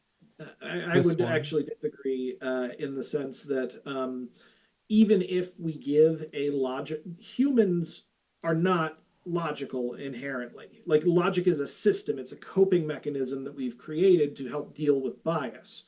And I feel like a logical argument is very important, which is why I made one. And I don't think logic should ever be abandoned, but I think we need to also bring in empiricism to it, because that is a more objective way of making sure that we have not been biased and are actually thinking clearly with all of the data. People think of bias like the person actually knows that they're wrong, but they decide to be wrong anyway. Um, Bias is more, in my experience, it's more like you Mm, literally think you're right, you think you're We being must move. objective, but you're actually not. We must move to the next Um, one. Shaw XD says, if we're using studies to support our arguments, but not paying access to the studies, times must be tough. You literally lose all credibility, Brenton. All right. No. Again, I would not lose any credibility. You could argue that I should have bought the study. And if I were drawing conclusions of, I was saying the study said things that were not already clear, then yeah, that would be messed up. That would be bad faith. I This did, one. at no point did I do that. This one from Drew says, just read the abstract on benefits of patriarchy on Academia EDU. It says I am right. Prove me wrong. Uh, okay, but I'm having this debate with Andrew, so maybe some other time. No, that study probably doesn't actually exist. His Mhm. point is the same, though. His point holds muster either way. Giving me the abstraction, honest, I consider now. Look, if you want to add, you want me to be brutally honest with you. I actually do consider that a bad faith move to not have read the source material of the thing you're presenting as the linchpin of your evidence for your support for your arguments. I do consider that bad faith. And the thing is, like, I wouldn't do that to you. Yeah, well, I would disagree there, in the sense, but it could be bad faith if I was making claims that were not in the study, but I wasn't doing that. You don't know if what was in the study. You didn't read it. Again, I read This one the from. one I did read, and then the other one, with regard to the abstract, I only used information that was clear from the abstract and from the actual statements in the This one news article. Came from from the X from. says Andrew demands proof. Then Brent says, quote, paywall, pay up. Now Brent cries for Andrew to show his own research's inconclusiveness, which also is Yeah, paywalled. Hypocrisy right. level expert. That was the whole. Dude, I mean, like, I really tried to demonstrate that. I thought it was hilarious objectively. I'm glad the audience picked up on it. This one from yeah. Ben. We got one for Andrew. But Ben Thor. that doesn't actually help us get to anything. It's just like a Well, little the thing thing. is, though, is like it should demonstrate, though, the level of, like, look at it from my perspective. You know what I mean? That's what it should demonstrate. Like, look at it from my perspective. Like, I carved out a ton of time. You have a huge audience watching you to come and do the debate. Of course, I expect you to come with your data points in order, that you've read these studies, that you're going to cite. Otherwise, we're going to get bogged down on shit like this because Yeah. it doesn't actually demonstrate your points from my perspective. Yeah, what I would say again is we don't need to relitigate the entire thing. One of the things that I appreciate is I think you're the only other person who's ever actually bothered to write out an opening statement. I'm normally the only one doing that. As far as me not paying for a study, I mean, at this point, if I'm doing that up on frickin' stage at a major event, I'm going to be putting more time into than what I'm going to be putting in for what is essentially a hobby. Yeah, but you see what I mean? But when it's like a chatter pointed this out, like send me my evidence. You know, I mean, that's the whole point, right? It's like send me my well, yeah, but evidence. you made the claim that it said inconclusive when it didn't say inconclusive. Like, Oh, wait a second. You don't know that it didn't say yes, I inconclusive. do, because This you would one- have sent it to How? me otherwise. Well, wait. That doesn't mean it didn't say inconclusive, It though. it does. It was That's the within whole point. The your whole point is you saying send me my evidence is the same as me saying no, send me mine. Right? Occam's razor. If we don't, yeah, there could be possibly some reasons why you would have bought that study and not given it to me, but the obvious answer is that you didn't actually do that. This I did. Well, wait, I just came clean and told you that or way earlier in the debate. The whole point was to demonstrate for you. You can't be like, send me my evidence. And I can't be like, no, send me mine. I mean, You know what I mean? there's one person sent evidence, and it was me to you. No, I sent evidence to you too. It's posted right there. James posted it. Okay, I don't see it, but yeah, it I was guess in the live chat. Yeah. Sorry, continue. So I don't know what you mean there. I'm not watching the live chat. You could just send it to me. You're right. In the... Well, although I think Andrew's like study though was basically just that. No, there was an actual study I put up besides just Yeah. polls. Oh, yeah. I remember. I'm like, Brent, do you really? I'm not trying to take sides, but you question whether or not religiosity is correlated with less suicide. Like, in other No, words, I question whether it was causal. Yeah, but what I showed, what I was doing was I was showing a much stronger link between religion and the lack of religion, lack of purpose being more responsible for this idea of suicidality rather than the idea of patriarchy. I thought that I had a much stronger causal link than Brenton did with his sample size based on the study that I sent in, which categorically much larger and had much better support for it from other studies. That was the whole point. Okay, well, what I would say to that is that the debate tonight is not about religiosity. It is specifically about patriarchy. It's possible for increased religiosity to do what you said that it does, but that doesn't mean that patriarchy doesn't also do damage. Yeah, but that needs to be demonstrated. If I have a better link, if I have a better correlate, if I have a better correlate that explains the causality than your correlate does, why wouldn't you go with mine? I mean, again, because that is a completely different debate. this one. No, it's not. It's not. No, it's not. not mutually exclusive positions. The second you make the claim, no, patriarchy is causing this, and I say, well, I got a better link of something that's causing it's not patriarchy, then the onus on you to demonstrate it's patriarchy. Yeah. So I can say, well, again, I'm not the one saying that patriarchy is causing this. I'm saying the studies are saying that patriarchy is causing this. Well, that's the linchpin of your argument. Then you are saying that, indeed. No, and when I asked you specifically, are you making the claim? Are you making the claim you can apply this over the population? Answer from Brent and Lengel: yes. Yes. That is nothing the studies claim. That's what you claimed. You absolutely can apply it. It's just it's not ideal. Sorry, continue. This one from Ben Thorpe, aka Abel, says, Andrew, you refused my serious, in all caps, debate challenge because, quote, I talk shit to you, unquote. Can you answer for the audience whether you featured me and my daughter on streams that you titled Trash Talks, quote unquote? Ben, I haven't talked about you peasants in years and years, dude, like multiple years. You guys have been dogging my heels for years, and all you do is talk shit. All you do. And this is what you've done with people for years in these spaces, and that's why you can't get anywhere. And you blame me for that. Like, that's somehow my fault. It's like, I've always told you not to fucking do that shit. And you're like, still, for some reason, I'm still a fucking bad guy no matter what. Never seen a guy like set their feet on fire to warm up their hands more than Ben Thorpe. This one from Kevin Blackwell. Says, Brent, studies show children who eat ice cream are also injured more at pools. Does that mean ice cream causes injuries at pools?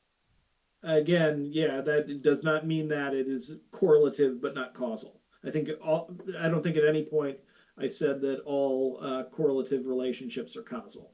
Brief Path says, Would you apply that over the entire population? I mean, what? That it's likely that children who eat a lot of ice cream get damaged, like have injuries at pools. Yeah, I would apply that over the entire population. That's a normal thing that I used to be a lifeguard. This is just like a normal thing that happens at pools. So then you're not banking on the study. You're banking on some other experience other than the study. That's the whole point. No, I would say that the study is representative of more than just the particular children and pools that they have. And then to further augment my case, I am also giving personal information that I know personally, so it's not that I'm relying on my own anecdote. It's just that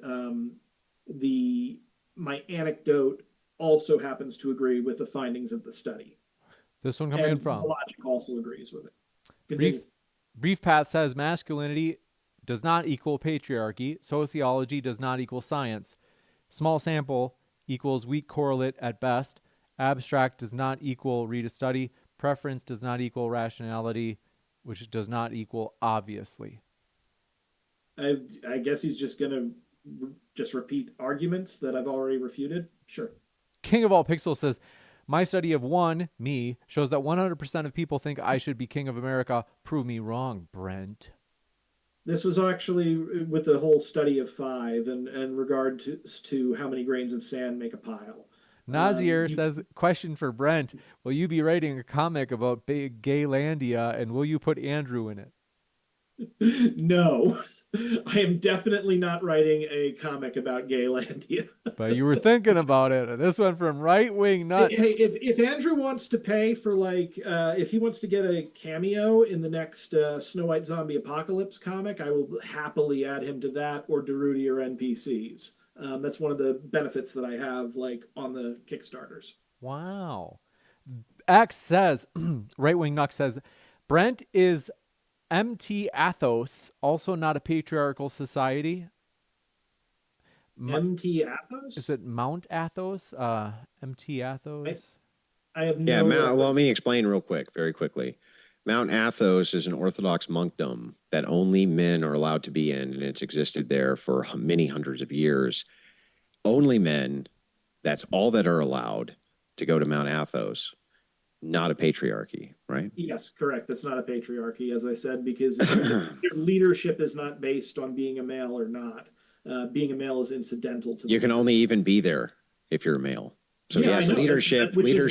So the requirement for leadership is being male. No, the requirement for even being there is male. Therefore, it is a requirement that you're male to be in a position of leadership. Yes. I would say that that requirement is caused by patriarchy, or at least is in.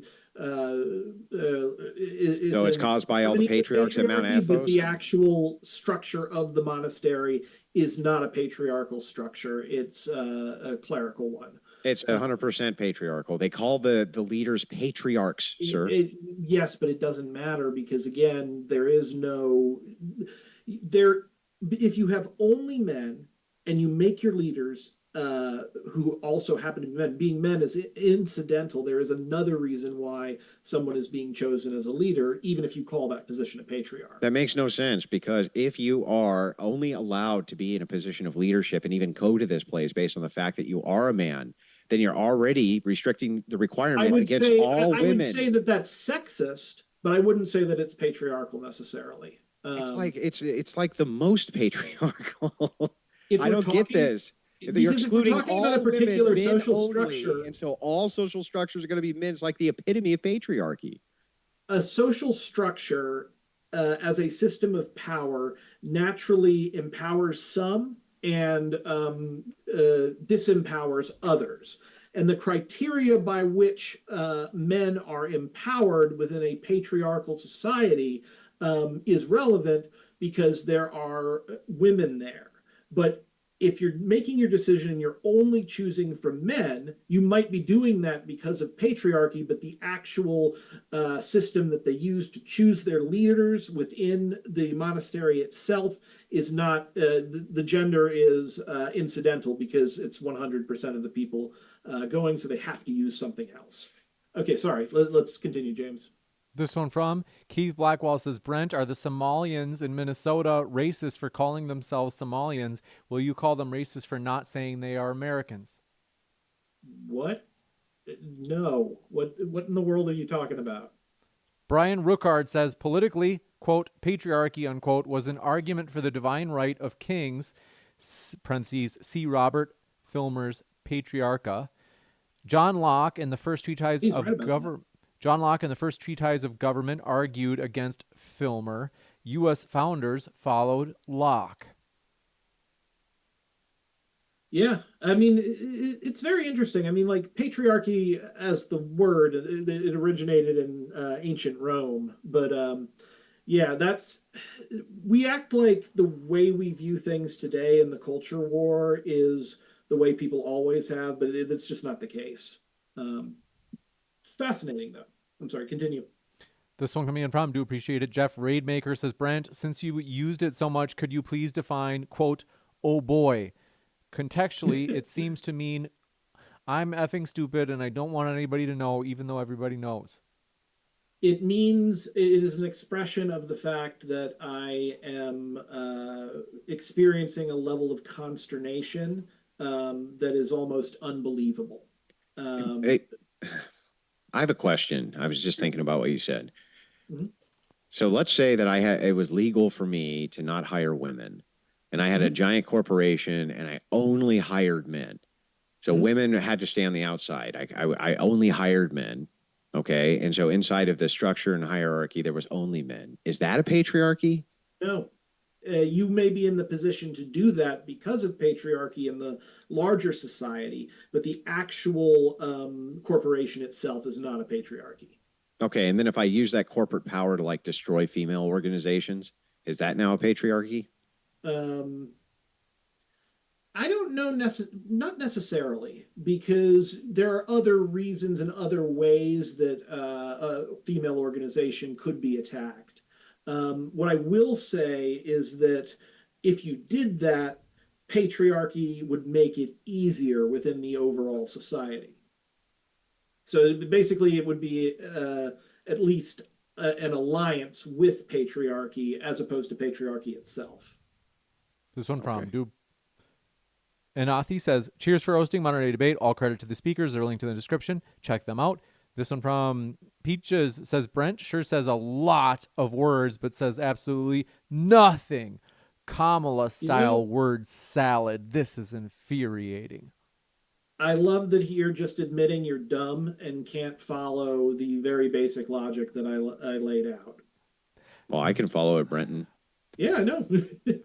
This one, next one says, Andrew, why did you say, quote, ultimately, I would prefer women voting, unquote, on Piers Morgan if you are a patriarchist who believes we should repeal the 19th? Well, first of all, you got a couple of things messed up. So it is true that I want the 19th Amendment to be repealed, but that's not specifically to be exclusionary towards women voting. It's because I only want stakeholders to be able to vote, and I just think that ultimately that's mostly going to be men. So that moves. There's an easy way for you to take off of the table the idea of the mutable characteristic can't vote. Why? And it's like, well, fine. Yeah, sure. Let women vote. I don't fucking care. As long as we repeal the 19th and we make it some sort of service-based stakeholder, most of them won't vote anyway. So who gives a shit? I It's would say completely it's maybe completely irrelevant. It keeps the entire position consistent, and you don't have to defend against nonsense. the only thing I'd say to that is, and this could be a whole other debate, living within a state where you have to deal with political domination via force makes you a stakeholder inherently. No, it Um, doesn't. I mean, it may not, like, what do you mean by stakeholder? I mean, like something akin to this. You pay more into the system than you get out of the system, let's say, or you own some kind of property, or you give yourself up for civic service for X amount of years, and Okay, so completely basically, unpaid, or something like this. That would be actual stakeholdership, or at the very least, you have to take a basic civics test in order to vote. There's some barrier, in other words, some barrier which is actually painful that you need to clear as a hurdle before you participate in political dialogue, activism, or voting. I mean, what I would say to that is you don't have a choice if you're born into a country that is under the control of a state. So obviously, even if you don't have, I guess, financial or procedural stakeholding, you still hold a stake because you would like to live and not die, and the state itself imposes that on you. So fucking what? The truth is that I don't have any problem with there being states. I think It states are would- great.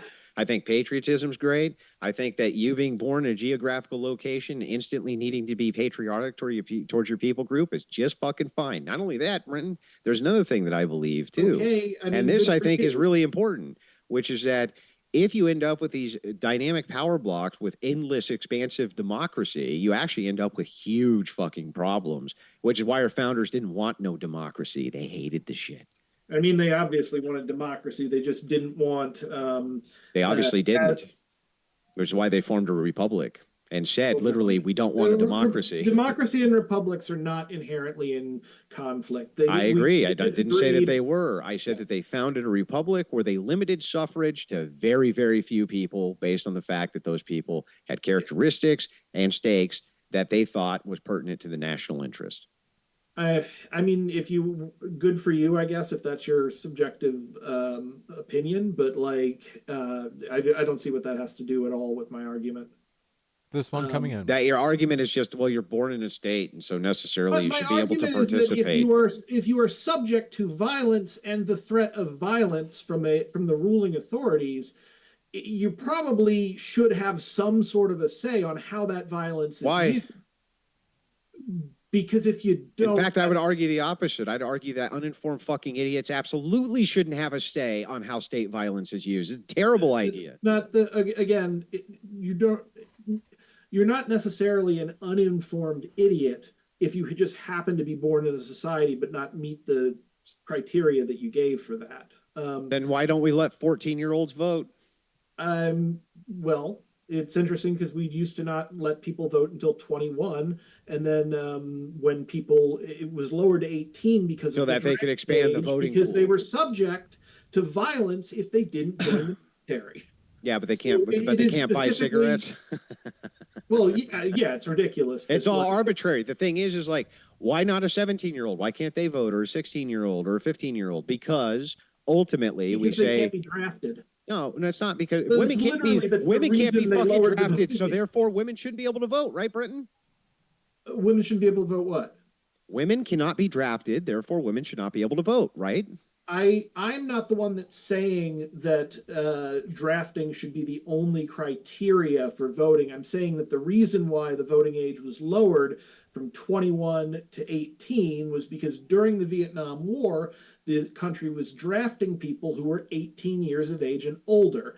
Obviously, if the state is going to show up at your house and say, hey, you got to I'm going to put a gun in your hand, you got to go over there and kill these people half a world away. And if you don't, we'll throw you in jail. You probably should give that person an ability to, at the very least, vote. And that seems to be what the country decided. In World War II, they drafted them at 18, Brenton. Well, 18 to 64. And they still weren't able to vote until I would say that drafting at 18, people didn't really bring it up because World War II was a much more popular war. It was a very unpopular war, actually. But the thing is like that aside. I mean, it was like total war for the country. What was the size of the armed forces? Yeah, because of Pearl Harbor. I agree with that. And then as the war drug on, it became more and more unpopular, especially when they lowered the draft age to 18. That became very unpopular. But the thing is, Brenton, is again, I'm just going to point this out real quick. Following that logic, right, then women shouldn't have been able to vote either because they can't be drafted. Women can be able to vote for other reasons because it obviously matters. Yeah, great. They can vote to send men to war. That's awesome. Well, that's a good point, honestly. Like, yes, it is a good point. which is why I wouldn't take votes away from men. Like, if you're going to involuntarily be part of a specific political juggernaut, for lack of a better word, If you are going to be subject to the laws of that juggernaut, you have to at least have a say in how these laws happen. And the fact is, it's funny that you mention that, because like if you look at a lot of Latin American dictatorships, one of the biggest problems with them is that the state was not strong enough to compel taxes from everyone. As a result, they became dominated by an incredibly violent state that made no bones about who it served, and it served the people wealthy enough. Bullshit. What happened in Latin American countries for the most part is that a bunch of fucking commies went in there and began to spread socialism via part of a USSR program, which has lasted for somewhere north of 70 I'm talking years. about well before that. I'm talking about like freaking 1700s and 1800s. They've had that problem for quite a long time, and that's what created a lot of the culture. Now, I will agree Policia that psyops corrupto on them by the Soviet Union, but the United States did the same thing. I'm just saying specifically with the point of voting is if you're going to be subject to law, to the laws of the land, you must have a say in those laws. Let's go to the next one. Oh, well, that's great. I could just make a blanket assertion. Well, I don't think you should. I assumed you did. Well, I don't think you should. I don't think that just existing, like for instance, if you had like a 70 IQ, should you be able to vote?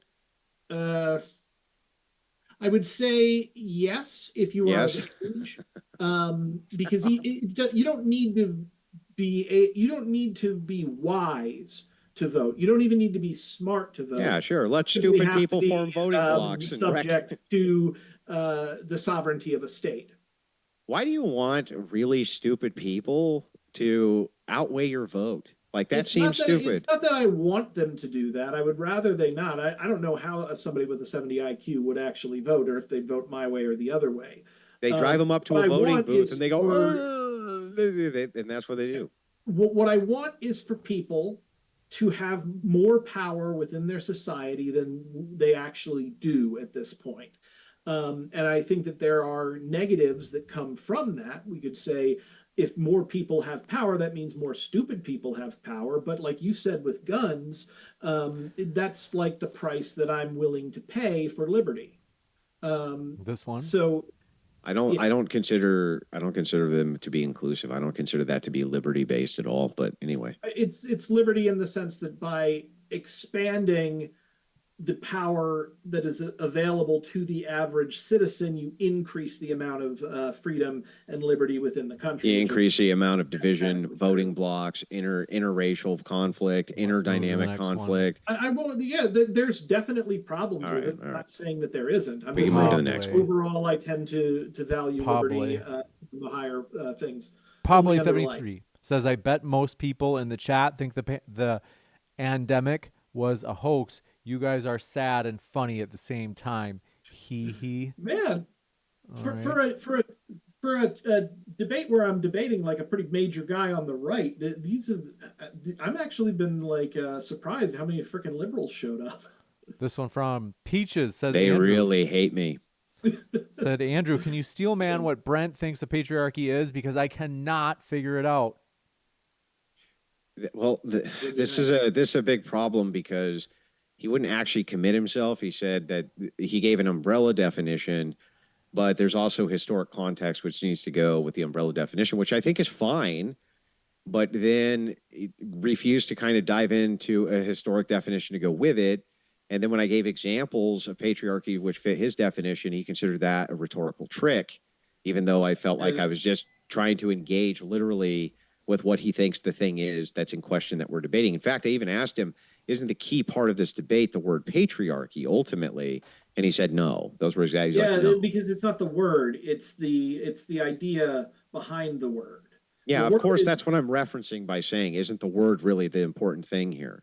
No, because the words themselves have no they're abstract, they have no content. Yeah, they're pointing to ideas, dude. Yes, I know, but that's what we're arguing about is patriarchy. If you focus on the word and not the idea, the words pointing, the word is the thing pointing to the idea I'm asking you to explain, dude. Yeah. Well, and like I did, I mean, if you wanted me to be more specific about how to explain it, I'll give it. Okay, just because this is an easier way to say it, and hopefully you can understand this. Um, if I'm talking about anarchism, like political anarchism, I can go historically, and I can go to Pierre Joseph Proudhon, who is the first person to be a political anarchist, and I can look from him to the sort of, I guess, tree of social movements that were inspired by that and also consider themselves anarchists. So I can look at Pierre Joseph Proudhon. I can look from Proudhon to Peter Kropotkin. I can look from Peter Kropotkin to the Spanish anarchists, to Emma Goldman. So you have two things. You have the wealth of anarchist philosophy and theory, on one hand, the intellectual part of it, but then you also have the physical movements throughout history that are within that category. So what I was trying to get across, and maybe I didn't do a good enough job at it, was that the ideological elements of patriarchy had to deal with various stereotypes and ways of identifying people who would be good to give power to, but then also you have to look at the patriarchal, basically the patriarchal system as it has existed as long as we have records, which was why I had the issue with. We must go to the next one. Other thing. But yeah, sorry. This one from John Rock says, "No way Brenton said the word again, quote unquote, the most totaling 893 times in this debate that he said the word again. Brent, can you say again for chat, or just say again? Andrew won again and again." I kept having to repeat myself. I mean, I'm going to say again if I'm being truthful when I say that. Brenton defends his ubiquitous use of again. Thorpe Tube says, "Andrew, there's a clip of you saying I don't think women should vote ever. In a debate with Jasmine Jafar, you said, quote, let women vote, I don't care." Or you just said that. Opinions evolve, especially when you have better arguments. You got it. Let me check. I think that is, we had maybe one last one squeak by. There's no real reason for me to contend with the argument of women voting at all when it'll ultimately equal the same exact thing that I want anyway. You got it. This one, I think Jonathan Gomez is the last one. Let's see. Squeaked this one in and says, "How can Brent see Andrew's point if Brent always has his eyes closed? Maybe if he opened his mind a little, he could understand him better."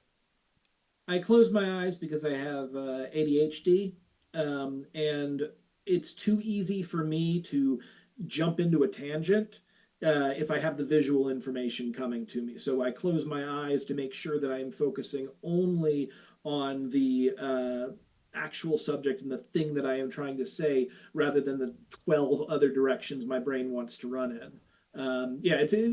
It's not ideal, but also somebody who closes their eyes when they think is kind of a normal thing to do. So I did a lot more of it this time just because this was a longer debate. And honestly, Andrew's a very formidable opponent, or I guess interlocutor. So I had to do a lot more thinking than I normally do. Wow. Peaches says, "Brent, you said a bunch of famous names, parentheses, good for you. What the F is your definition of patriarchy? What the F is it? Just say it in plain, all caps, words for us dumb people." The problem is that it's very hard to describe something that is incredibly intricate, that exists in multiple ways across centuries of history, in a couple of words. Like, I don't know, I would love to be able to describe it in very, very hyper simple terms, because I'm constantly annoyed by the dumb people who don't get what I'm talking about. But the fact is that you can't talk about it like that. I know, I understand the impulse too, but if I'm being truthful, I'm not going to just come at you with some slogans. I'm going to actually try to explain this, and if you can't get it, sorry. The concept, in other words, chatter, to summarize, the concept is too complex for your feeble mind to comprehend. Yeah, pretty much. Wow. That's all right. Wow, juicy. Well, want to say, folks, we're going to let our guests go as they've been here a long 3 hours, which we appreciate them for being here. They're the reason that Modern Day Debate exists. Check out their links. What are you waiting for? even if you disagree with them. There's value from getting to hear their arguments straight from them rather than somebody from your own in-group that'll give you some sort of summary of it. And speaking of that, James, Darude number 3 is about to go to the printers, and people can still pre-order it. So I'll send you the link for that. You got it. And Brent is linked in the description box, including his juicy comics, which I've got to say, people have said before, they've said, I don't agree with Brent on anything, but, they actually have told me, they're like, I enjoy the comic. So we do appreciate both of our guests. And like I said, folks, DebateCon 7, Houston, Texas, Saturday, January 31st. We'll see you there. Tickets are linked in the description box. It's going to be primarily inter-religion debate, so Christianity versus Islam mostly, although there is an Islam versus atheism as well. You don't want to miss it. DebateCon 7 in Houston. With that debate's going to blow up. It's going to blow up. It's going to blow these debates are just they're going to blow you away. We're going to have so much security, you won't even believe it. It's going to be big, beautiful security all over the place. But yes, it's going to be fun. So folks, check out our guest links. And James, feel free to invite me to another one of those. I know the last time I had some issues with, I won't go into that, but yeah, I am still interested, by the way. That would be amazing. And in fact, we're actually hoping to do one in Chicago in May, which is going to be big. But thank you guys. I've got friends in Chicago. As long as I'm not scheduled at a con at that time, just when it gets a little closer, if you're figuring out your roster, feel free to reach out. Deal. But thank you to our guests, guys. I appreciated the debate. Have a wonderful night. You guys have a wonderful night too. It was actually a lot of fun.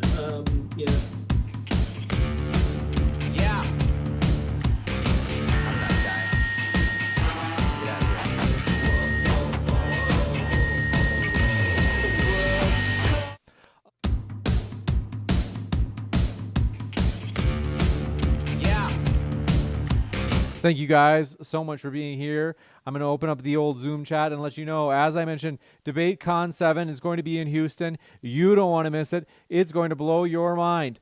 But not only that, you might be thinking, hey, if I can't make it to Houston, how do I watch it? As a thank you to our Final Word channel members. So we do have these channel memberships.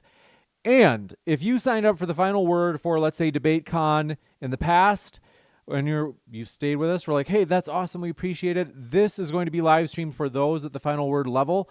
If you are not a Final Word member, or especially, hey, if you're already a member at the debater level, for example, you just have to pay the difference for the upgrade. So, it's $14.99 usually. If you've already got a $5 membership, well, then it would just be whatever that would be, like $9.99. And then you could watch all of DebateCon 7 from home. It's going to be amazing. And yes, we are going to have plenty of security there because we have to nowadays. I remember our first debate cons, and it was it was a simpler world back then. But I want to show you these because you guys might be wondering, what is it, James, that is going on here for these channel memberships? You maybe didn't know about them because we didn't plug them for a long time. But now you will know about them because we're talking about them right now. As you can see at the left side of the screen, join this channel. Is the spectator level is $2.99 a month, and we're going to go through those perks. Then there's the debater level at $5 a month. That's like the middle level, and it has 350 debates that are for that tier only, or if you get the tier above it too, including Andrew Wilson versus Alex Stein. Long ago, that debate happened.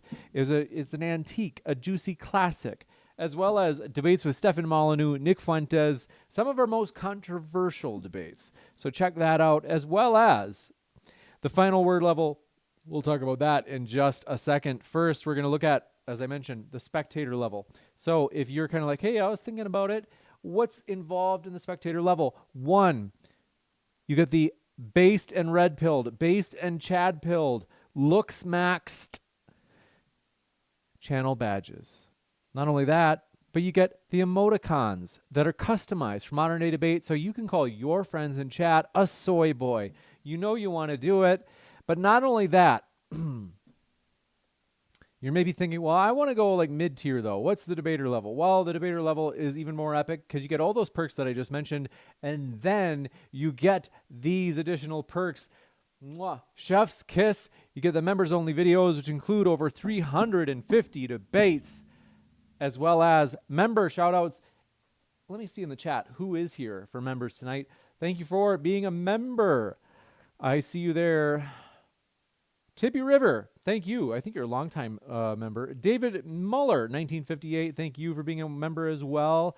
And I'm going to keep peeking through the chat, but as I do scroll, the other perks, early access to new videos, because, for example, our outnumbered videos are always set to members only for the first week or day, depending on how long we have it set. Then members only live stream. But I got to tell you, that's a monthly live stream that I have to catch up on. We have a lot going on. DebateCon 7 is going to be huge. You may want to watch it, in which I said, as I mentioned, if you sign up at the final word level, which is on the far left side of the screen, your name would be on screen in that little ticker that shows at the very bottom of the screen, as well as share your thoughts at the monthly Modern Day Debate Zoom meeting and watch DebateCon 7. It says 6 there on screen, but ignore that. I just forgot to update it. Watch all of the DebateCon 7 debates live from the comfort of your very own home, sipping on Soylent in your Hello Kitty pajamas. But yes, I want to say Exotic Spida, thanks so much for being here. Anton Shagur, thank you so much for being here as well. You sick freaks. A person's name is pretty important. Macaroni and Cheese, Anthony Dairy Whistle. But I want to say thank you so much for being here. Nicholas Hobbs, 3432. Pika Power, 4071. Happy to have you with us as well. Exactly, 484. Thanks for being here. As well as Aldi 5. Thank you so much. And does not give an F. Thank you for being here. Adion 55. But if you haven't yet, hit that subscribe button if you haven't, because we have a lot of debates coming up, and all of the DebateCon debates, even if you can't watch them live, if you're like, James, I don't know if I can do it this time. Don't worry. All of the debates from that conference will be live. Well, what I mean by live is they'll be free for the public after the live stream. So they will be kind of like not live in real time, but available to the public afterward. So exactly. Thanks for your kind words. It says Modern Day Debate, best debate platform. Thank you so much. That means more than you know. Nicholas Hobbs, 3432, says, have a good one, MDD. Thank you so much for that. And Anton Sugar says, if you're going to be sarcastic, geez, you could take a walk. That's a funny quote. I love it. And Adion 55, thanks for being here, as well as Joseph Mullins. Fred Herbert, I see you there in the old live chat, as well as Rick the Mullet Man. Thank you for being here, as well as MXXXD. Thank you for being a channel mod. And Turbo Magar, Shiv Nakanavak. And thank you so much for being here. Frank Garrett, I see you there in the old live chat. Jason 5833. But yeah, thank you guys for your support. And real Adrian Gabriel that says, here's to a great 2026. James, blessings, bro. Thank you so much for that. That means more than you know. And I am excited about the future, though.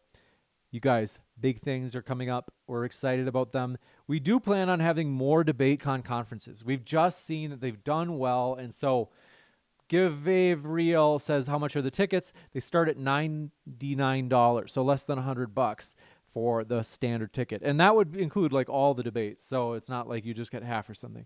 But want to say, we are very excited as we are going to do more in-person debates. We will still do remote debates, like this is a great debate, and we still plan on doing more of those as well.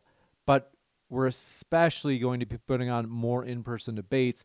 Those events, it's a fun time to meet your favorite debaters. It's fun to see them debate in person.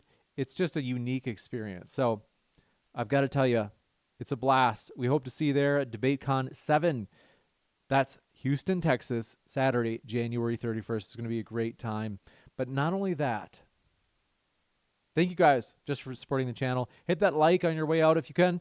It is, seriously, I actually do appreciate that. It means more than you know. We're at 407. We can easily get to 410. We just need 3 more likes.